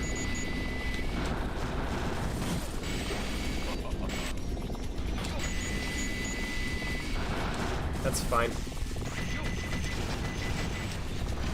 Yep. I surprisingly don't have much to say, like, for once.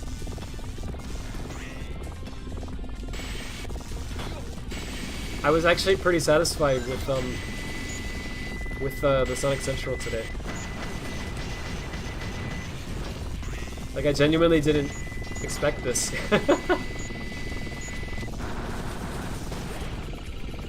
But yeah, I mean, like, freaking good job. Like, they actually had a lot of stuff that looked pretty good.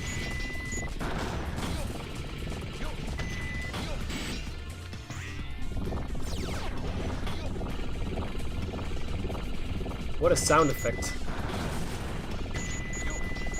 Okay, careful. There we go.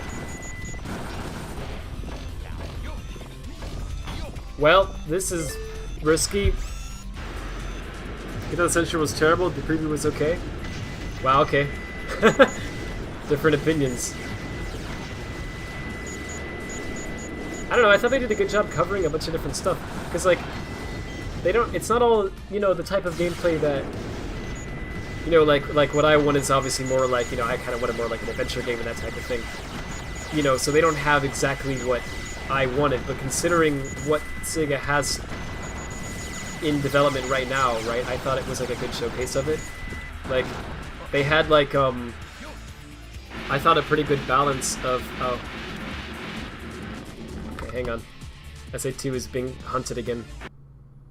I thought they had... There we go. I thought they had a pretty good balance of, you know, they had like some classic Sonic gameplay with Origins, and then they had some modern Sonic stuff with Frontiers, and then they had some TV show stuff with the Frontiers animation and the Sonic Prime trailer, and then they had some movie stuff with the Blu-ray and the deleted scenes and the bonus stuff on there. They had stuff for people who like the music with the Symphony. They had merch for people who care about that. They had some mobile game updates for people who care about that, right? Like, I don't know, it was pretty well rounded. I was like, yeah, there was... I feel like... Yeah, I screwed that up. I feel like pretty much no matter, like, what you are in the franchise for, there was at least something there that you were like, okay. So I don't know, there wasn't much for me to really complain about. I'm not sure what, I'm actually, just out of curiosity, like, I just wonder, like, what was off about it for you? What have you done to Sonic? I'll never forgive you for this. A lot of people have been saying it was bad, and I get it, but I also don't. I'm not sure I really get it, to be honest. Because, I mean, like, okay, did it blow my mind with, like, incredible reveals? No. But it's like I knew what we were getting when I went into it, you know? I wasn't expecting, like, Unleashed Ultimate or SA3 or whatever, you know? I was expecting Origins and Frontiers, and that's what we got. So, I don't know, I thought it was a good reveal of that. Is this because people expected giant, massive news? I guess. Which, I guess makes sense, but also, like, they're doing 2 games this year, and then they're doing an animation, and then they just did a movie. So, I mean, like, that's a lot of stuff, you know? So I wasn't expecting anything new. Other than maybe something really tiny, like a mobile thing, and they did that, so...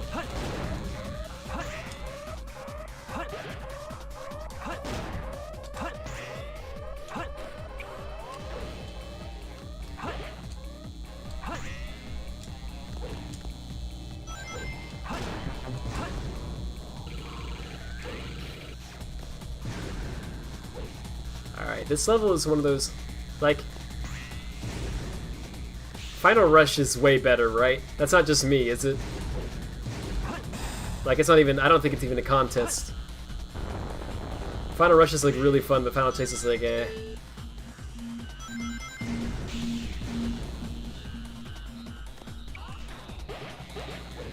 Oh, frick. Okay, we're good. Oh, no. No, no, no! See, this is why Final Rush is better. Sometimes the gravity cylinder gimmicks just don't work. Hey Sonic Power, how you doing? I noticed Tails was in the 4-3 classic version of Sonic 1. You know, I didn't notice that. I should go through the Origins stuff more. I don't know, right? Like, I was saying earlier that I was expecting them to focus on Origins a lot, and I mean, they did focus on Origins. They didn't do it as much as I thought they would. But honestly, I think that's just because there's not much else to say about it. Like, genuinely, I think that's basically what the game is, you know? I think they already kind of showed it. So I think they feel like that's all we need to say. So, yeah, I mean, fair enough, right? There's not really as much I can think to say about it either. Like, obviously I've always been a little bit more of a, like, I'm more into the 3D Sonic games. But I appreciate the classics for what they are. I think they're really fun. And they're obviously really well made. Games. You know, I just, I don't know why, I just always sort of have preferred the 3D. Even though I understand that they're janky and the classics are probably better in terms of, like, for general audiences, I think most people prefer the classics. But I don't know, I'm just weird in that way. But, yeah, right, like, there's not much I can think to say about Origins, really. I mean, I don't know, right? It's just, to me, it's like, well, it's the classics again, but in widescreen, which is cool, and on PC and Steam and, yeah, right, like, you know, the Switch and the new Xbox and the PS5 and all that. I mean, yeah, great. Right, I can't really complain. It looks good. I just don't have anything really to say about it. I don't know. I thought I would, but I mean, the mission mode looks really cool. The mirror mode looks good. Boss rush looks a good idea. There's a lot of like love put into it, I think. I really like the animations. They look freaking awesome. They have so much personality in them. So, you know, props to all the team behind that. They did a good job with that. That's for sure. They look great. I don't know, right? There's not much else I can think to say about it, though. It's just kind of like, it looks like it's gonna be good. I'm just gonna kind of, I think it's gonna be one of those games that I'm kind of like, I think I'll play it and I'll be like, yeah, that was good. But that's all I can think to say about it, you know? I am excited for Sonic 3. I'm excited for Sonic 3 in widescreen, like properly and on, you know, modern consoles without having to emulate it. Oh. Okay. I didn't know this was a path. Oh, okay. No, I want the rank. Screw me. I'm gonna do this correctly. From what I saw they showcased, it reminded me of Sonic Dash and the Color's final boss. Wait, do you mean of, I'm sorry, of Frontiers? Okay, and you got disinterested by Origins. Gotcha. The animation preview was so short. For Frontiers? Yeah, that was really short. I agree, that should have been a little longer. But I feel like it's going to be one YouTube video. Like, I don't think they said it was a whole series. I think it's just going to be like a single video. So I understand how, you know, you can't really show much of it at all without showing almost all of it. And it's probably also extremely early because knowing Sega, they rush these things out. So it's probably like, here's a sneak peek of the Frontiers animation that we started yesterday morning. And you're like, oh. You know, you know what I mean? It's not that's you know, that rushed, but it's pretty rushed, I'm sure. So I understand, but I think they should have probably had a little more than that. It should have been at least a couple of seconds. It shouldn't have just been one single frame. So I agree with that. Mobile, they forgot the Kart Rider crossover that happens this month. Could I advertise that? And merch just annoys me. I don't even know what Kart Rider is. I guess is that a mobile game?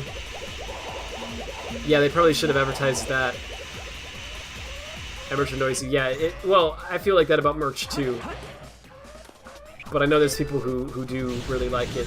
So, and you know they're a company, they're trying to sell products, so it doesn't really bother me that, you know, like, I think they should advertise the merch in these types of events. I just think that they should do it like the way. All that I ask from them is that they do it where the majority of the time spent is spent on the games and the movies and the TV shows and that stuff, right?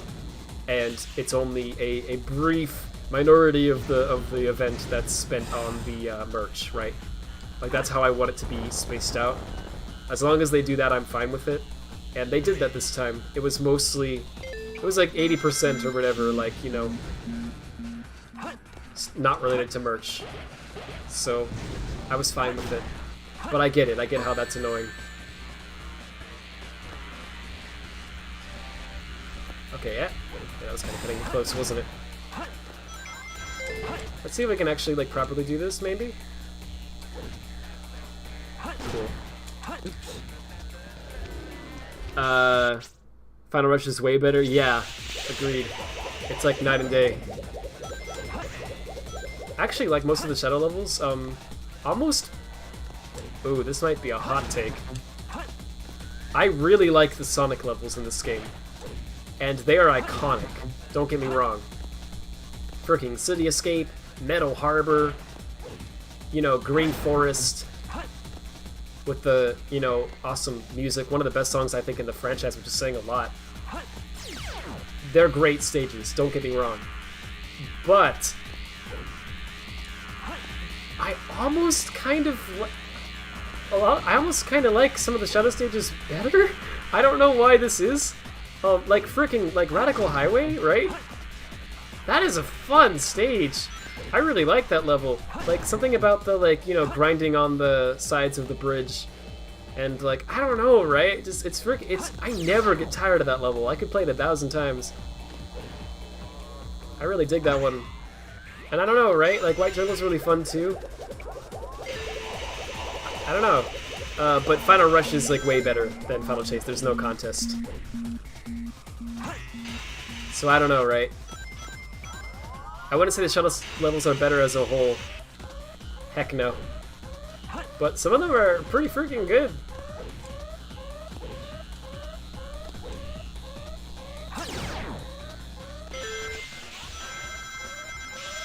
Let's see. The stage is mid. Yes, I agree. For a second I thought you were saying it was MIDI. And I was like, well, you mean the music? I was confused, but then I understood. Yeah, it is, it's mid. It's like not bad, but it's close to being bad. Again, it's really just because of this freaking cylinder gimmick. It's just not that fun, and it's very buggy. And so there's a lot of unfair deaths that happen because of it. Where it's like, you know, the cylinder just decides to drop you into space, and you're like, okay.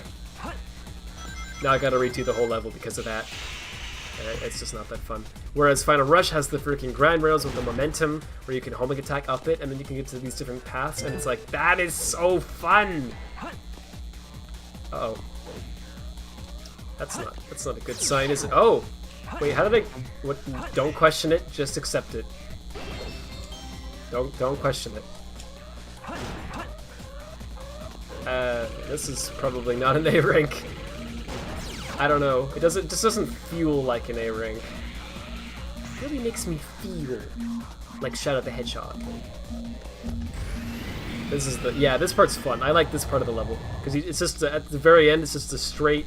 You know, after everything you've been through in this level, you just get to go right down. It's like, woo! It's kind of fun. Though sometimes this part bugs out and it scares the crap out of me. Okay, and you gotta time that right as well, and that's kind of janky. There we go. Here we go. Here we go! At the end of the level. Let's see. I really don't mind jank in most games anymore. I'm kind of glad. Oh, good. I grew up with a horrible PC, having to play late 90s, early and very early 2000s games in 2010. Yeah, I don't mind. Obviously, I prefer it to not be janky. But if the game is a little janky, I really don't mind. As long as it's fun. As long as there's good ideas. And it's like, yeah, I see what they were trying to do. And I think it still does that enough to where it's still enjoyable, even in spite of its flaws, right? As long as it does that, I'm fine with it. But if it's like so janky that you can't really even see what they were going for, or it's just not barely even playable anymore, like for instance like Secret Rings, right? That game is jank to the point of not really being playable. So like that's where it gets bad in my opinion. But like this game's jank is like fine, I think, right? It's like a little rough, but it's like you know what they meant to do, and it's really fun. It's creative. It's well thought out.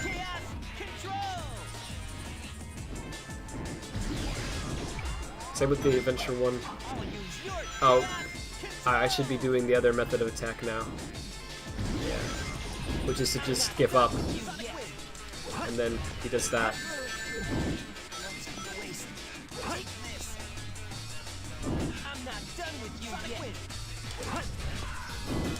Boom.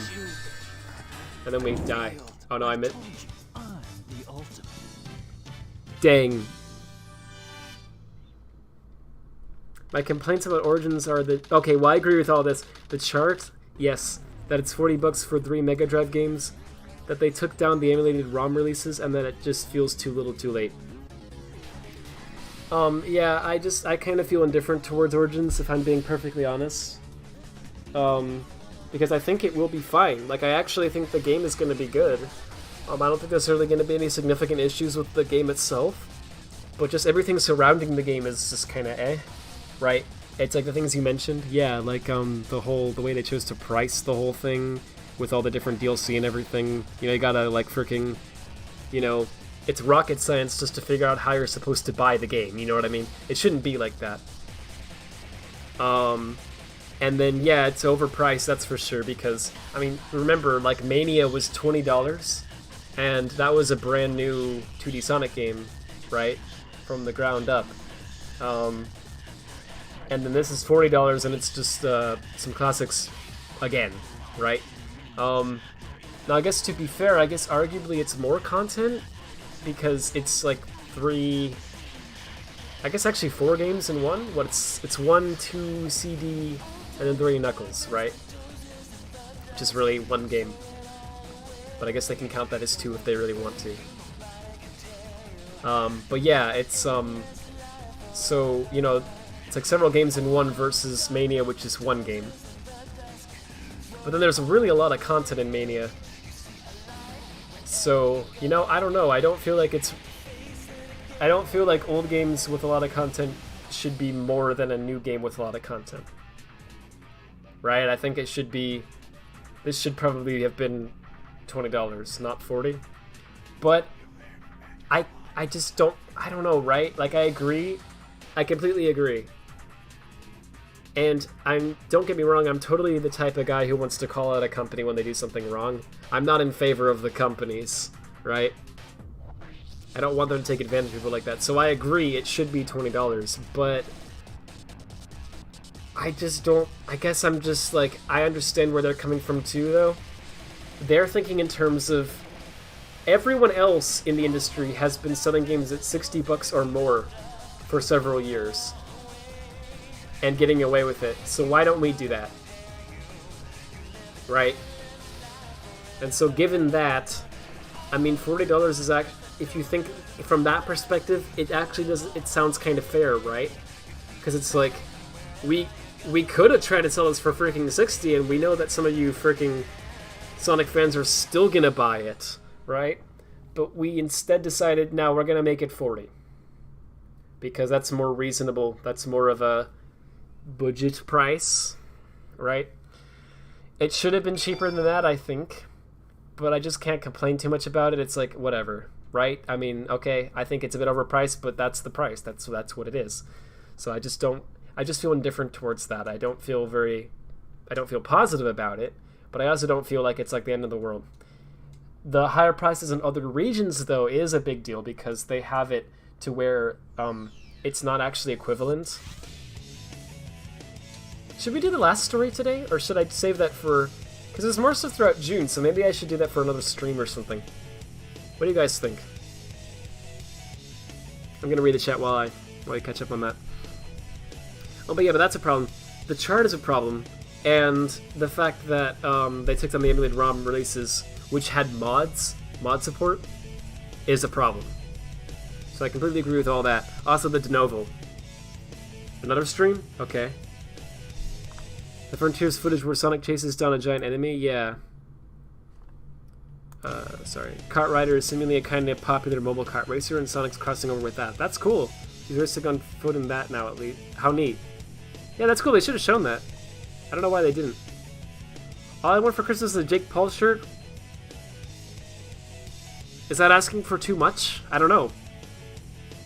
Radical Highway is a highlight. Same with White Jungle. Yeah, those are great levels. Actually, some Radical Highway and Skyrim were originally Sonic levels before they decided to make Shadow a playable character. I wouldn't be surprised. The stage is MIDI. That's how you know. This is a gens. That's how you know it's good. Yeah. Thy level is quite mid, I must say. Man. Top stage, bottom stage. Oh my gosh.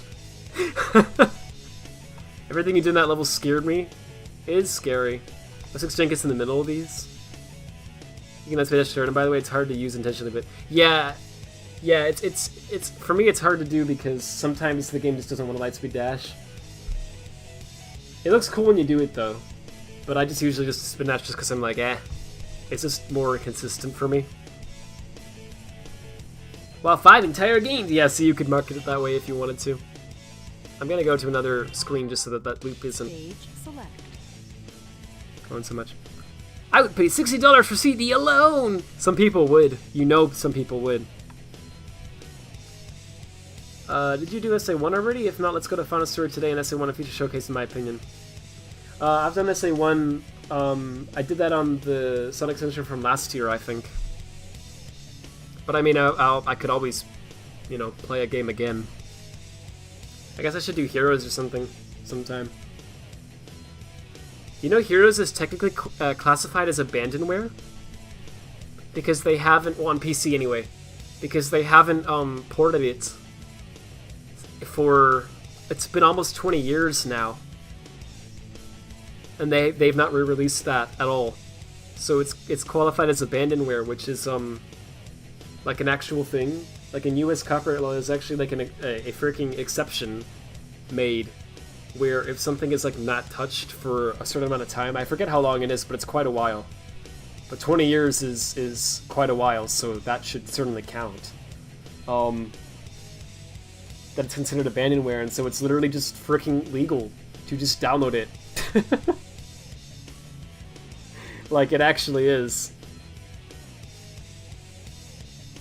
So, fun fact.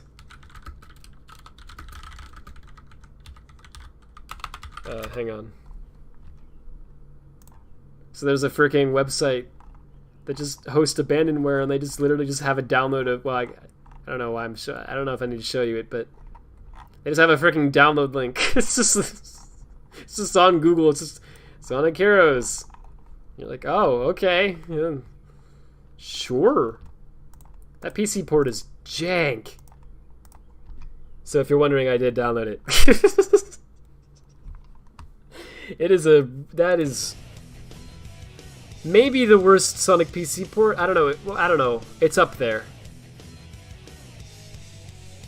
You have the PC version here. Is nice.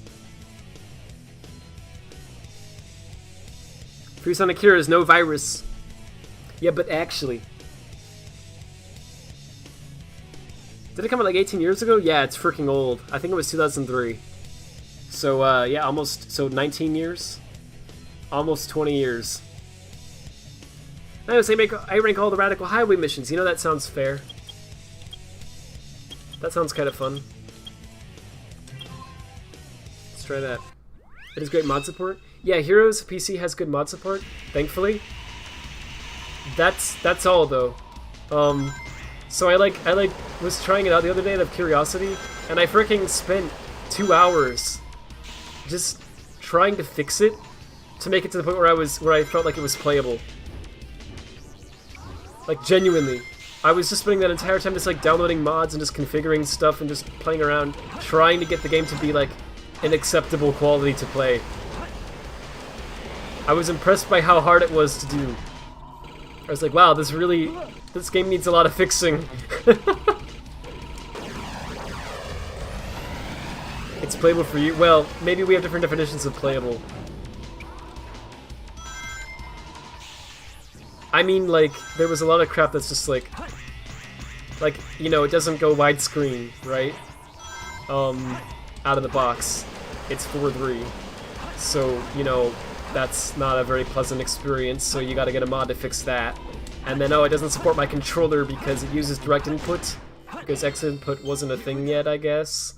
And my controller's X input, so I gotta get a mod to fix that.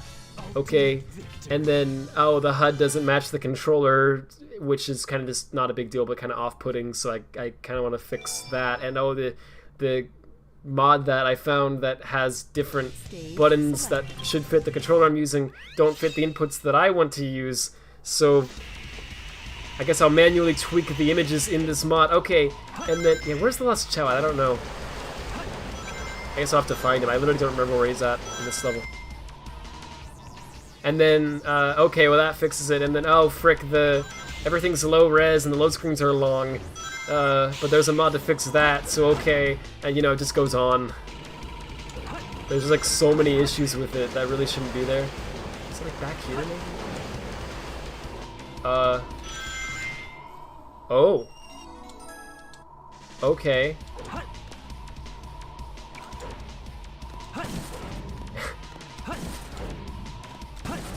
Interesting level design.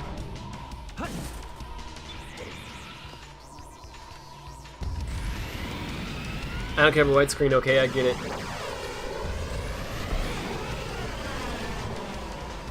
It's just a lot of things like that. I forgot that existed for Shadow? Yeah, honestly, same. Widescreen, no gloss. Yeah, yeah. The gloss is also kind of... Well, I don't know. Like, I tried the no gloss mod, but it looked a little off to me still. Because, like, I feel like it went a bit too far in that direction. Where it's like... Now he's just flat shaded completely. And it's like, well, I don't want him to be completely flat shaded. I just also don't want him to look like he's made of plastic. So I'd like a balance in between those two things, but I don't think anyone's made that yet, so... You know, the compromise is... I don't know. I just saw big on the freaking blimp. That's funny. No, I'm getting that checkpoint. Okay, cool. Red Sonic Heroes models and promotion art so glossy. I don't know. It was a weird aesthetic decision. Does anyone, like, legit, does anyone know where the Lost Chow is? I don't really want to look it up. I'm lazy. I will, but... You can grind on these, right? You sure can. I don't know why you would do that.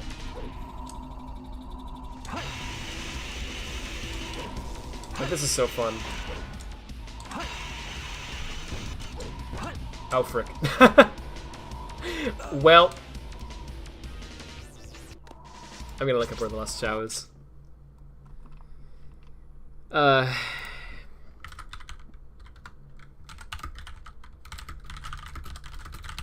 we're just gonna do the Radical High ones, and then I think I'm gonna stop. Just gonna skip to the part where you find him. Okay, Mystic Medley at the top of this, and then it's up there. So I got Mystic Medley in Final Chase, so we're good with that, but... What part of the level is this? This is like at the top of this bridge, but like what? Okay, it's here. Oh, oh. There's a spring there? I didn't know that. Wow, that's so freaking weird. Okay. Dang, no 7-hour rad stream. Maybe tomorrow. Well, the thing is, there's so many freaking... So much Sonic stuff this month, it's absolutely insane. So... You know I'm gonna be streaming again soon.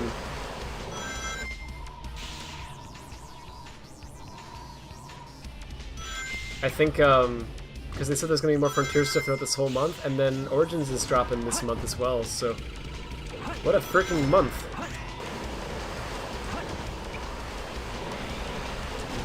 Like, for real, I can't even believe how much stuff there is. It's almost, honestly, it's a... You know, this might sound weird to say, because of course I like having all this stuff. It almost feels a little bit too much sometimes. It feels a little bit like... Because here's the deal, right? Right now, it's awesome. It's like, holy frick, there's so much stuff. Let's go! But then once these games release, once Frontiers is out, isn't it going to be like, alright, back to silence, and then Sonic Team goes in their cave for the next 5 years? Right? Like, it kind of feels like it's going to be like that. I don't know.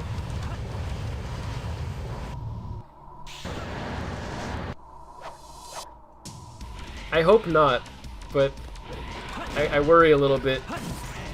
Like, will the next game take 5 years to make also? And so, can they show the cyberspace levels already? Yeah, that would be neat. I'd like to see that. I'm very much wanting to see them. I'm guessing they're saving that for last. Like, for later in the month. But again, it's like weird, the timing of all of it, because it's like Origins releases this month on June 23rd, I believe. Here we go. And so like freaking like if they choose to do it like late June, like show the cyberspace levels, then it's gonna be like Sonic Origins. Wait, stop thinking about that game. Here's cyberspace levels and Sonic Frontiers. Wow. Wait. Oh, we're done. Do you know what I mean? Like it's gonna be like two kind of big things at the same time, and it's like, why are you doing it like that? Like, it probably would be better if, like, this year was the year of Origins, and then next year is when Frontiers comes out, and so you have more time to polish the game, and you don't oversaturate one thing, and you know what I mean? Like, I don't know. Not that I'm complaining about having so much Sonic content. I think that's good. You know, it's much better than the drought. Like, holy frick. But I'm just saying, it's like, it's weird the way that they chose to time all of this. The way that they used to do it was they used to space everything out.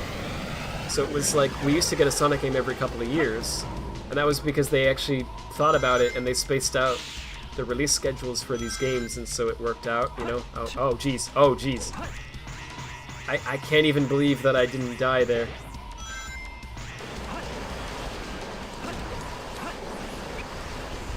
Well, chat, do you got ring? Something I don't usually get. The home attack's real weird in this game.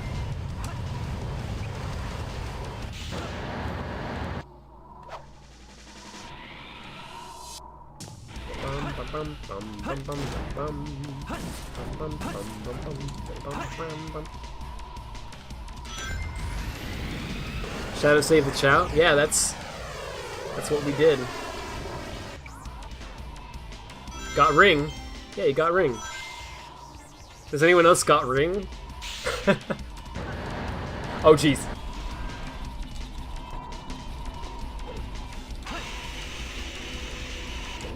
How do I explain this? Somehow I'm picturing in my mind, like, someone reviewing this game, being like, I love the sense of impending doom that you get when flinging off the rail at high speed. It's so great. Oh, hey, that was sick. That was freaking awesome. Oh, I'm running out of time. What is it about having the timer that, like, runs... Oh, no. Okay. Oh, jeez. What is it about having the timer that... No. I gotta actually focus, don't I? What is it about having this timer that, like, runs out of time and then, you know, you lose the level? That actually, like, makes it so much more cool for some reason? Like, I don't know, I'm a big sucker for that in games, too. When it's like, there's, like, a time limit and it's like... You know... We gotta get to the end or else we die. Guess we gotta go fast. I don't know, there's something cool about it. Like, even in, like, Terminal Velocity Act 2 in Sonic Colors, which is literally just a level where you just run up for 30 seconds or whatever and then it ends. Even there, I'm like, that's so freaking cool. Wow.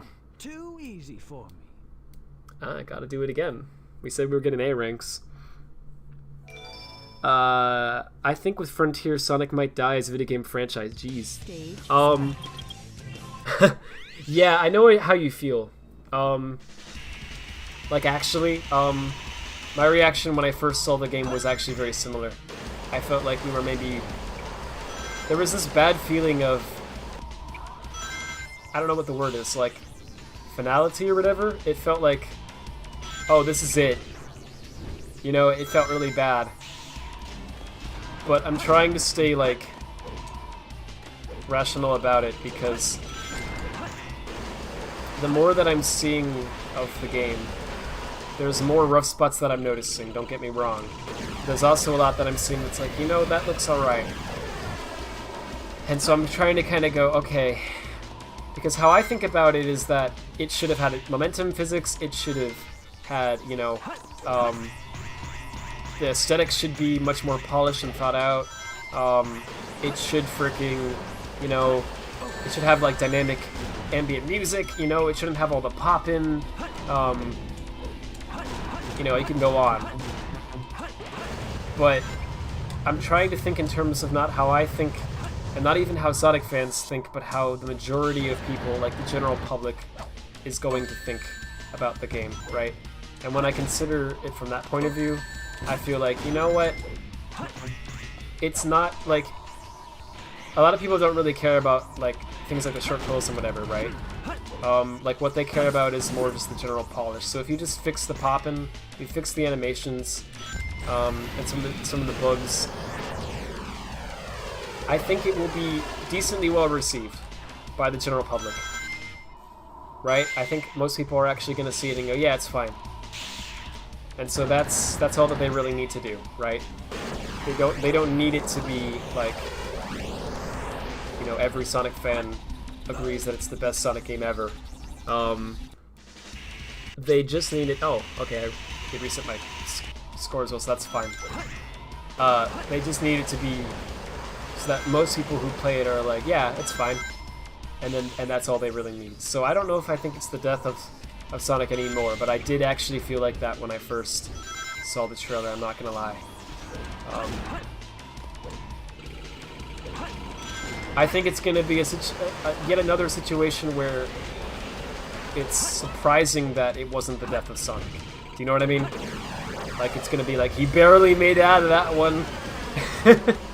I think that's how it's gonna be, if I'm not gonna lie.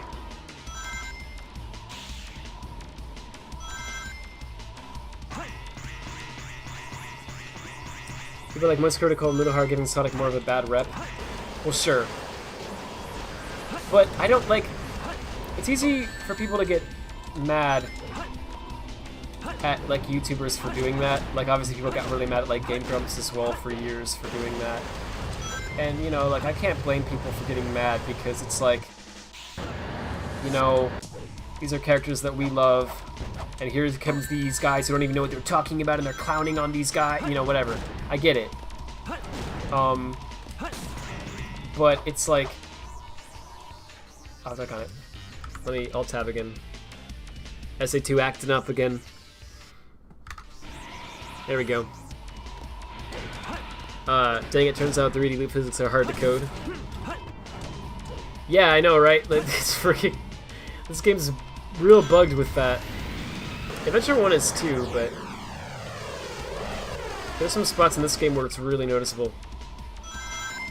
Guys, when I alt-tab, that was when I did the speedrun splice. No one's gonna know. Don't tell anyone. This is when I cheated in my speedrun. So obviously, you know, we all know that we're going for, you know, oh my gosh, world record any percent, you know.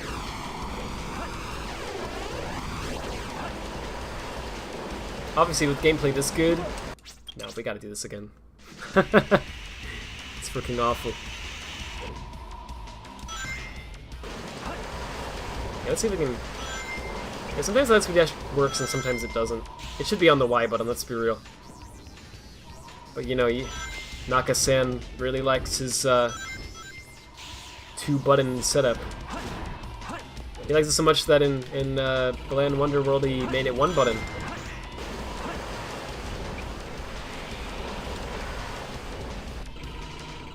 I'm gonna do the... B rank is fine, B is greater than A, mid is justice. I'm just gonna... That's funny. But, I gotta go for freaking A rank. I can't let my family down.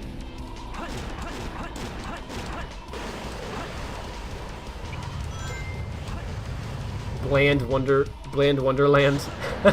Dang. Oh my gosh, I can't believe I did that. Yeah, you know, not screwing this up would maybe be good. That wastes some time there. It seems like it really does come down to just a few seconds. Like the A rank. So... okay, so it feels bad. It's not only pop and its lack of LOD. Right. Which I saw that. That looks bad. Some people were saying that it looks like the new screenshots have LOD from IGN. Because there's like these real low poly grind rails in the background and whatever. Which kind of look like... Oh my gosh. Freaking... Come on, dude. This is hard. This is significantly harder than it probably should be. One more time. One more time. This is going to be the one. But yeah, so I don't know. It might have LOD in it. But right, like, why the frick would they not have that in the IGN build, though, right? It doesn't make sense. Like, that's something that should have been in the game from the very beginning. Like, because, like, look, I'm just saying, like, as someone who's done, like, development, right?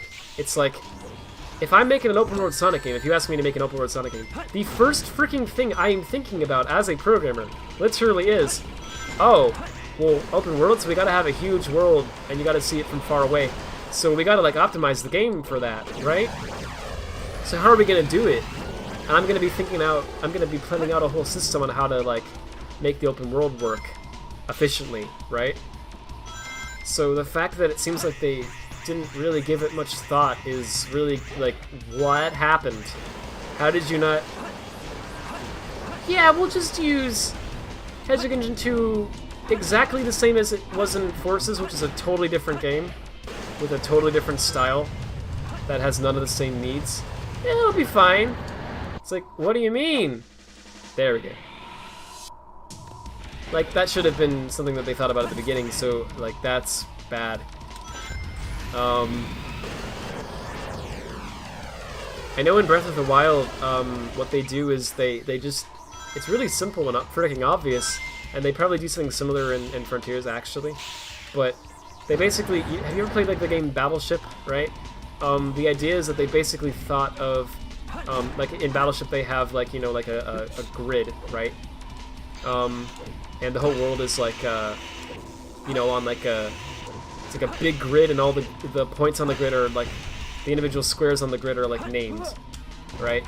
So it's like, I don't know, like 2B or whatever, right? Best character, but anyway. Jokes aside. You know what I mean, like, in Battlefield it's like that. Sorry, Battleship, it's like that. So, in Breath of the Wild, what they did is, they just, oh no, please, why? Doggone it. It locked my control when I hit the dash pad, so I couldn't move. And then it just threw me off the side of the world. Okay, this is the one, guys. This is the one. So in Battleship they have like a grid, and all the points on the grid are like named, right? So what they did in Breath of the Wild is they just have like a top-down view of the world, and they just have it like, okay, we're just gonna have a grid like Battleship, and we're gonna have all the points named like that, and each of the squares on the grid with a name assigned to them is gonna be like an individual, like almost like its own little level, right? And then you just put all the levels together and it makes the big open world. So that's what they decided to do, and that approach turned out to be really good because it was really simple. So the devs could understand it really well, and they could optimize it really well, and the artists understood it well too. They were like, oh, okay, I get it. It's like a grid, and so you just have to make the level fit in with the other parts of the grid, and it's all good. And so so they programmed the engine so that it's like there's a certain, you know, range around Link, which is like the viewable range. So it's like as far as the camera can see, and so they know how far that range is because they said it themselves. And so then they just program it so it's like, okay, we'll find all of the, you know, squares that are intersecting with that range, and those are the parts of the map that you currently have to draw, right? And I mean, yeah, it's as simple as that. Click on it. No. I want to go on this. Yes. Gotta be real careful on this freaking. No! I didn't touch the stick! Okay, we're fine. Freaking whatever, we're fine. Oh no. Why? Hey, EM2458, how you doing? Man, I need to play as a 2. Yeah, it's fun. And also, hey, MarkyBoy56545, I'm sorry, you've been here a while, and I didn't say anything, I'm so sorry. How you doing?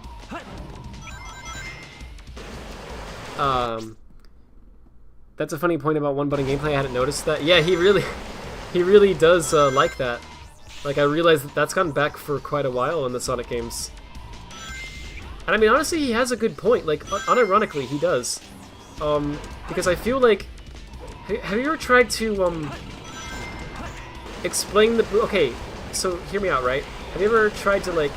You know, y'all have, like... Any of you have, like, parents who are not gamers, right? So I do, right? My parents are not gamers at all, they don't. My mom, like, plays some mobile games, but that's all.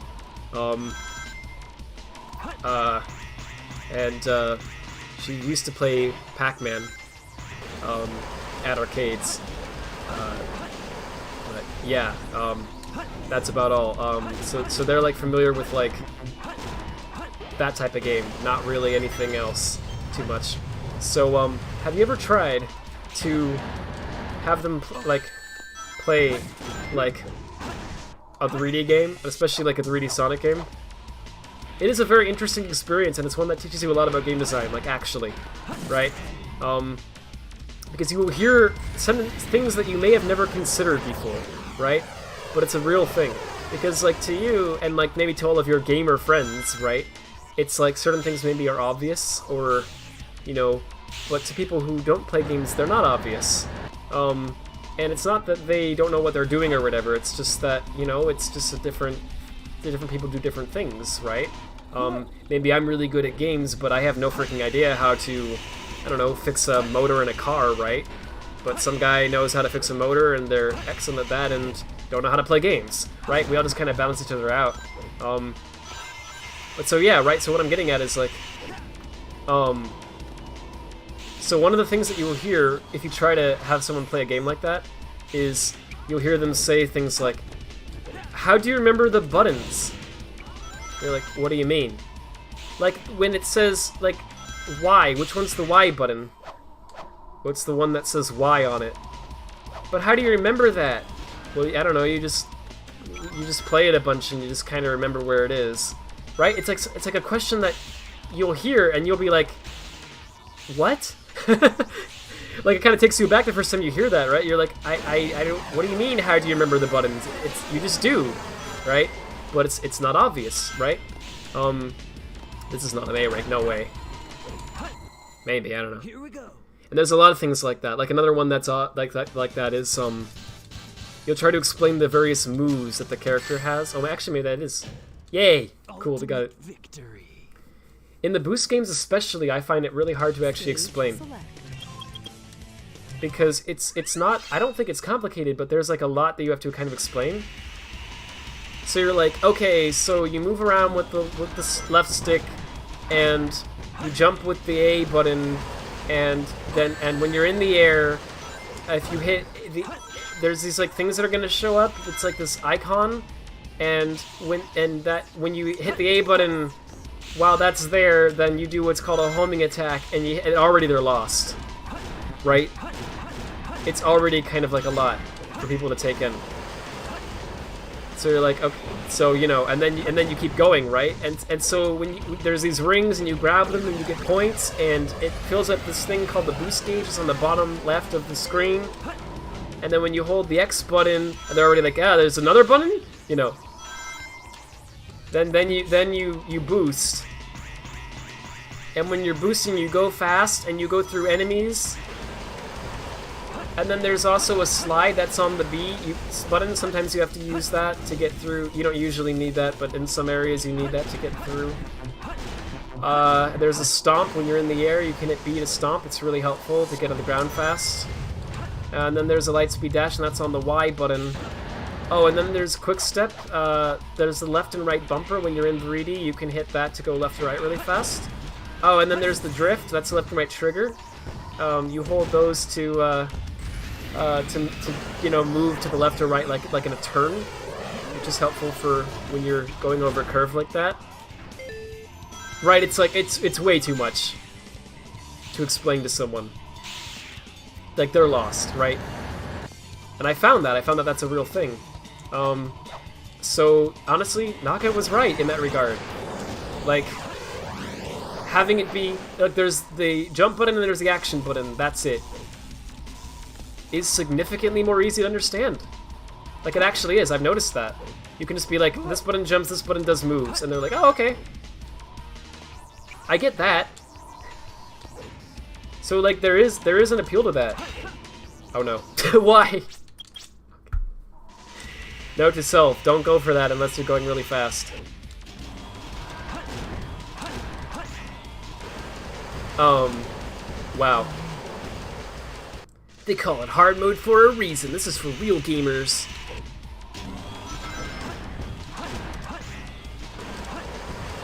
But yeah, so like he has a point, right? Actually, like, it is better to simplify the gameplay if you can. But obviously I think Balan Wonderworld takes it way too freaking far. There's nothing wrong with having 2 buttons instead of 1, right? That's not gonna overwhelm people. If it does, then we have bigger problems here. And also, for kids, a lot of the game design idea is like, oh, it's for kids. But it's like, look, when I was a kid, dude, I played games, right? and games did not just have one button, and I understood them, right? It wasn't, how the frick... Whatever, I somehow lived. You know, it wasn't complicated to me. I think if anyone understands video games, it's kids. You know? So to dumb the design of the game down because, like, oh, kids won't get it, it's like, yes, they will. They will if you don't treat them like idiots.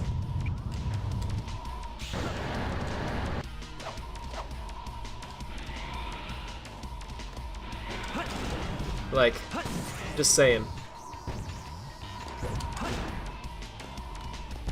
Make a good point, Rad, but then I think about GTA 5 Breath of the Wild. Those games have a ton of controls as well. Right. But you'll notice that a lot of, like, more casual players don't utilize a lot of the controls in these types of games.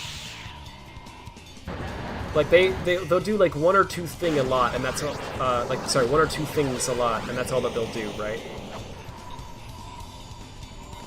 You'll learn early on, like, whatever, like, oh, this is the jump button, and this is the attack button, and then, oh, I guess there's a few different attacks you can do, but whatever. Right? And then that's all that they want to learn. And so then, you know, you're just going to use the one attack again and again and again and again. And it's not the best way of doing it. There's faster ways and ways that give you more points and whatever. But a lot of people just don't freaking care. They don't want to bother to learn all that. They just want to have fun. And so they're just gonna remember the one way that works for them, and that's all they're gonna use, right? So it's interesting, right? When you start thinking about game design this way, you remember that there's like people who are not inherently gamers, and it's kind of interesting to try to design games around those people as well, because you have to try to make it appeal to both groups, right? And it's a little hard. It's a bit of a trade-off. But I think the early Sonic games do that really, really well. Like, extraordinarily well. Like, the classic games, it's literally, like, it's like one button. I mean, think about that. Actually, Naka's design, right? It's one button. Because, you know, it's just jump, that's it. And then when you're on the ground, you can... well, I guess you also hold down, right? But I don't even think of that as a button because it's like just the directional pad. It's just your movement. It's like a D-pad and a button. That's freaking it. You want to spin dash? Down and A. You want to jump? A. You want to roll down. That's it. Can you get that? Good. You got Sonic, right? That's all you need.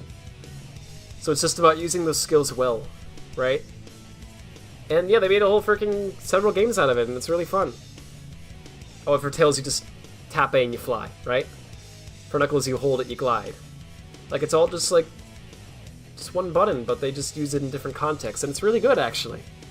It's done really well. It's not hard to explain that to someone. If you try to tell them how to play the classics, you're like, yeah, you hit J to jump, hold down and hit A to do the spin dash. That's it. Okay. So, like, I don't know.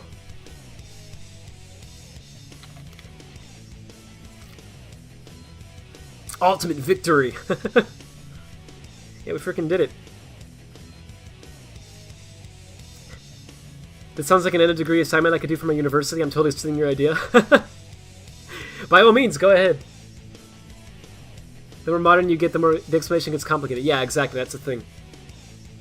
Because like, right, like, because there's something wrong, I don't think, with having a lot of moves, but there is a trade-off, right? Like, there actually is. I'm just saying, I think Naka actually does legitimately have a point, but you can go too far in the other direction, which he certainly did with Bland, right? That game is way too simple with the buttons. It's like, it should have had more buttons. Like, there's something about, like, sometimes something that might seem more complex actually makes things more simple, right? So sometimes having another button actually makes it simpler. But sometimes it does the opposite. Even with the classic games, you got people who never spin dash or even roll. Yeah, it's true. And how many times will you see, like, people play game, like, okay, like, if you ever watched, like, the Game Grumps play Sonic games, a lot of times you'll notice something, like when they play the boost games, Aaron doesn't like to boost. I don't know why, but he doesn't like to boost. So a lot of times he will just not boost. He'll just run. And it's a bit frustrating to watch, right? Because you know that the entire point of the freaking game is that you boost, right?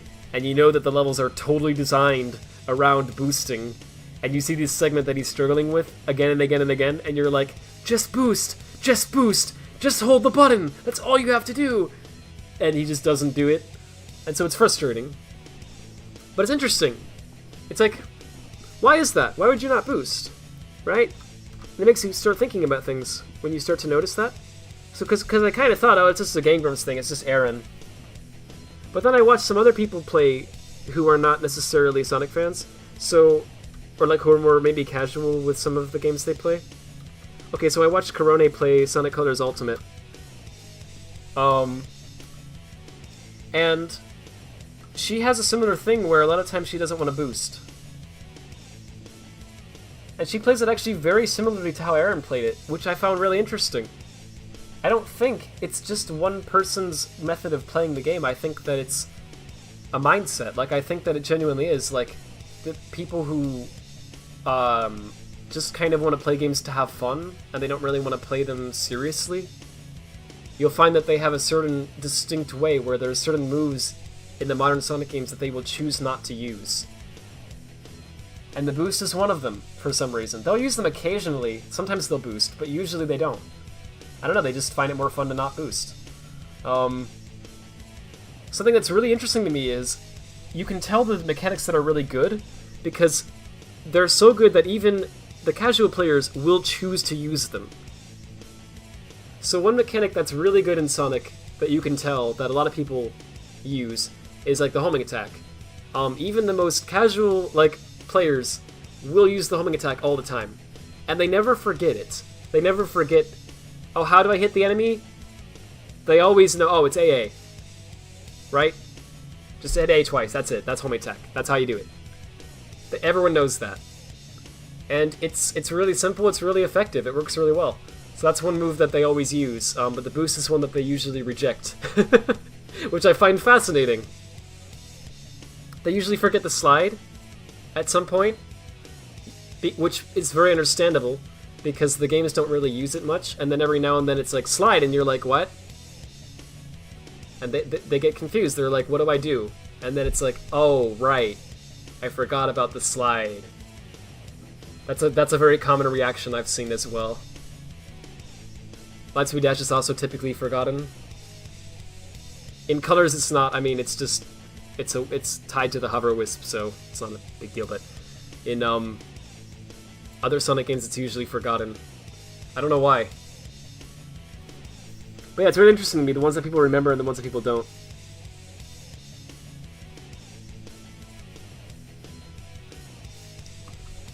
Anyway. I think I'll read the chat a bit more.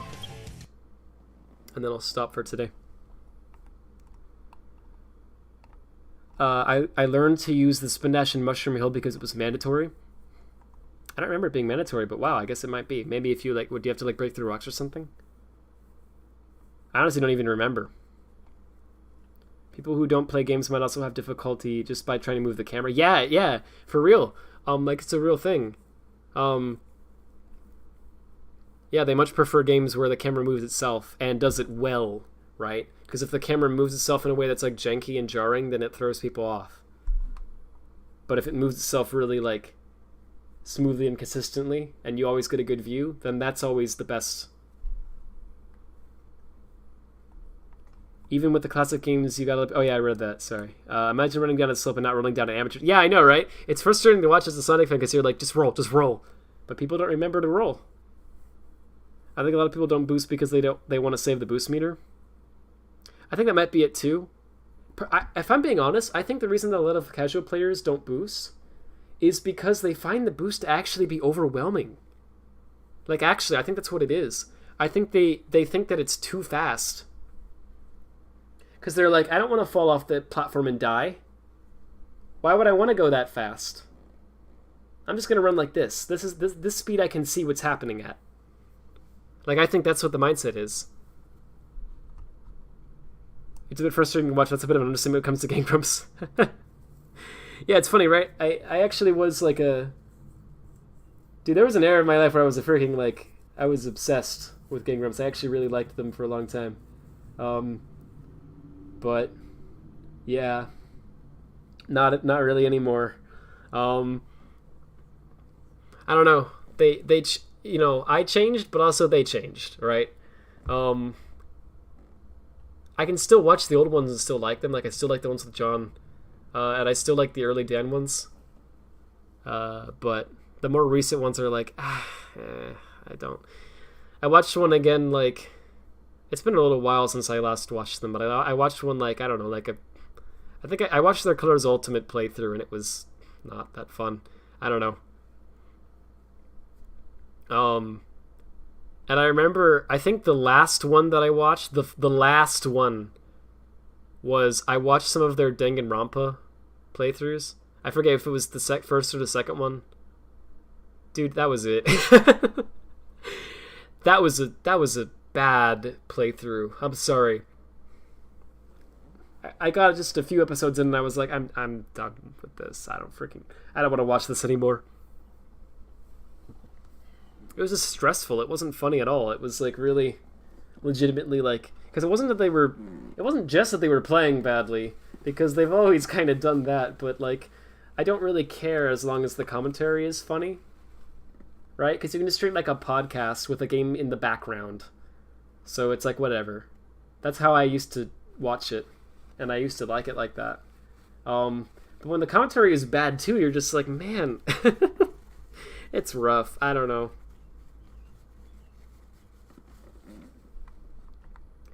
But yeah, sometimes the game rooms are really frustrating, especially the modern ones. Yeah, a lot of them are really frustrating to watch. So, I get that. Colors makes you stay boost most of the time, though. That's true, I guess.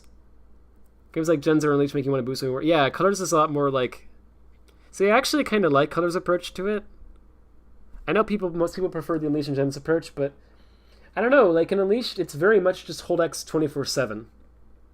You know, because you're always getting rings, you're always getting enemies, you pretty much always have boost in your meter, right? So it's very much just like hold X. And, you know, it's fine, because Unleashed is kind of designed around that, and it's testing your skill and stuff a lot. But, I like Unleashed, don't get me wrong, I really like it a lot. But that's something that I always thought was kind of, like, if you're going to say boost to win, like, that's actually kind of an example of that, right? But I think Colors does kind of a neat approach with it. Like, what they do is, the idea is just, okay, we're going to limit your boost. And so, yes, it's artificially limited, because the only reason that it's limited is because they won't allow you to have it, right? And so you can make the argument that it's bad because it makes the level more, like, dumbed down and automated and whatever. And also it makes it, like, it's like, less of a unique experience, right? Because the thing is, like, it isn't like, oh, I get to play the level how I want. It's like, I have to play the level the way the level designers wanted me to play it, right? So you can argue it's a bad thing in that regard. But I think it's overall a positive thing, because here's the thing, right? Yes, the level designers get to choose where the boost wisp go and where they don't go, right? And so in that way, it's up to them. But you get to choose when you boost and when you don't, right? So you get to choose if you want to save it or if you want to use it right now. And so just because they give you boost in this one part of the level doesn't mean you have to use it there.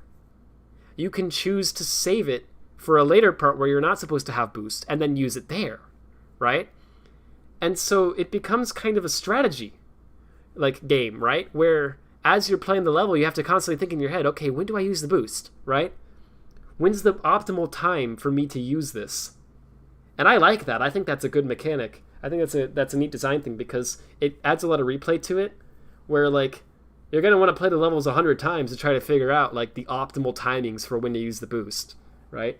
And when you actually do find, like, the best timings, it pays off because you get better times and you get better ranks. So I think Colors was well thought out in that regard. I don't know if it was on purpose or if it was an accidental thing. Like, I don't know if they even thought of that. You know what I mean? Because I don't know. Like, I don't mean to be rude, but like with Muro Kishimoto's games, a lot of them I don't know how much of them are thought out and how much of it is an accident. You know what I mean? but I personally think that that's a good design thing in colors. But I know that might be an unpopular opinion.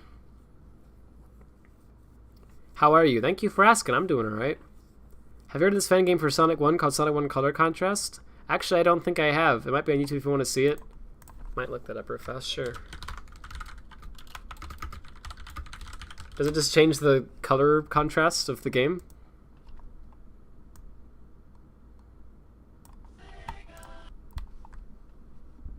Hang on. Look at this intro. It's amazing. Okay. Oh.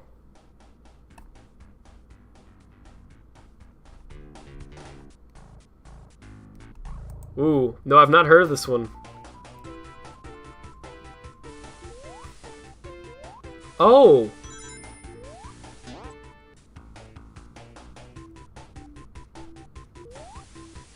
What the frick? Well, that's a really weird ROM hack. It's interesting.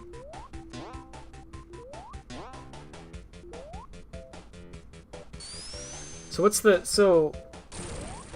what's the like so is the gimmick just that like the levels are like grayscale? What is the Oh. Oh, okay. Wait, so as you get the 1-ups, does parts of the world become colorful again? Is that what it is? Yeah, okay. Oh, neat. Well, that's a good idea. Does the music get, like, more in-depth, too? Maybe?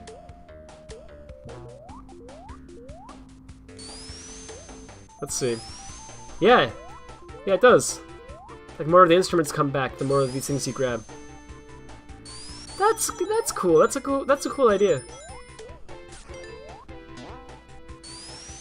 So you're like fixing the game is kind of the idea as you're playing. That's neat. I like that. Thanks for showing me that. That's a cool idea. Sonic Frontiers doesn't even explicitly show a visual cue when boosting. Yeah, I noticed that. If you think people didn't boost before, they definitely won't be boosting now. You know, it's interesting that you mentioned that, actually. I think... I'm not gonna lie, I don't know why, but I actually think maybe more people will boost in Frontiers? I don't know exactly how to explain why I think that, but I think the reason is that people didn't boost before because they thought it was overwhelming, it was like too fast. But in Frontiers, his default speed looks very slow. Like, even for casual players, it looks slow. So I think they're gonna want to go fast. I think you're gonna want to be like... Because I've noticed casual players in like Breath of the Wild, for instance, they will want to run still, right? They don't want to go at like walking speed, they want to run. So it's not that you don't want to move quickly at all, it's that you just don't want to move as quickly as you do in the boost games, right? So I think because of the fact that the boost, or whatever you want to call it, in Frontiers is so much slower, I think people actually will use it. But we'll see. Giga Chads know every Werehog combo. That's quite a lot of combos to memorize. There's a monitor that brings back the music. I see. That's a cute idea. You may say one was onto something with the homing attack. Yeah, honestly, I think it was. Your second cut is because you had to stomp, and the game didn't tell me to, and you forgot. Nice. You forgore. Yeah. Yeah, that's the thing, right? People don't think about it really when they design games a lot, but like it really is important how you like how the mechanics are laid out, and you need to make them really like obvious. It's not just Green Hill. Let me skip ahead to like a later zone then. Cool. Yeah, that's cool. That's a neat idea. I wonder how they like. I kind of wonder a bit about how they did it, because These games are like using different color palettes, so obviously they're like changing the palette. But they're only changing certain palettes, right? So I guess they have to like have some method of differentiating the... I don't know. I don't know what I'm trying to say, but it's neat. It's a pretty cool ROM hack. There's military before because there's a gimmick where a vine grabs you. You can't go fast enough normally to break it, so you gotta spin dash. Oh yeah, that's right. I need to play 3 Knuckles again. It's been a while. I guess I will when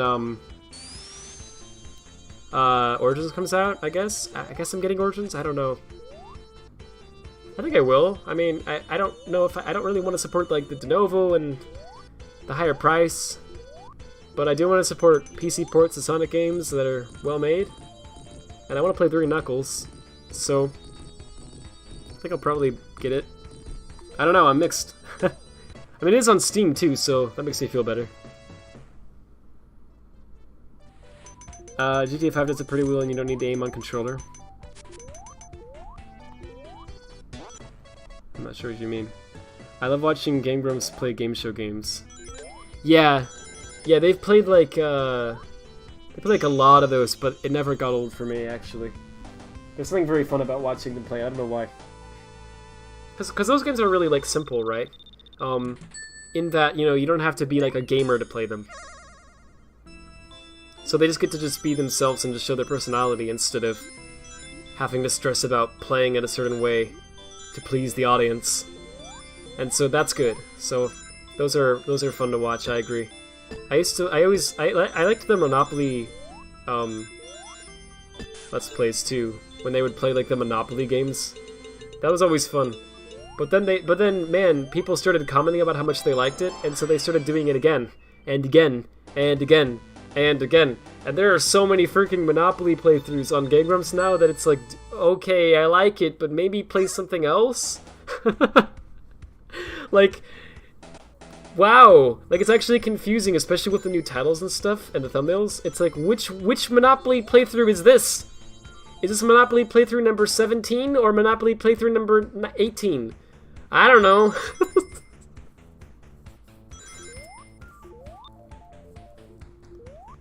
Even especially just black and white. Oh, you're right. I like subconsciously noticed, but I didn't like notice. That's really cool.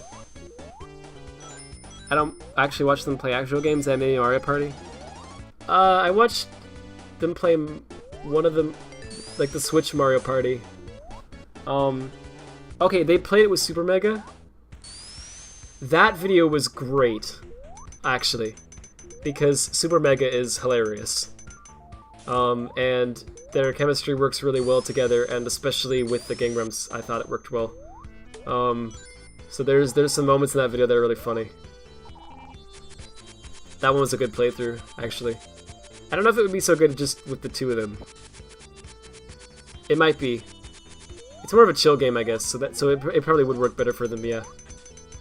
But anything that's like a gamer game, do you know what I mean? Like something where it's like, oh, you have different levels, you gotta level up, you know? You gotta grind. Or, oh, you gotta have really, you know, it's about the physics and momentum, and it's about mastering the skills. Yeah, it's not those aren't games that suit Game Grumps well. Because they just, I don't know, right? I don't mean to be mean. I don't mean it in a mean way, but they just aren't very good at games, despite their name. So, and oftentimes it stresses them out, where like, you know, Aaron will die again, and it'll be partially because the game's hard, and also partially because he's just not very good at it, and he's not paying attention to what he needs to do, and then he'll like scream, right? And it'd be really mad, and it'd be cursing the game out, and it's like, yeah, it's more of this. Nice, we got that Genesis lag. Definitely in colors, I say my boost a lot more often than any other game. I'd say for the 2D sections. Yes!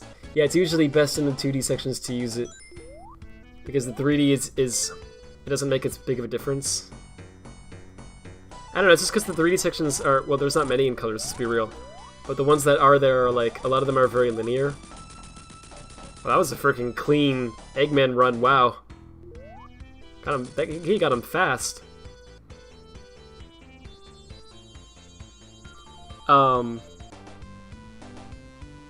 It said I was trying to optimize it so you can keep boosting as long as humanly possible. That's cool. Oh, it's this hack. Yeah, it's kind of neat. It's kind of a neat hack. Mario music sounds a lot different. Yeah, it did sound really different without the instruments. Once everything gets, it will flash. Oh yeah, I noticed. That's cool. And yeah, I see the switches are black and white.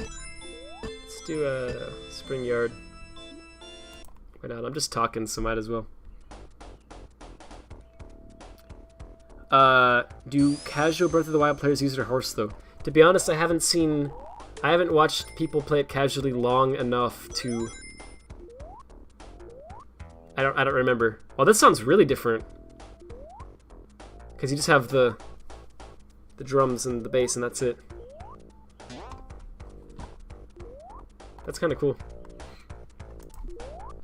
Yeah, I don't really know, but honestly, I don't know. I wouldn't be surprised either way. I think a lot of people probably forget they have the horse.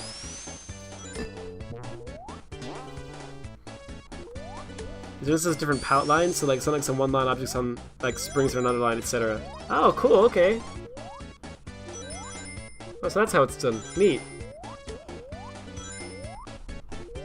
Get Sonic 3 Air when Denovo's removed, I'll get it. Yeah, right, I don't know. Cause I want to say that. I want to say, yeah, I'll get it when they get rid of Denovo, but like I don't know if they're gonna get rid of Denovo is the thing, right? Because they did get rid of it from Mania, but that's only because I don't know, I feel like that was an exception.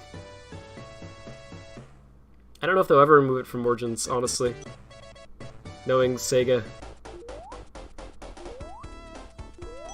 Which is sad. You know, this is gonna sound bad to say. Gosh, they destroy those bosses really fast. It's probably part of the ROM hack, right? Like, there's no way.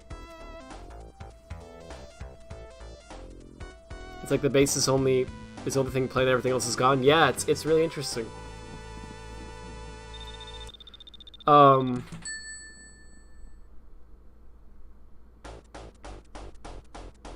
was I gonna say? I'm totally blanking. I was just saying something. Yeah, Denovo. Something about that.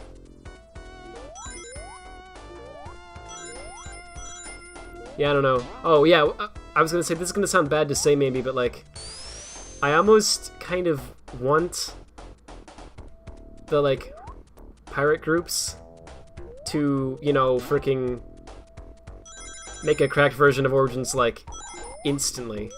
You know what I mean? I want them to, like, make a version, like, within the first week of the game's release. Like, straight up. And the reason I want that is not because I want to pirate it. It's because I want a point to be proved, right?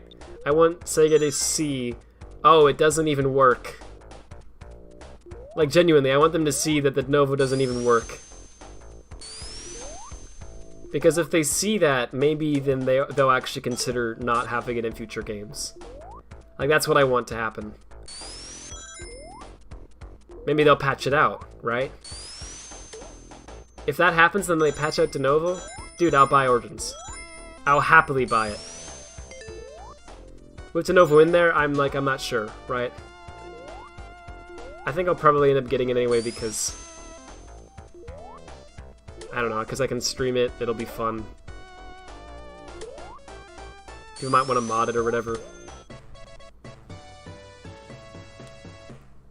But I feel a little guilty about buying it with Denovo and they're not gonna lie. Because you know they say speak with your wallet, and it's true, right? Don't fall apart, speak with your wallet.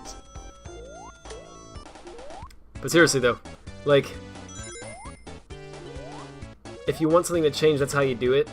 Because as Sonic fans, we very often are like, this is so bad, and then we buy it anyway. And it's like, well, they're not going to change it if you freaking buy it anyway, right? But it's kind of, it's like weirdly hard for us to not buy it. I don't know why. Right? They forget they got us, is the thing. Sega's got us. They know that we're like that. They've got us figured out. So if we want something to change, we have to actually legitimately commit to it. We have to say, okay, no, we're not buying this.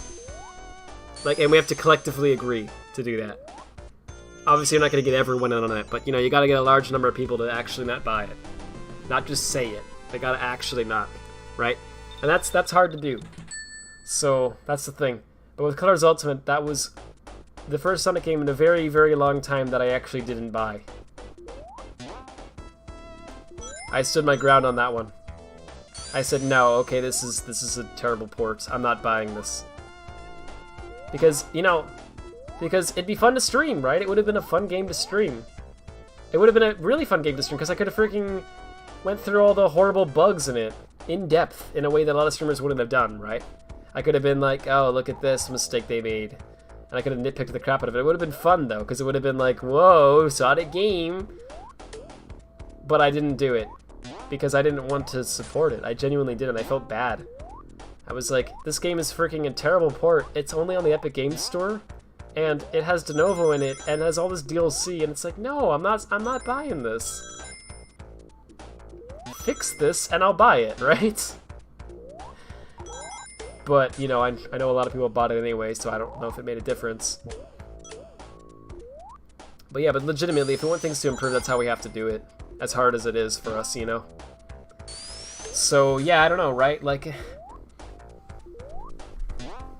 So, I feel like it probably would be better not buy Origins just because of de novo to prove the point. But I also feel like, if I'm being perfectly honest with you, it's not going to matter at all. Because so many people are going to buy it. Like, that game's going to sell well. You just know it will.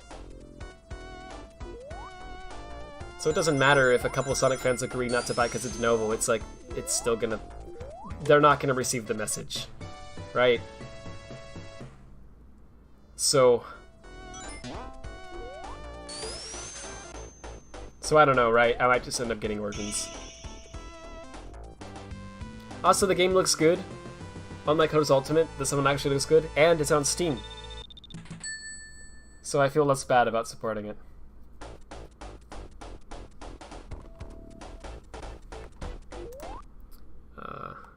Oh, there's a final zone as well. Oh, that's cool.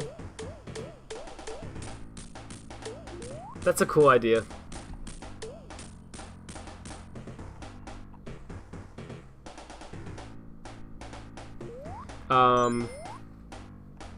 Let's see. We were talking about auto cameras earlier. Oh, that's what GTA was. Got it. Thank you for clarifying. Also, the auto aim is crazy. I've heard such. Oh my gosh, this is really cool looking. I wouldn't watch gamers play Elden Ring. Not more than one episode at least. Oh gosh. Yeah, I haven't watched... They probably have played Elden Ring because it's like a popular game, so of course they're gonna want to make a video about it, right? Yeah, I haven't watched... I feel like that would be a bad Game Grumps playthrough. Though, I will say... There was one game that was similar that Aaron played once on there, where I was surprised because it broke the rules, right? Like, give me 1 second, sorry.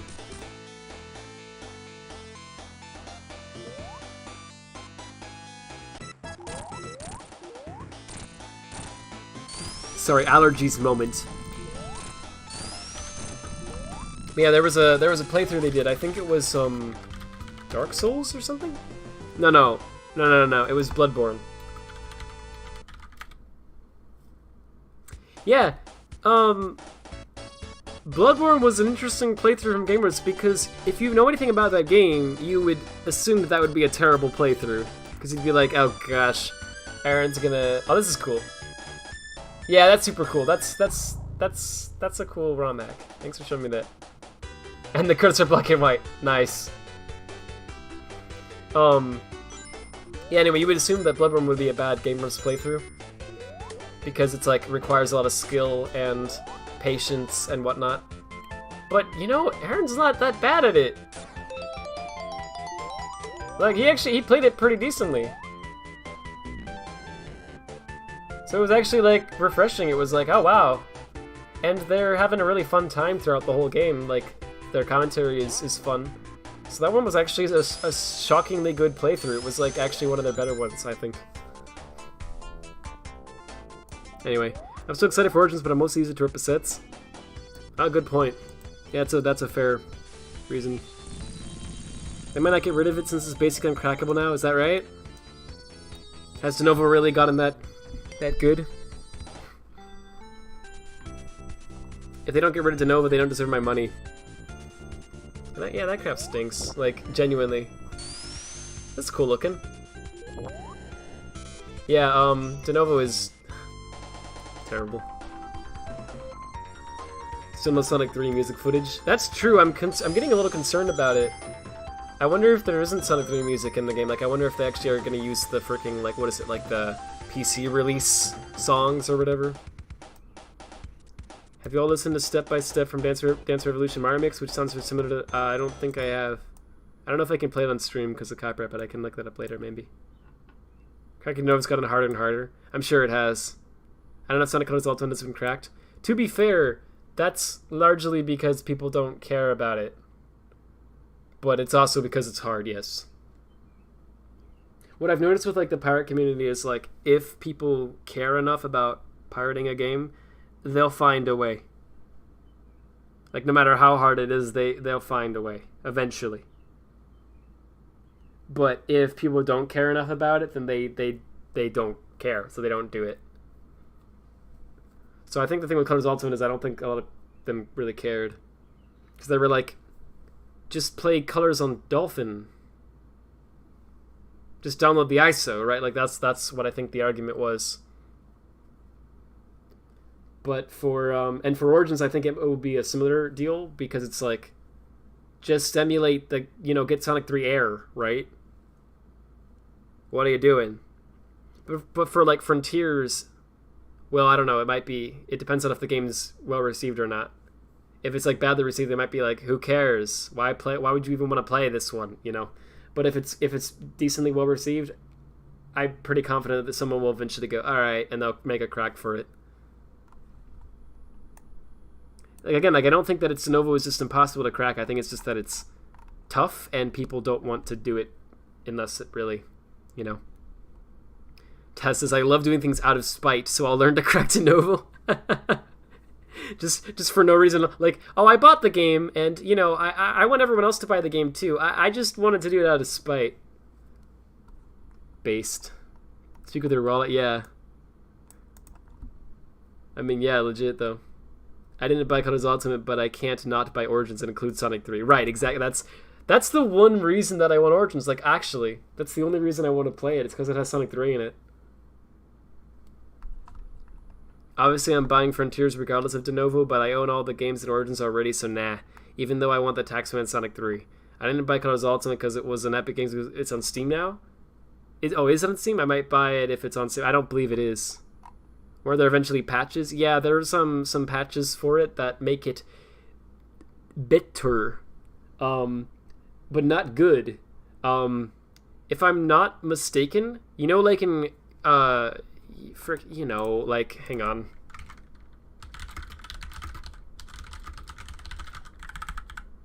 In like Starlight Carnival Act 3, that horribly glaring freaking issue that was visible to everyone from the moment they first showed off the level, where he starts the level, freaking... Love these load times, by the way, they're just great. He's freaking, like, in the air. Good. Slowly descending.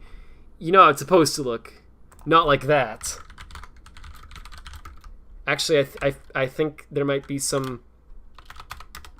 There might be some people watching who maybe are not very familiar with Colors. Because there were some new people today, I don't know. Here's how it's supposed to look. Right, he falls, he does a little grin, and then he blasts off. But in Colors Ultimate,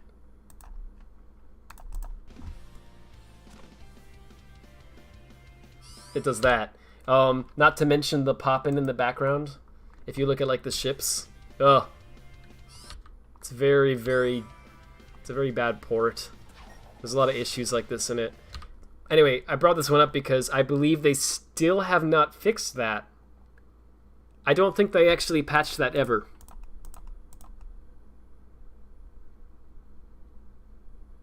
Would have been a really simple fix. That's literally just a broken animation. Just freaking fix it.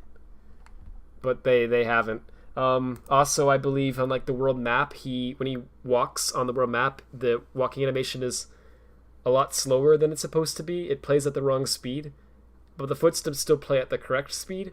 So they no longer sync up with his walking animation, even though they do on the Wii version.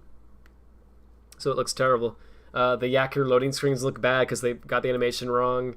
They still have the bad visuals with like all the over excessive bloom and whatnot, and a lot of the shaders and stuff are missing and are outright just cheaper versions. When you boost, it used to be.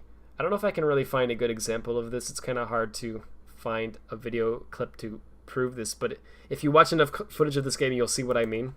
So it used to be in colors that when you would boost, the edges of the screen would blur, and the center of the screen would not blur. And this was on purpose. This is by design, because you're looking at the center of the screen most likely, right? That's usually where Sonic is anyway. That's where the game tries to keep Sonic. And so, not blurring the center of the screen means that you can see where you're freaking going, even when you're boosting at top speed, right? But having the edge of the screen blurred still is good because it adds a sense of speed to your character. It makes you feel like you're going faster without disorienting you, and making it so you can still see where you're going, right? So it's really nice, like, it's the best of both worlds. In Ultimate, they didn't port that shader correctly, they just did it the cheap way, so they didn't want to, like, bother porting the actual shader. So they just wrote their own really cheap, like, blur shader, and all that it does is it just blurs the whole screen, right? It just smears the whole thing. And so it's very hard to actually see where you're going when you're boosting in this game, which explains why people don't boost when they play it. Yeah, here you can see there's more boosting in this level typically. Gosh, it's so bright.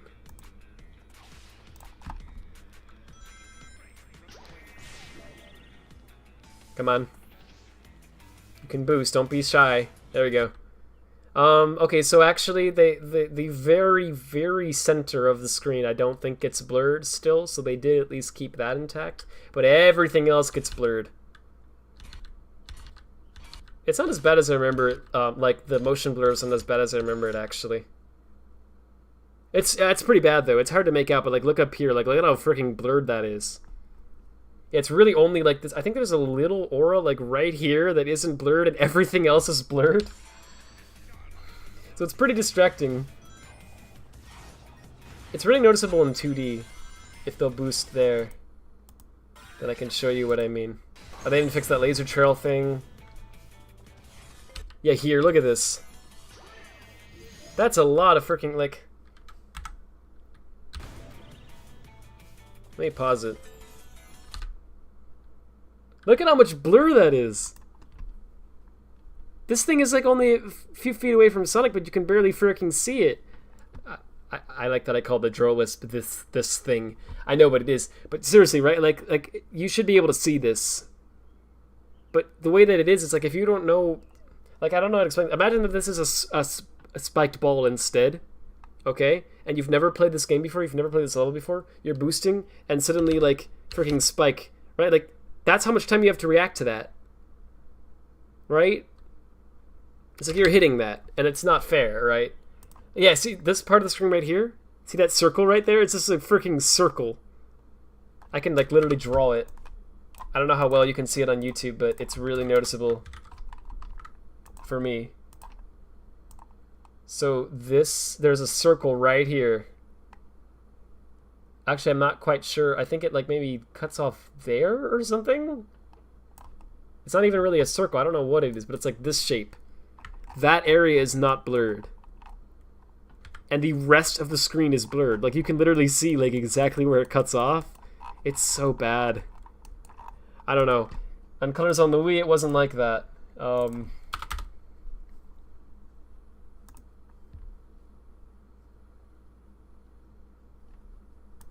This will eventually load. Yeah, there. That's how it's supposed to look.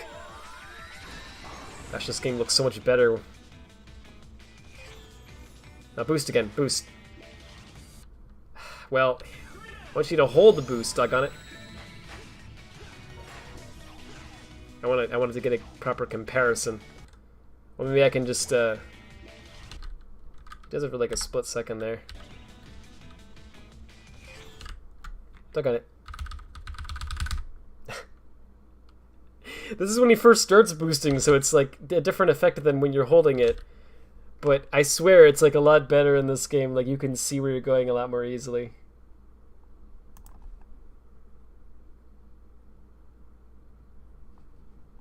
Like they blur the edges, but that's it. See? So like the edge over here is like super blurred. And so it gives you that exaggerated sense of speed. Don't make the IGN joke, I swear. The exaggerated swagger of a hedgehog. Yeah. But the center is not blurred at all, so you can totally see where you're going still. It's good, I like it. Anyway, sorry. The point is, there's a lot of things like this that they just did not fix in the game, even with all the patches. But they did fix the most probably important things. So they fixed the seizure bug on the Switch. That was good. Thank you for that. They fixed... I heard that they fixed the audio mixing, so it doesn't... It's like almost correct now, but then some people I heard said that they actually made it worse. So I don't really know if it's better or worse. I'd have to play it myself, and I'm not going to freaking buy it. But I heard that they at least tried to improve the audio mixing, which is good because it gave me a migraine the first time I heard that game. So because of the audio, because it was rapidly bouncing between my ears, and I'm actually kind of sensitive to that. So thank you for that, Blind Squirrel. I really appreciate that. And they apparently made the game crash less often. It still crashes, but not as frequently. So the likelihood that it'll crash while it's saving and then corrupt your entire save file is still fairly high, but not as high as it used to be. So, And they did something else. That's it. That's all they did. If I'm not mistaken. There was like one other thing, I can't remember what it was, but that's all. That's strange, it isn't a perfect server. Yeah, I don't know why they made it like a weird shape. I don't get it. I think they were just trying to replicate the Wii one and they didn't know what they were doing, and that's the closest they could get it. I don't freaking know. I mean, it looks fine as a placeholder. If this is like a test, you're like, well, we want it to blur the screen, but we'll code that later. This is just an example of how that might look. Cool, that's fine. Like as an alpha build or whatever, that's fine. That's not the final product, right? So that's when it becomes bad. Yeah, there weren't many good patches is the thing.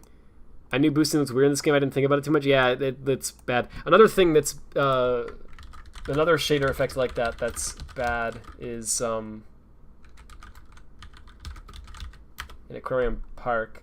Oh, look at this. Okay, they have a segment where, well, yeah, when you go under the water, they screwed up the shader. So it's supposed to be. Man, it's actually hard to point this one out. It's very noticeable in, like, when you watch more people play it. But, okay, so it used to be in colors that they have a shader that is used under the water to make the water kind of have this neat looking effect to it, where it's a little bit like the shadows are a little different and everything under the water, and there's like kind of reflections and such. It looks like you're under the water, basically. But in Colors Ultimate, they had trouble porting that, and so what they decided to do was they made it so that as soon as you come in contact with the water, like, yeah, like the actual frame that you come in contact. This is not a very easy way to see it, but it's really obvious in other spots in the game. Literally, the moment that you come in contact with the water, they just make the whole screen blue. So I don't know if you can really see that, it's kind of subtle, but the whole screen becomes blue. And that's a shader that they just throw on the screen because it's supposed to look like you're underwater now. But, you know, it activates before you're actually under the water. So, like, you know, it's supposed to activate when you're under, but you're not under yet, right? Sonic is technically under the water, but, you know, the camera isn't.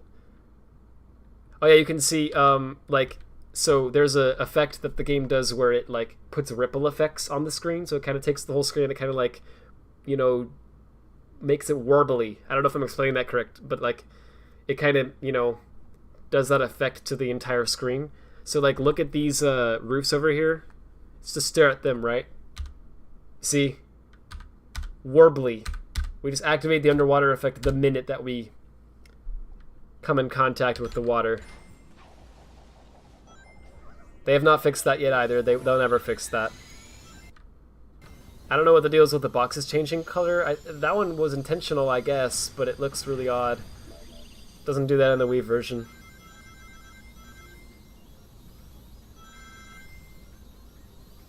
Also, for some reason, they made this the Lost World theme. I don't know why. Yeah, look at that. That's the underwater shader in this game. Sonic's head! Whoa! That's funny. Look at that. Hang on. Guys, Short Quill Sonic? I don't know, dude. I think this is my favorite version of Sonic. It's freaking... Sonic has a big head. That's funny. Yeah, something about the shader is weird. I don't know. They didn't port it correctly. Look at how blurry that thing is, even though you're like right next to it because of the, you know, circle. It's just great.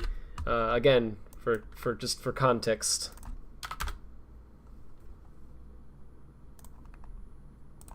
In the Wii version, it doesn't do that.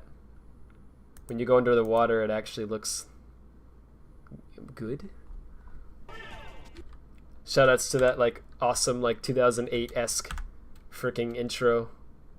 Like, not that old. Like, 2013, I guess. Okay, so, like, when does he go under the water? Okay, there. The ripple effect doesn't apply the moment you go under the water. It only applies to the part of the screen that's under the water, right? So, like, if you go through this frame by frame, see, he's under the water now, and look, the screen still looks the same, right? Like you would expect, it still looks great. It's only when you go under the water, like this, that the shader actually kicks in. It's right here. And so now you can see there's like the warbly effect in the background.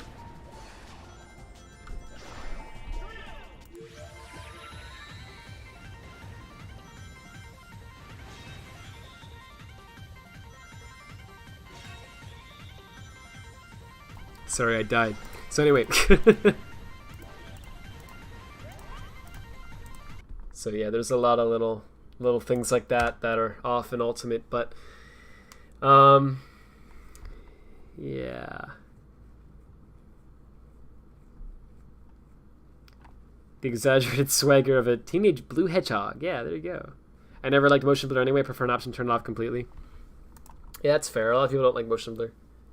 I don't like it in most games. I like it in Sonic games when it's used sparingly.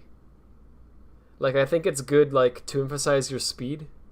I think it does a good job of doing that. But it's obviously not good if it's to the extent of being, like, over the top and distracting. If you can't, like, focus on what you're doing, then it's not good, right? So, I think Colors does a good job of... It's one of those games that does a good job of balancing it. Where, like, it's like... You know, it's there, it's very noticeable, but I don't think it's to the point where I can't play the game. I can totally see what's going on still, because they thought it out enough to make it like, okay, we're going to disable it for the center, right? Which I think is cool. Unleashed and Generations also have really good usage of motion blur, in my opinion, where I don't think it's too much there. But yeah, Colors Ultimate has it too much. And Frontiers seems to just kind of be putting it everywhere all the time. It's not just the center of the screen, it's like the whole screen is blurred. So I'm not a fan of that. It looks like they're using motion blur everywhere for everything, which I think is a bit much. I get that they're trying to make it feel faster than it is, but I don't think that's a good idea in this case. I don't know, but so it would be nice if you could turn it off. The motion blur can be turned off in Sonic Colors Ultimate. Oh, really? I didn't know that. That's good, actually. But I hear that the laser indicator got screwed over. Yes, yeah. It's actually really, like, that's really bad, that issue. Let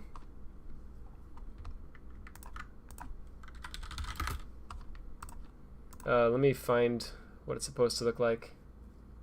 See, the fun part is you gotta find a video where someone actually bothers to use the laser. And that's not always the case. I mean, this would be a spot where you would use it, right?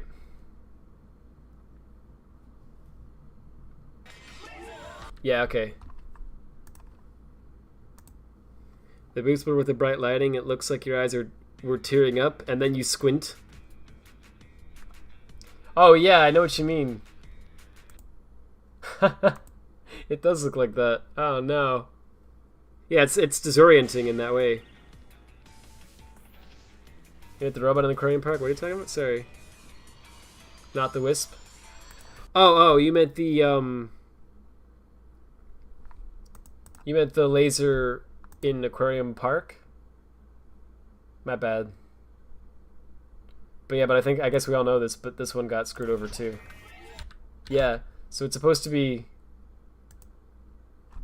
It's a little hard to even notice, but it's supposed to be that, like, you got this nice blue line that shows you, like, where the laser's gonna go when you release it. But in this game, they somehow managed to screw that up, so you can barely see the line at all. And when you release it, even the trail here you can see is, like, incredibly... It's supposed to look like that. They made it look like that. Just freaking amazing. Sometimes it flashes the correct color for a second. It didn't this time, but sometimes it flashes the correct color. And so clearly it's like, well, they almost had it. I don't know what happened. It's weird. This game's weird. Yeah, what a mess. It's freaking, like, contrast. Right? It's supposed to be, like, colorful, right? Like, it's Sonic Colors, right? Like, look at this. It's supposed to be freaking bright orange. We did this to it.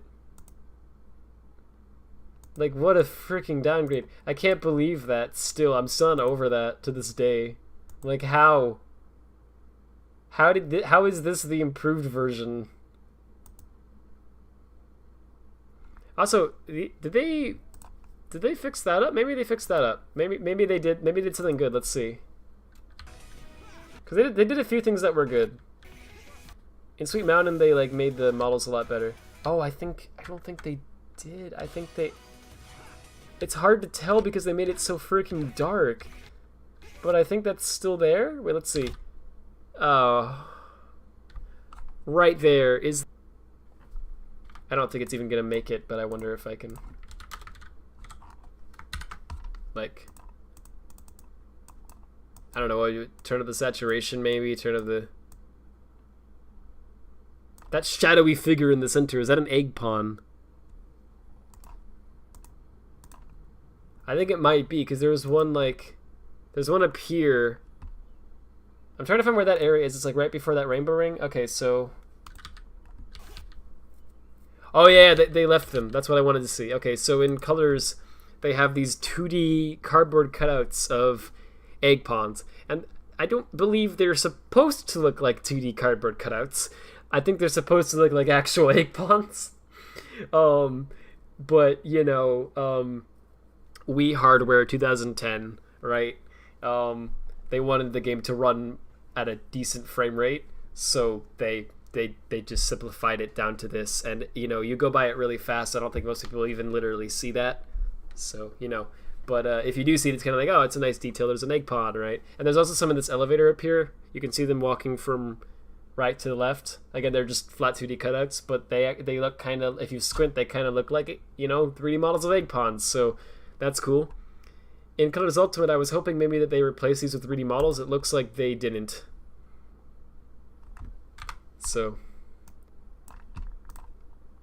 that is still a completely 2D. It's hard to see, but it's still a 2D cutout.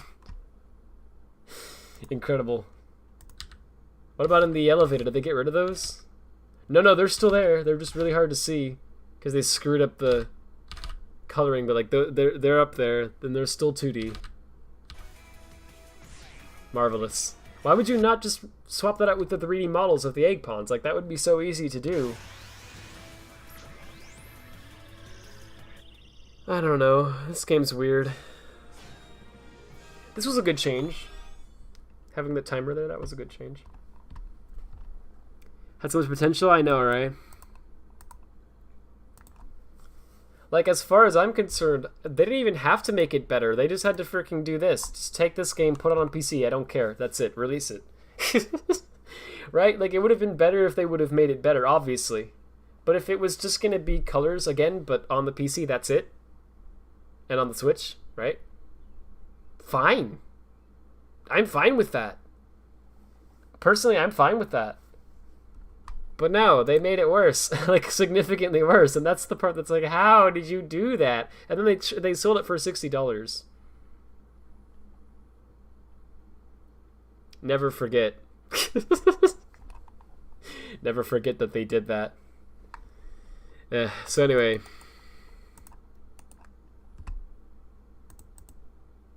Yeah, I don't know what else to say. I actually, like... I'm going to wait and see with Frontiers. I still think the game looks really rough. I still am disappointed and upset that it is in the state that it's in, because, like, why, right? You had 5 years of time you could have spent to develop the game. You have money from the Sonic movie. You have plenty of criticism from all sorts of people that's right on the money. It tells you exactly what the problem is. Why do you not get it yet, right? How is this still happening where you're still, like, screwing it up? Like, that's the part that is just baffling to me. It's like, just your multi-billion-dollar company, just make a game. Why can't you just make a game, right? So I still definitely feel all of that. I feel like that with this game. That hasn't gone away. But I'm feeling more confident in it, if I'm being honest with you. The more that I'm seeing of it from these little bits here. Like, yes, this is extremely linear and automated, and it's not exactly riveting gameplay, but it's a neat idea that this monster comes and runs throughout the world, and then you get to chase him. That's a neat idea. And I don't know, right? Like, I lost it, but that screenshot of let me find it.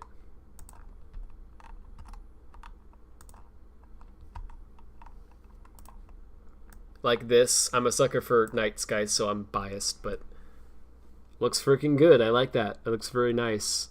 That feels like a world that you can get kind of lost in it. And again, I think they do a really good job of selling you on the sense of the scale in this world. With some of the images I'm seeing and the video clips I'm seeing, it really does look like, wow, I'm this teeny tiny little blue guy in the corner here, and that thing's freaking huge. It's gonna crush me, right? It looks really good in that regard. So that's exciting, and I want to see the cyberspace levels. I think those will be interesting. So there's stuff that I like. So we're gonna wait and see. We're gonna see what happens with Frontiers. With Origins, I don't know. I'm still not like excited for it, but I think it'll be fine. I'm excited for Sonic 3. I like the animations.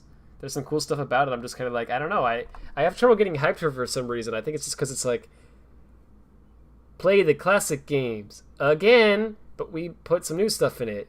That's cool, right? It's like, well, yeah, it is.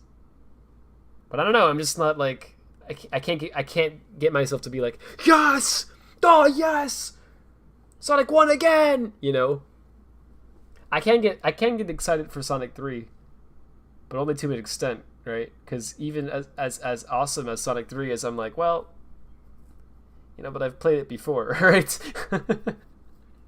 But yes, but I am excited for Sonic 3 in widescreen officially. That's cool. So I don't know. We'll see. I'll probably end up picking it up. I don't know though. I'm honestly not sure if I will. I guess it depends on what you guys want. Do you guys want to see me play Origins, or do you not really care? Like, you can be honest. Because if people really want me to play it, then I'll play it. But if they don't, then honestly, I don't know, right? Like, I don't know if I don't know if I'll pick it up or not.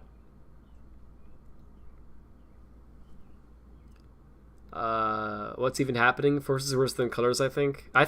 Yeah, I think so by a long shot. Yeah. Because Colors has a lot that's, like, wrong with it, and I'm realizing that more over the years. But there's also a lot that I think that it does right. I don't know. Forces is just kind of all over the place. Wow, $60. The remaster cost more than Forces? I believe it did. Yeah, didn't it? Let me see. I don't know, they might have discounted it now, but I'm fairly certain that when the game released, it was actually $60. Which is $60 too much. Let's see. Also, they did the freaking grid, you know. This is when this started. Look at this, is even worse. Choose a platform. Choose a version. Wow. Base game. No, actually, it's not worse because it's simpler than what the Origins had. It's just 2 versions, so it's not. It's much better in that regard. Digital Deluxe, Digital Standard, Base Game, Early Access, Player. Gosh, Early Access, because you get to play it a week early or whatever. It's like, who freaking cares? It's a 10-year-old Wii game. Oh man, I get to play it a week early. It's like, what the frick? You just need another reason to charge more. Like, sorry, that ticks me off. Player Icon Pack. Oh my gosh, Icon. You get that with this too, apparently. The Ultimate Music Pack. They took 3 of the remixes that they made for the game out of the game and sold them to you for an additional price, right? Because they made all of these remixes for every song in the game, but then 3 of them they decided, let's not give them that for free. It was what, Planet Wisp? I think it was the 3 Planet Wisp remixes, which, for the record, like, in my opinion, were not even the very. I don't mean to be mean to Tomiya, but I thought those were not my favorite remixes. In the game, like, I'm not actually a big fan of a lot of the remixes of Colors Ultimate, but some of them have kind of grown on me. I think the Aquarium Park remixes are actually pretty good. I really like the sort of like drums in Act 2. That remix, I think that's pretty good. And Starlight Carnival I just think it's a little bit too loud. I think they like made the song. It was already a song that was really like a loud song. You know what I mean? It's like really like in your face, and that's the point of it. But then they remixed it, and they wanted to make the remix even louder, and it's like, how are you going to do that without it sounding like garbage? Oh, you can't. I don't know. But in Act 3, I think they do it really well. They add this guitar onto it, and Jun Sanoe adds this thing where it's hard to explain, but it kind of, I've said this before, but it kind of has like a nice little thing they add to it. I can play a snippet of it. Why not? I'm going to end this stream for real.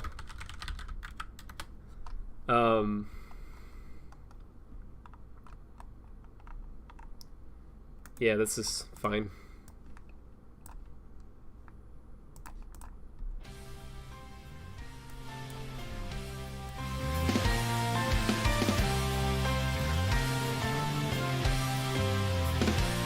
This is the guitar here.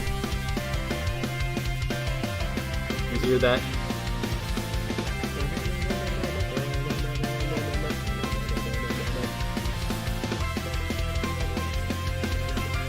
That's good. I like that. The original song didn't have that guitar there, so I thought that was a really good addition. So some of the remixes are good like that, But yeah, on the whole, most of them are kind of rough. And the Planet Wisp one is freaking...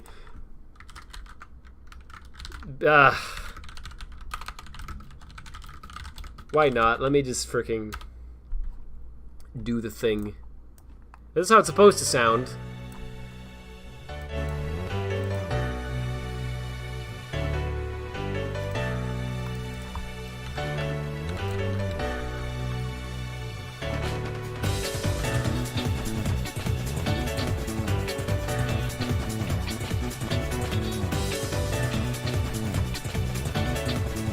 Might be a bit loud, sorry. I didn't mean for that to be loud. See, notice how it's extremely calm and peaceful, but it's still kind of upbeat. You still have the like kind of neat bass going on, and you have the drums that are going like tick, tick, tick, tick, tick, right? And so it fits the gameplay while also being extremely peaceful and kind of immersing you into the sort of world that you're in, right?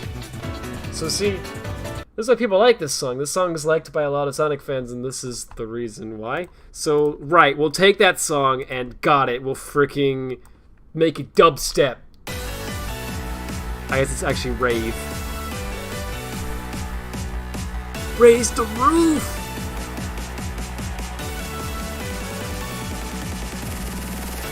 Like, why would you do this? I don't get it. It doesn't sound bad. It's not a bad remix. It's just such a baffling choice to me. Like, imagine running through the calm, peaceful Planet Wisp hearing that. It's like it doesn't fit.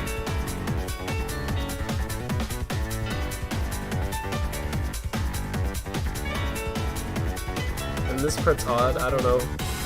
And then this freaking synth. Listen to this beauty.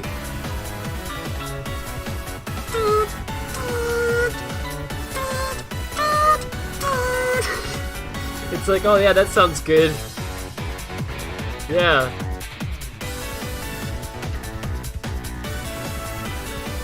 I don't know, man. I'm not a fan of that one.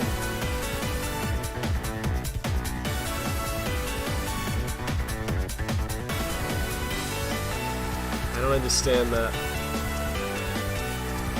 I like this though. I think it's Act 2.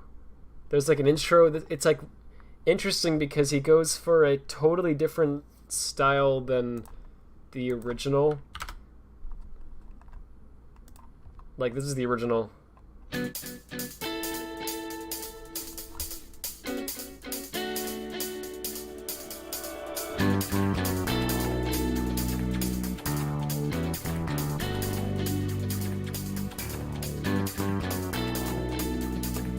It's like really peaceful. And it takes a while before it gets into the medley. It's just kind of screwing around with the percussion, which is neat. But yeah, there's remix potential there because there's a lot you could kind of add to that. And then it starts up here.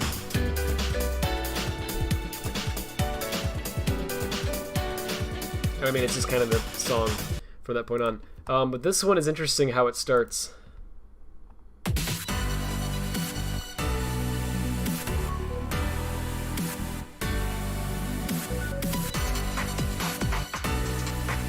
That's good. I actually kind of like that.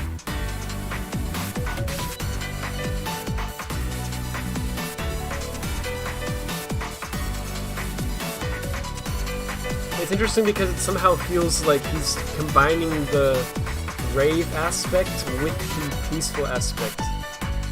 He somehow managed to make a peaceful rave song. Like, that's how it feels.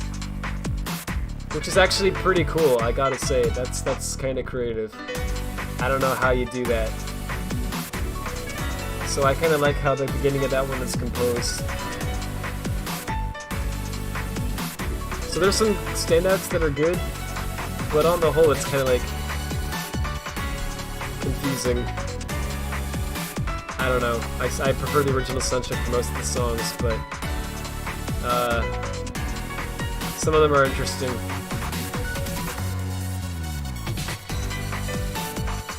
I think this is the one that was a big Let me hear this one.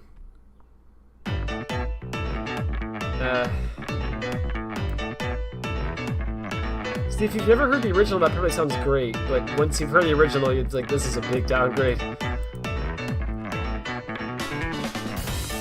Okay, that percussion's good.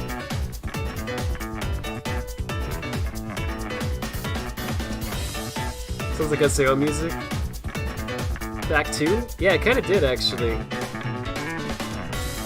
If anyone watching this is looking for new music and has not heard the songs from SAO, by the way, Sword Art Online, I'm not going to recommend the anime to you because the anime is kind of a mess, but the music is excellent. So you should listen to it. It's good. Like for real. Like freaking to bop. Hang on. I have a Spotify playlist called it's really cringe. I just have one that I made a while ago. This is extremely cringe. So buckle up. It's called Best Sword Art Online Music, and it's it's 4 hours of music, which is actually not much because there's another one that I have called All Sword Art Online Music, and it's just the ones that are on Spotify, which is missing several seasons worth of music. So it's not even close to all of the SAO music, but it's all of it that I could find on Spotify. That one is about 10 hours. There's a lot of music in this, but anyway, the 4-hour one, seriously, like freaking, like check it out. It's really good. It's good, really good stuff. It's not all weeb stuff either. There is weeb stuff, yes, but there's also like some freaking like orchestral stuff, and it's like so good. Oops, that's the wrong thing, sorry. Anyway, this part of the song, I freaking listen to this. I hate that synth. I'm sorry. It's just like screaming in my ear, like stop it. It hurts to listen to. This was the one that... Oh, this part. Listen to this freaking synth.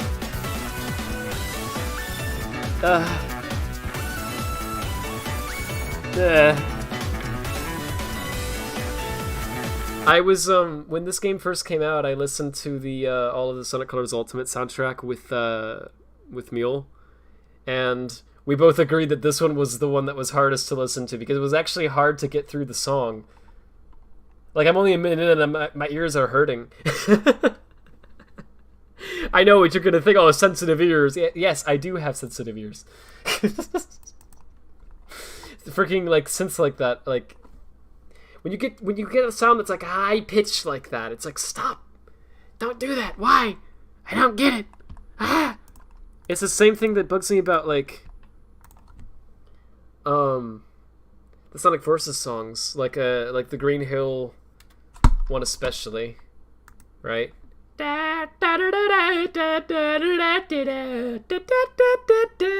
know, it's like stop. It's too high. It's a good medley, but you just go too high. The drummer snare, whatever you call it, is so terrible. Default FL Studios. Yeah, I think these remixes were rushed is the thing, but I agree. Act 1 was kind of nice. Yeah, Act 1's not as bad. Act 2 is my favorite of the Planet Wisp ones. I think Act 2 is actually a pretty decent remix, but Act 3 I'm not a fan of. Especially when you consider, like, the original Act 3 is a bop. This is, like, one of the best... This one's so good.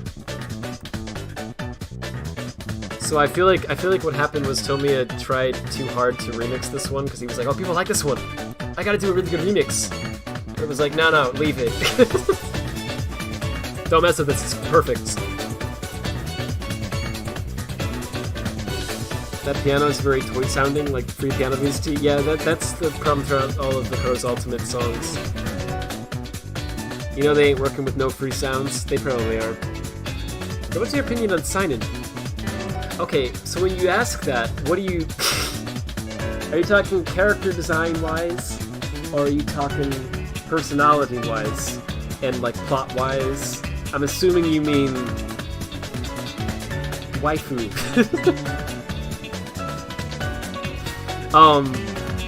Yes. Yes. But actually also the personality is actually pretty good. He's actually, I think, one of the better characters in the series, like, unironically. This is where I weed out on you all. But actually, because she actually has, like, a backstory that's, like, legitimately, like, holy frick, that would really mess with someone badly. And it's actually told pretty well. Like, as far as the SEO goes, it's actually one of the points of the plot where it's like, wow, they actually told a story well. You know, you actually, like, get it. Most of the characters in that show, they freaking...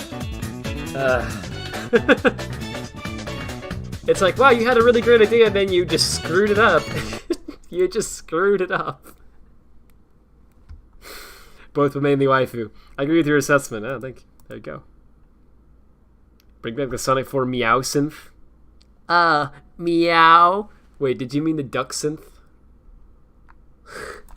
The one that's like... yeah, this one.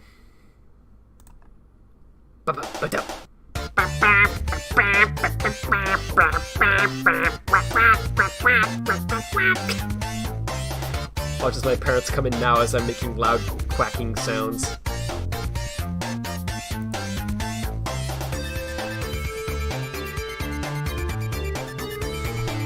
I have a bad take on this song. I actually don't hate it. It sounds alright to me. I agree that it sounds weird, but it doesn't sound bad to me. It just is kind of funny. I don't know, but I see how people wouldn't like it. Actually, I have a maybe bad opinion on all of the Sonic 4 OST. I don't think it's that bad. It's okay. It doesn't rival the classic games now.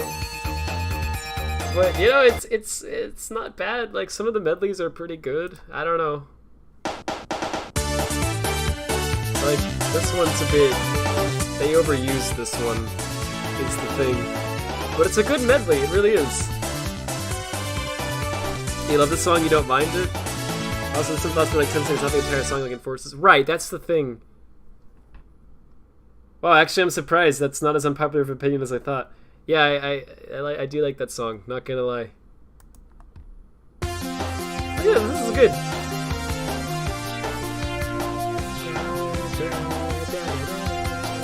That's a good medley. Oh, you know what's really good? Hang on. Well, this one's really good, actually. This is a good one.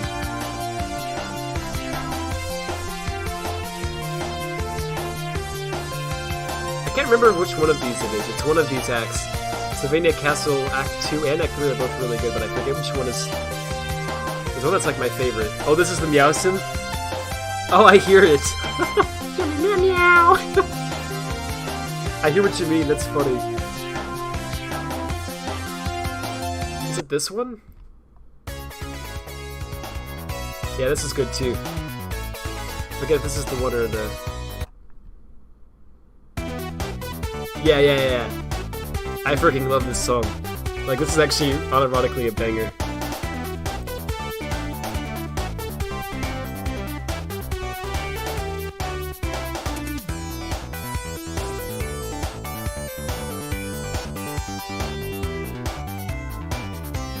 That part's so good. But it's like da, da, da, da, da.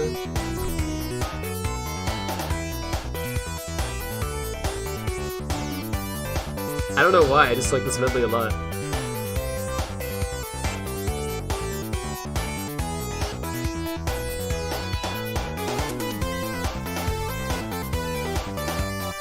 I think it's really clever how it's still based on the original Sylvania Castle medley, but it's so different that you can't really tell. It's really cool. Because it still sounds kind of vaguely familiar and like it kind of fits, but also like a totally different song. It's really neat. I don't know. There's some decent stuff in this soundtrack. Oh, so this one. This one. Heck yeah.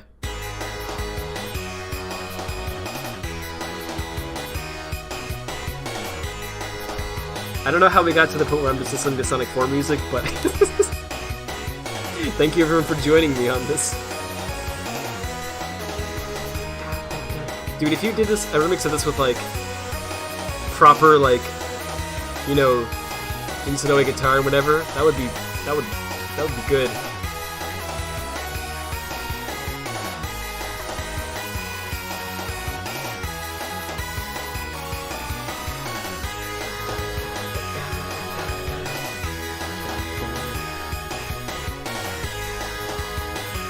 And of course everyone remembers the Metal Sonic one. This one, yeah.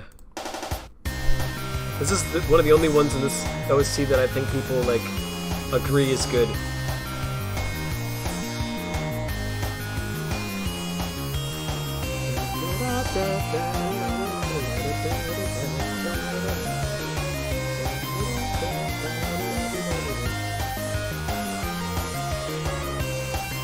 It's repetitive actually, but it's such a good, I don't know what the terminology is. Just a little bit of the song that I want to say riff, but I don't think that's what a riff is. I don't freaking know. I don't want some like music major to show me like, actually, on the 4th fret, you have, I don't know. I'll be like, yeah, right, I got it. I have no idea what you're talking about. I kind of want to learn music theory. I probably should, because there's a lot of things that I like can pick up on, but I don't know how to explain it. I don't know. I'm really picky actually about certain things. Anyway, a lot of Sonic music's really good, like straight up. I mean, not a surprising. Wow, what a controversial statement, Rad. But actually, right? There's like so many. Oh wait, what's the hurdle today? Speaking of Sonic music, if you don't want to get spoiled to this freaking Sonic hurdle, then I guess don't. I'm gonna guess it now, okay.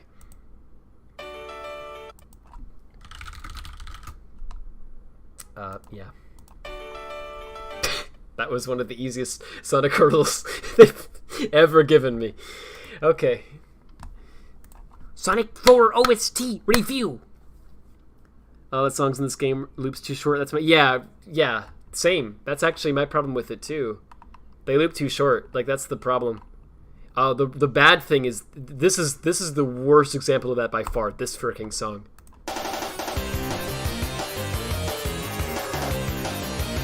It's already annoying. Like 7 seconds in, it's annoying.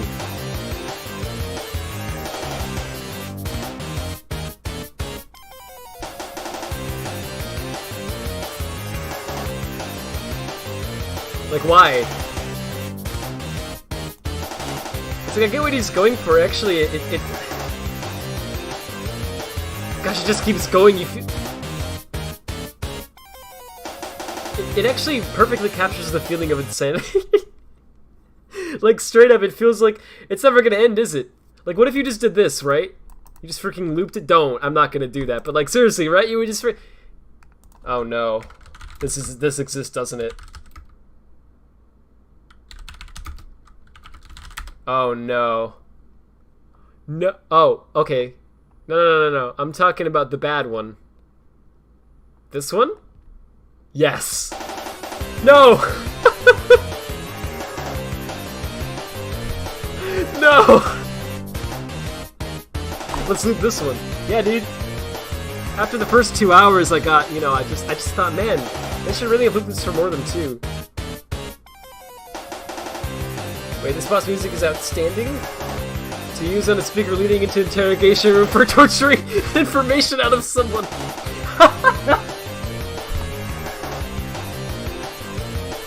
Oh, that's a great... Dude, I actually legitimately fell for it.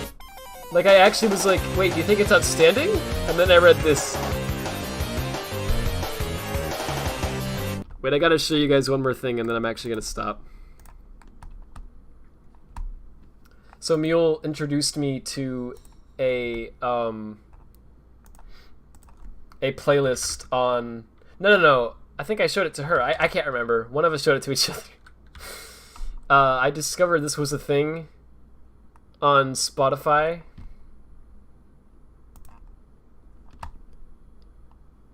It's freaking... CIA torture playlist. So let me explain. So apparently the freaking CIA, like the actual like US government organization, okay? When they need to interrogate like hardened criminals, like some of the worst like people that they have to deal with, okay? Who are like strong and they won't break and they need to get information out of them. They will literally like lock them in like a room, and they have certain songs that they will just freaking play on loop for them. And some of these songs have actually been like they've publicly told various news outlets and whatever like what some of the songs are. And so this playlist is a compilation of some of the songs. Oh, actually, wait, this one says this is actually the only one that they explicitly state was used. The others were mentioned by detainees or the military. Okay. So it's like gathered. It's like probably not accurate, right? But these are ones that they've actually apparently freaking used to torture people. I'm not even. This is real. And so of course Mio and I were like, dude, we gotta listen to the torture playlist. So we freaking listened to the torture playlist. Yeah, I'm not even gonna lie, right? It's actually extremely effective. It didn't take that long before we were like, I'm going insane. Like, I don't know how to explain it. There was actually a feeling of like hopelessness that you get when you listen to this. It's incredible. So we gave up about just a few songs in. I don't remember how much it took before we couldn't bear it anymore. We needed a break. It's funny because a lot of these songs are actually individually not bad, right? Like, I mean, freaking the Sesame Street theme is in here, and it's just, you know, la la la la. Oh no, that's the Almo theme. This is the oh my gosh, I'm an idiot. How could I forget this? This is a timeless theme. I don't think I can play it because copyright claim, but you know, Sesame. Can you tell me how? There it is. How to get to Sesame Street, right? Yeah, freaking classic theme. Everyone knows it. Everyone likes it. No one's got a problem with that theme, right? But yeah, I don't know. When you like loop it 8,000 times, yeah, you start to kind of go insane. I don't know why.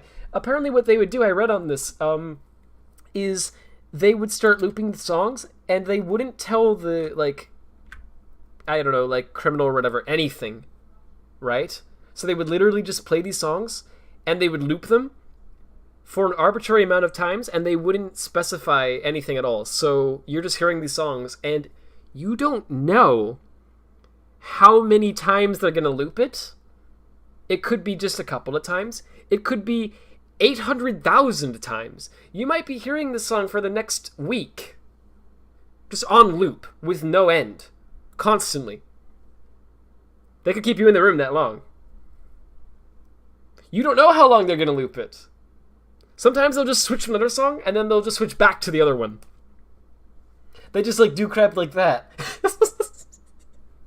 And so it gives you this feeling of unbelievable, overwhelming hopelessness, apparently. Because you just, apparently, at some point, your mind starts to melt down and just be like, oh my gosh, I'm never gonna get out of here. Elmo is gonna keep singing about his goldfish forever. And so, yeah, you just freaking start to break down, and so you say, fine, I'll tell you whatever you want. And that's how they get stuff out of some people. It's crazy, but this is a real thing. And yeah, some of these songs are like amazing. But I wanted to tell you about this. I think it's really funny. You got Slim Shady in here, of course. They don't like Eminem, apparently. There's a lot of Eminem songs in... I remember there being more than that. Maybe there was another one that I listened to. There were multiple Eminem songs, which I actually understand why that is, because imagine listening to that for like 24 hours or more, non-stop. I'm Slim Shady, you know, like just 24 hours of that. You go a little insane at some point. So anyway, I thought it was... Yeah, it's cruel, but it's also really interesting to me. It's like, wow, alright. But I love that someone made it a freaking Spotify playlist. That's so funny. Like, oh my gosh, like, dude, I gotta listen to that torture playlist. Let's go! Pass the aux cord! It's incredible. This is the OST to currently did 5. Yeah, just use the freaking torture playlist.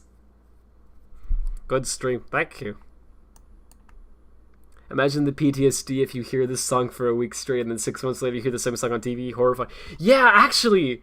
Oh my gosh. Yeah, the freaking Barney theme. Oh, this one. Okay, so I noticed a theme about these. So I was listening to some of these songs because I was trying to figure out what the Meow Mix commercial. Meow, meow, meow, meow, meow, meow. Yeah, that one.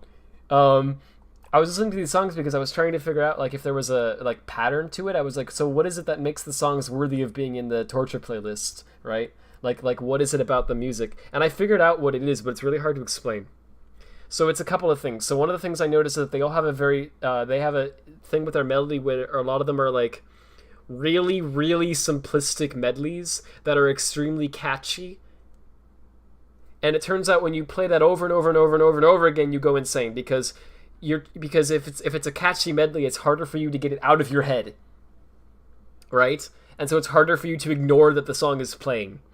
Your mind wants to hum it, but you don't want to hum it. You're sick of it. So you've got this conflict where it's like, you know, with the Meow Mix, it's like meow meow meow meow, you know, forever. Like for 19 years, you're gonna hear this freaking thing loop, and you're gonna be like, stop.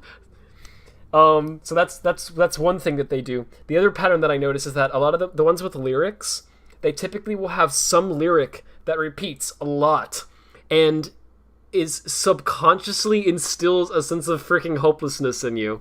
So it's hard to explain, right? Each one of these songs with the lyrics, they always have like a line where it's like it sticks with you. So in American Pie, the line is, "This'll be the day that I die," right? "This'll be the day that I die." So you hear that a million times and you're gonna keep thinking about that one line.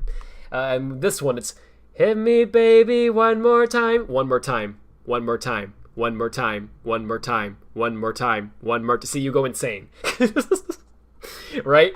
And I've noticed they all have something like that. So it's like clever. There's like thought put into it, but it's like so freaking cruel. It's really interesting. Anyway, wanted to tell you about that. I thought it was really interesting and funny. The music demands your attention. Yeah, that's a good point as well. That's a big thing that they do. It's not music that can be listened to in the background like the lo-fi beats to listen to while doing homework, girl. Right. Yeah, it's like music that like freaking never. You can't ignore a lot of these songs because they're very like, I guess what is it, like bombastic or whatever. They're like in your face.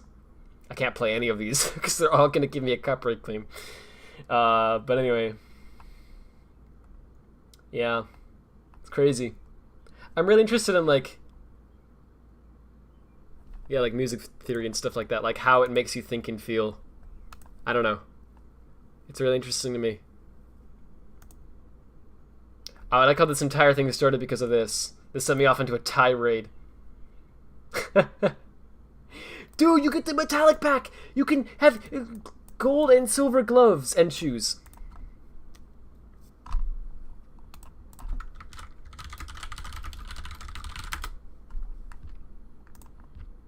Can you believe it? Can you believe it?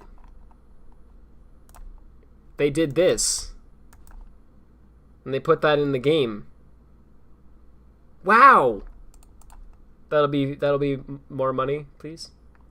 And then the Sonic movie icons. Oh, harness the power of Sonic from the hit movie and gain an exclusive lightning effect. Ooh, you get a Roblox trail? Dude, that's freaking... So how much does it cost? I think it's $60. I want to make sure I didn't misremember that. I'm pretty sure it was $60. Okay, on Switch it says it's 40. Well, it should be 40 on the Switch though. How much was, because that version was the worst by far. How much is it on Epic Games? Okay.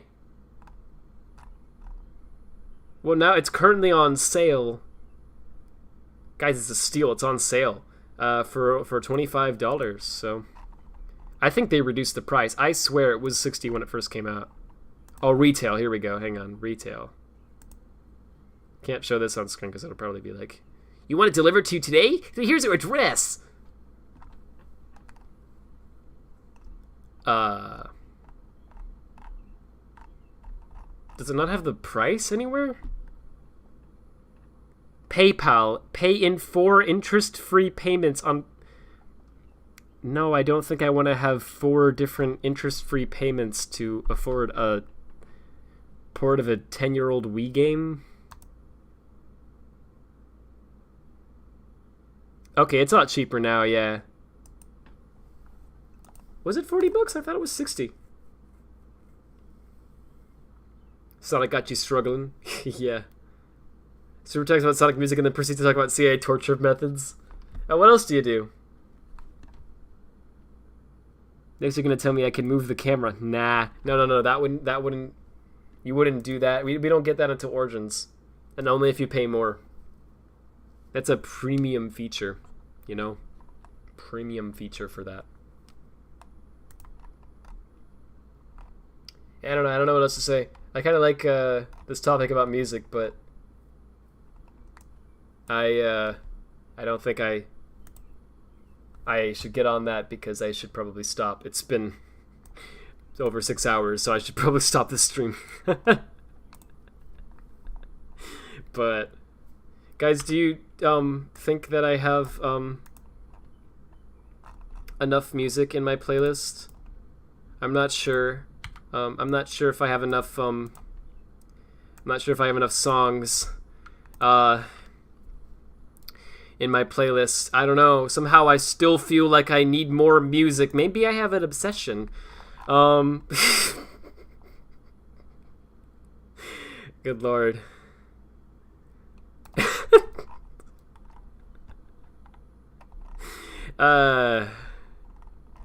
It's nuts, man. I don't know, it's freaking nuts. There's actually even more in this one than there are in the YouTube version of this. So I started moving this playlist to Spotify because I felt bad because I was listening to the music in Foobar and it was great and I love Foobar, but you know, I knew that I wasn't listening to the ads on YouTube, and even if I was, a lot of times the songs were re-uploads that were not official, and because no one officially bothered to upload the song. And so, you know, the artists weren't getting paid from me listening to them. And I was like, man, that's bad. I don't want to do that.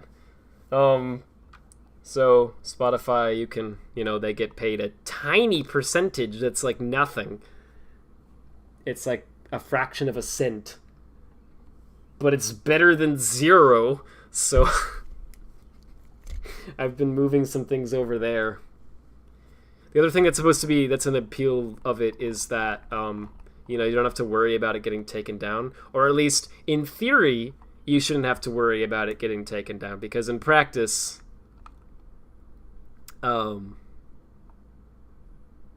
is it? Hang on.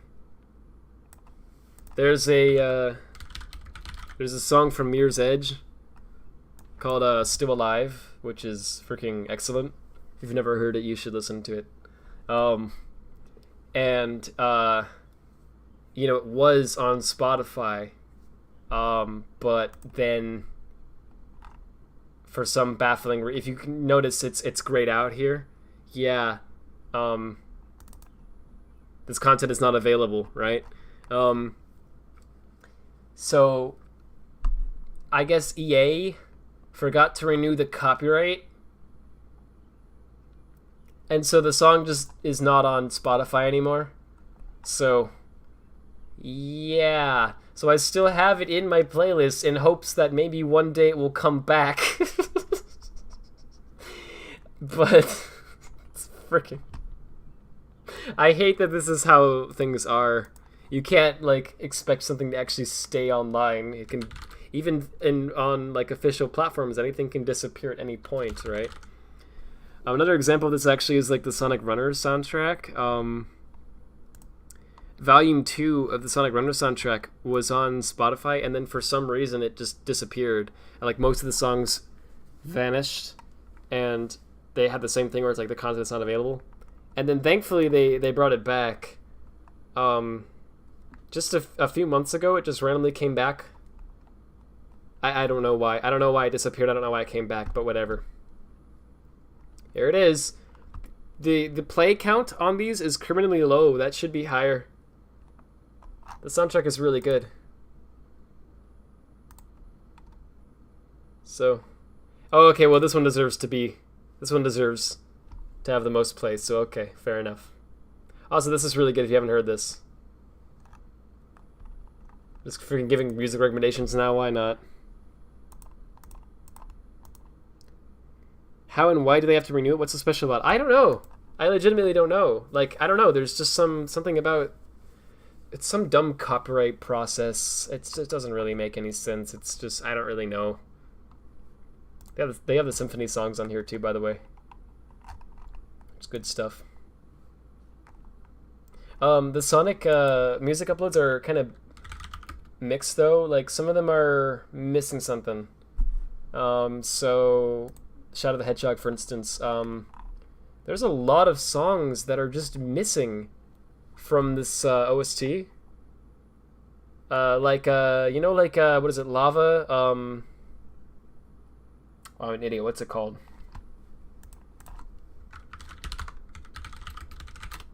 Hang on. Lava Shelter. Freaking this song, right?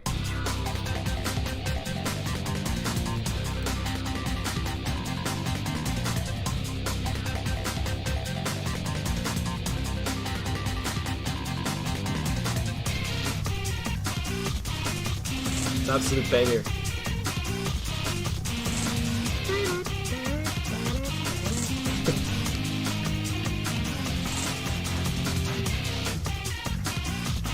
That's not on Spotify. It's just not on here. I don't know why, it's just missing. There's a lot of songs that are missing from this. And if you're wondering, I also looked it up like this. And yeah, it's just not, it's nowhere. I don't know, it's just missing. There's also a lot of other songs that are missing like that too. Like the Sonic Heroes soundtrack is missing a bunch of them. Yeah, look at this, it's like missing a lot. I forget which, there's like a lot of cutscenes that are missing, and I forget. There's just a bunch. There's like some boss ones that are gone. It's weird. I don't understand it. Generations actually has both volumes. They have like the second one is like the 3DS soundtrack. They have that too, but for a while the second volume disappeared. I don't know why. But they brought it back. Oh, also the way that they cut this, I'm not a fan of. I can play this because this is Sonic music. Seaside Hill, right? The way that this, yeah, look at this. This is just 1 minute and 36 seconds. It's not the full version of Seaside Hill. It's just the, like, loop, right? Like the game loop. The full track is, like, awesome. It goes into this whole second thing that's, like, longer and it's nice, and there's no Seagate. There's no Seagate. It's a crime. How could they do this? It's here. Thankfully they have it in this album. But like you gotta, like, it's not in the freaking... It's so weird, right? So you gotta like... So what I've done is, you can actually add songs from your hard drive. Like you can add MP3s to your playlist on Spotify. So I've put all the ones that are on Spotify here, and then the ones that are missing or don't have a good version are replaced with something else. So they have another uploaded Seaside Hill on Spotify that actually is good, so I use that one instead of the bad one. And then they don't have the Egg Hawk theme, so I have to add that for my hard drive. And they don't have the system select screen, they don't have the versus team battle theme, they're missing the jingles, they're missing this menu, they're missing the battle city and sea area, they're missing this one. Quick Race, Ring Race. They have Seagate, but in another album. They're missing these cutscenes. They're missing this cutscene. They're missing the Egg Emperor boss fight for some reason. They're missing this cutscene. They don't have the extended version of the Emerald Challenge, and then they don't have the original or the remix versions of these songs. And then this one, like, all the ones that are like the red and the black album art, those are ones that I had to add from the hard drive. So, like, they're missing Circus Park, they're missing the Ark.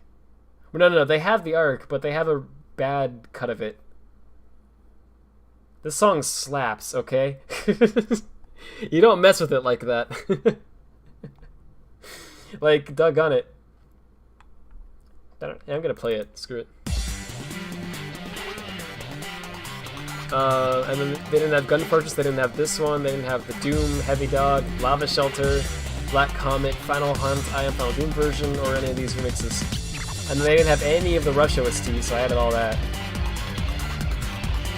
They're missing some of the 06. Most of 06 is there, but they're missing the other versions of Sweet Dream that are in English, and they're missing the Zebrahead version of This World. There's another one they're missing.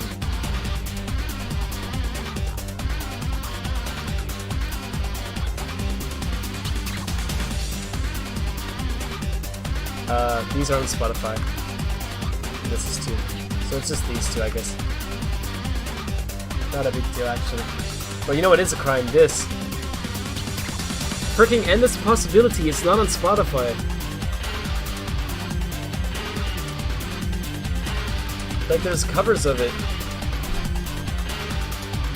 They have, like, the symphony version. Little Boulder has a Spotify. They have a cover, and Nate's cover's on there, and so on. But they don't have the freaking original song. How could you not have that? Yeah, they are a risk to play. I'm not gonna play them, don't worry. But thank you.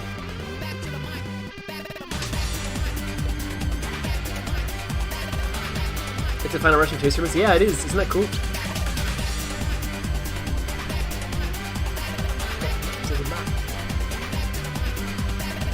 Right as it's starting to get a bit repetitive, they change it up, which I think is cool. It's right here.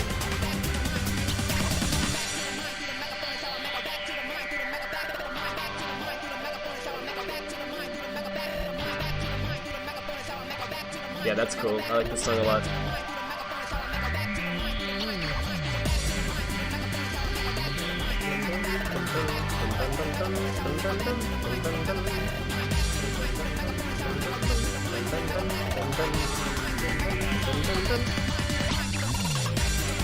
What a core remix. That sounds rad. You made a pun. I think Generations Manual since the licensing for... Yeah, I think they probably didn't have the licensing rights to it or whatever. Because of, Jared Reddick from Bowling from Soup. Wait, Bowling for Soup, if I could speak. Goodness gracious. I think they didn't have the rights because of that. Yeah. You prefer the Doom over the Ark, but it's okay. Is this the one I think it is? Oh, this one's good too, yeah. There's actually a lot of good songs in this game. Unintentional puns.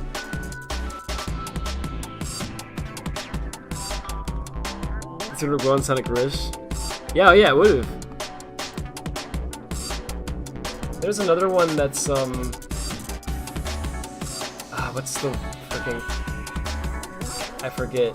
There's one that's has a really cool, like, bass line at the beginning.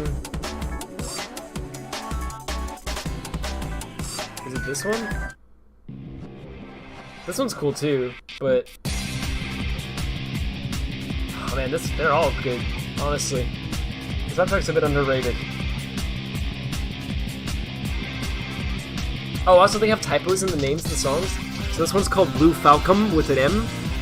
It's not actually called that. If you look up the actual soundtrack, it's called Falcon. It's just that when they put it on Spotify, they screwed up the name. And they do that with a lot of the songs. In the Secret Rings OST, we have this song which is called Let the Speed Mend It. Sorry, I'm on the wrong album. They accidentally called it Let the Speed to Mend It.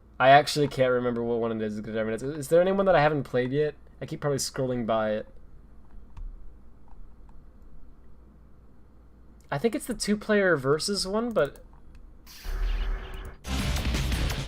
maybe not. Dude, I don't know. Anyway, there's a song that's cool, and it's driving me nuts now because I can't find it. But who cares?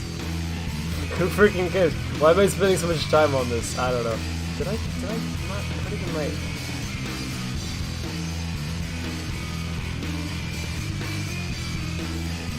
I think I might be missing one. Like, I actually... Anyway, who cares?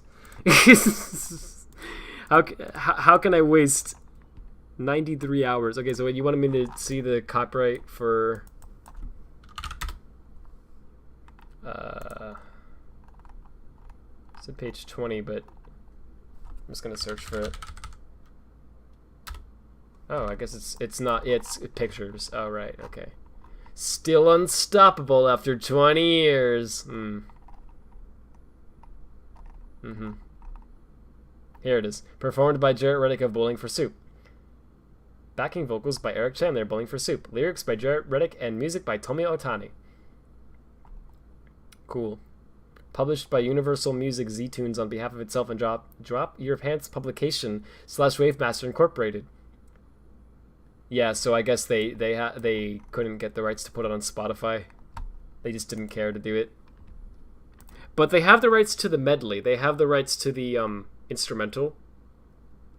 So it's okay for them to put the Dark Gaia fight, you know, the orchestral theme remix of it, and it's okay for them to have the symphony version. So they did put those two on Spotify, but they didn't put the one with the lyrics because they don't have the rights. That's dumb. Enjoy your future. It's gonna be great. Biggest lie. I'm gonna lose my freaking mind. What is that song called? Like, actually. It's this one. It's this one.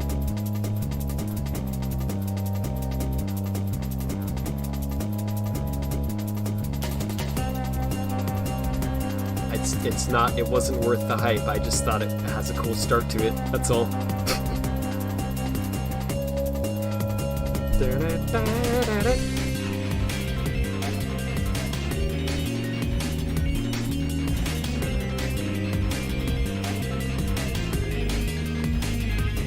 This franchise has some good music. It really does.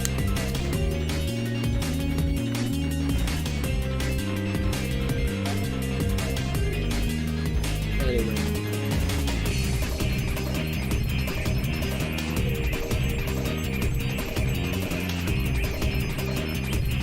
It's really good mixing. I don't know. There's something about it.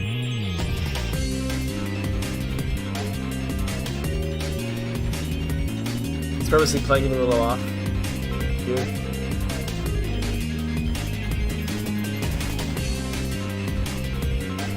The Shadow was as good as the music for, yeah, I know.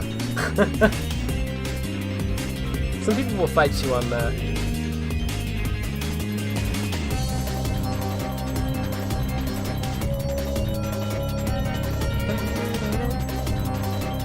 Yeah, you know how I feel on Shadow. I actually don't, like, it's funny because I thought going into it that my problem would be, oh, she's got a gun, that's so stupid, and that's probably gonna play badly too, right? But actually that wasn't my problem. Like, somehow I was weirdly okay with Shadow having a gun. I was like, freaking whatever, I don't really care. Like, my problem wasn't even that. And surprisingly, the gameplay of the gun wasn't bad either. Because they actually did combat correctly. Like, you can tap, while you're running, you tap the button and he just shoots automatically and you don't have to aim. And you also don't have to stop running. You can just keep going and he just keeps shooting. And so it doesn't interrupt the speed gameplay to do combat, which is something that almost every other Sonic game that does combat gets wrong. But this one actually does correctly, I think. So I was like, oh, frick, that actually works. And so I'm like, I was surprisingly so close to liking the game. And then they put in the missions, right? Where you have to, you know, shoot 200 enemies on this side. And it's so bad. It's especially because, like, you can't choose which ones you want to shoot. It shoots like just whatever it wants to, basically. It's supposed to be what's like closest to you, I think, but the targeting system doesn't always.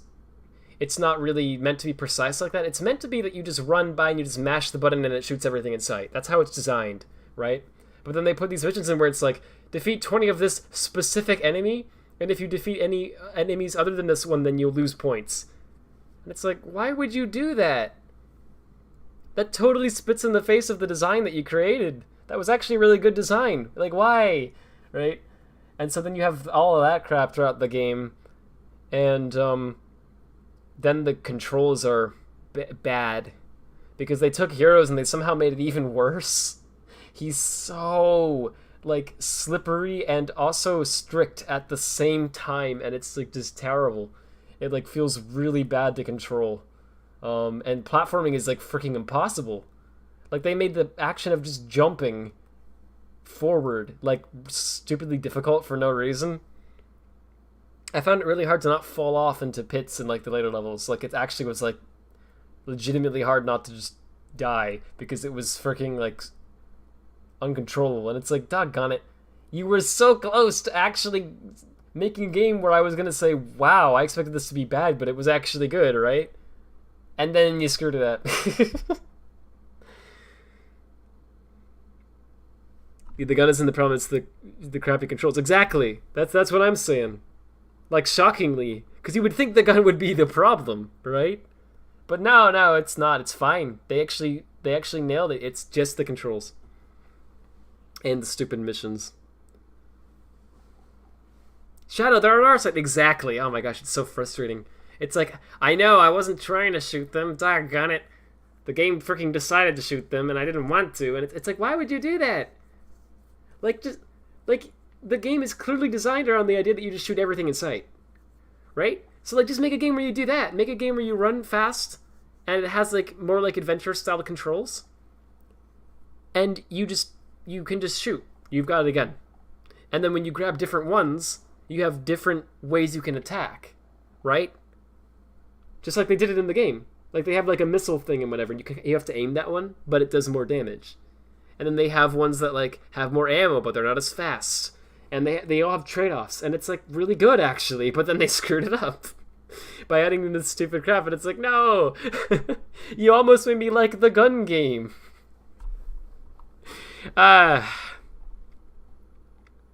Anyway. Shadow music is very recognizable. It's distinct from SA2 and Heroes. Yeah, it actually is. And hey, Kasim, how you doing? I'm about to end, actually, for real, but how you doing? Jumping is somewhat harder than Forces. I know, it's impressive. It's like, how? Slippery on the ground, but stiff in the air. Yeah, I guess, yeah, that's a good way to put it. It's like shockingly bad. Like, 06's controls, I think, like, Shadow's controls are so bad that, like, 06's controls look good in comparison. You know what I mean? Like, coming from Shadow to 06, you're like, wow, that's a big improvement. And then you have to remind yourself that, like, you know, it used to be a lot better than this. It used to have momentum. And then they completely freaking screwed it up entirely. But at least I can move him around this time without dying, so... Yeah, it was rough for a while. I mean, we went from this to, they went, like, 06, and then freaking Secret Rings. And then somehow, by some miracle... we went from that to Unleashed. How did that happen? How did that happen? Like, I think they got a new Sonic team was the thing. But it's freaking... that was a miracle. They literally went from Secret Rings to Sonic Unleashed. It was like... what? How did you do that? It was such an upgrade. It was incredible. Remember that Unleashed got worse scores than 06? That's upsetting. That's very upsetting. It didn't deserve that. Anyway, I should stop. I've been blabbing too long. Can we make it to 7 hours, though? Think we can make it to 7 hours? I think I want to end on exactly the 7 hour mark. But I gotta wait a whole minute to do that. So, what else do I talk about for a minute? Minecraft 1 is trending. I wonder why that is. I wonder, but I also don't wonder enough to care. And click on it. It's kind of insane, even if I dislike Werehog, that Unleashed was more panned. Yeah, it freaking didn't deserve it. Like, genuinely, I can't wrap my head around it. It's like, what's bad about this game? Show the night screenshot? Okay. Positive. Probably not going to be 7 hours. In my defense, I don't believe I said that this time. Okay, so we're almost to the 7 hour mark, so thanks, Blue. That's very nice. Good ending. No, actually, I think we're about to get the bad ending. I think... Oh, frick. Oh, no, I'm being attacked. Oh no. Oh, how could...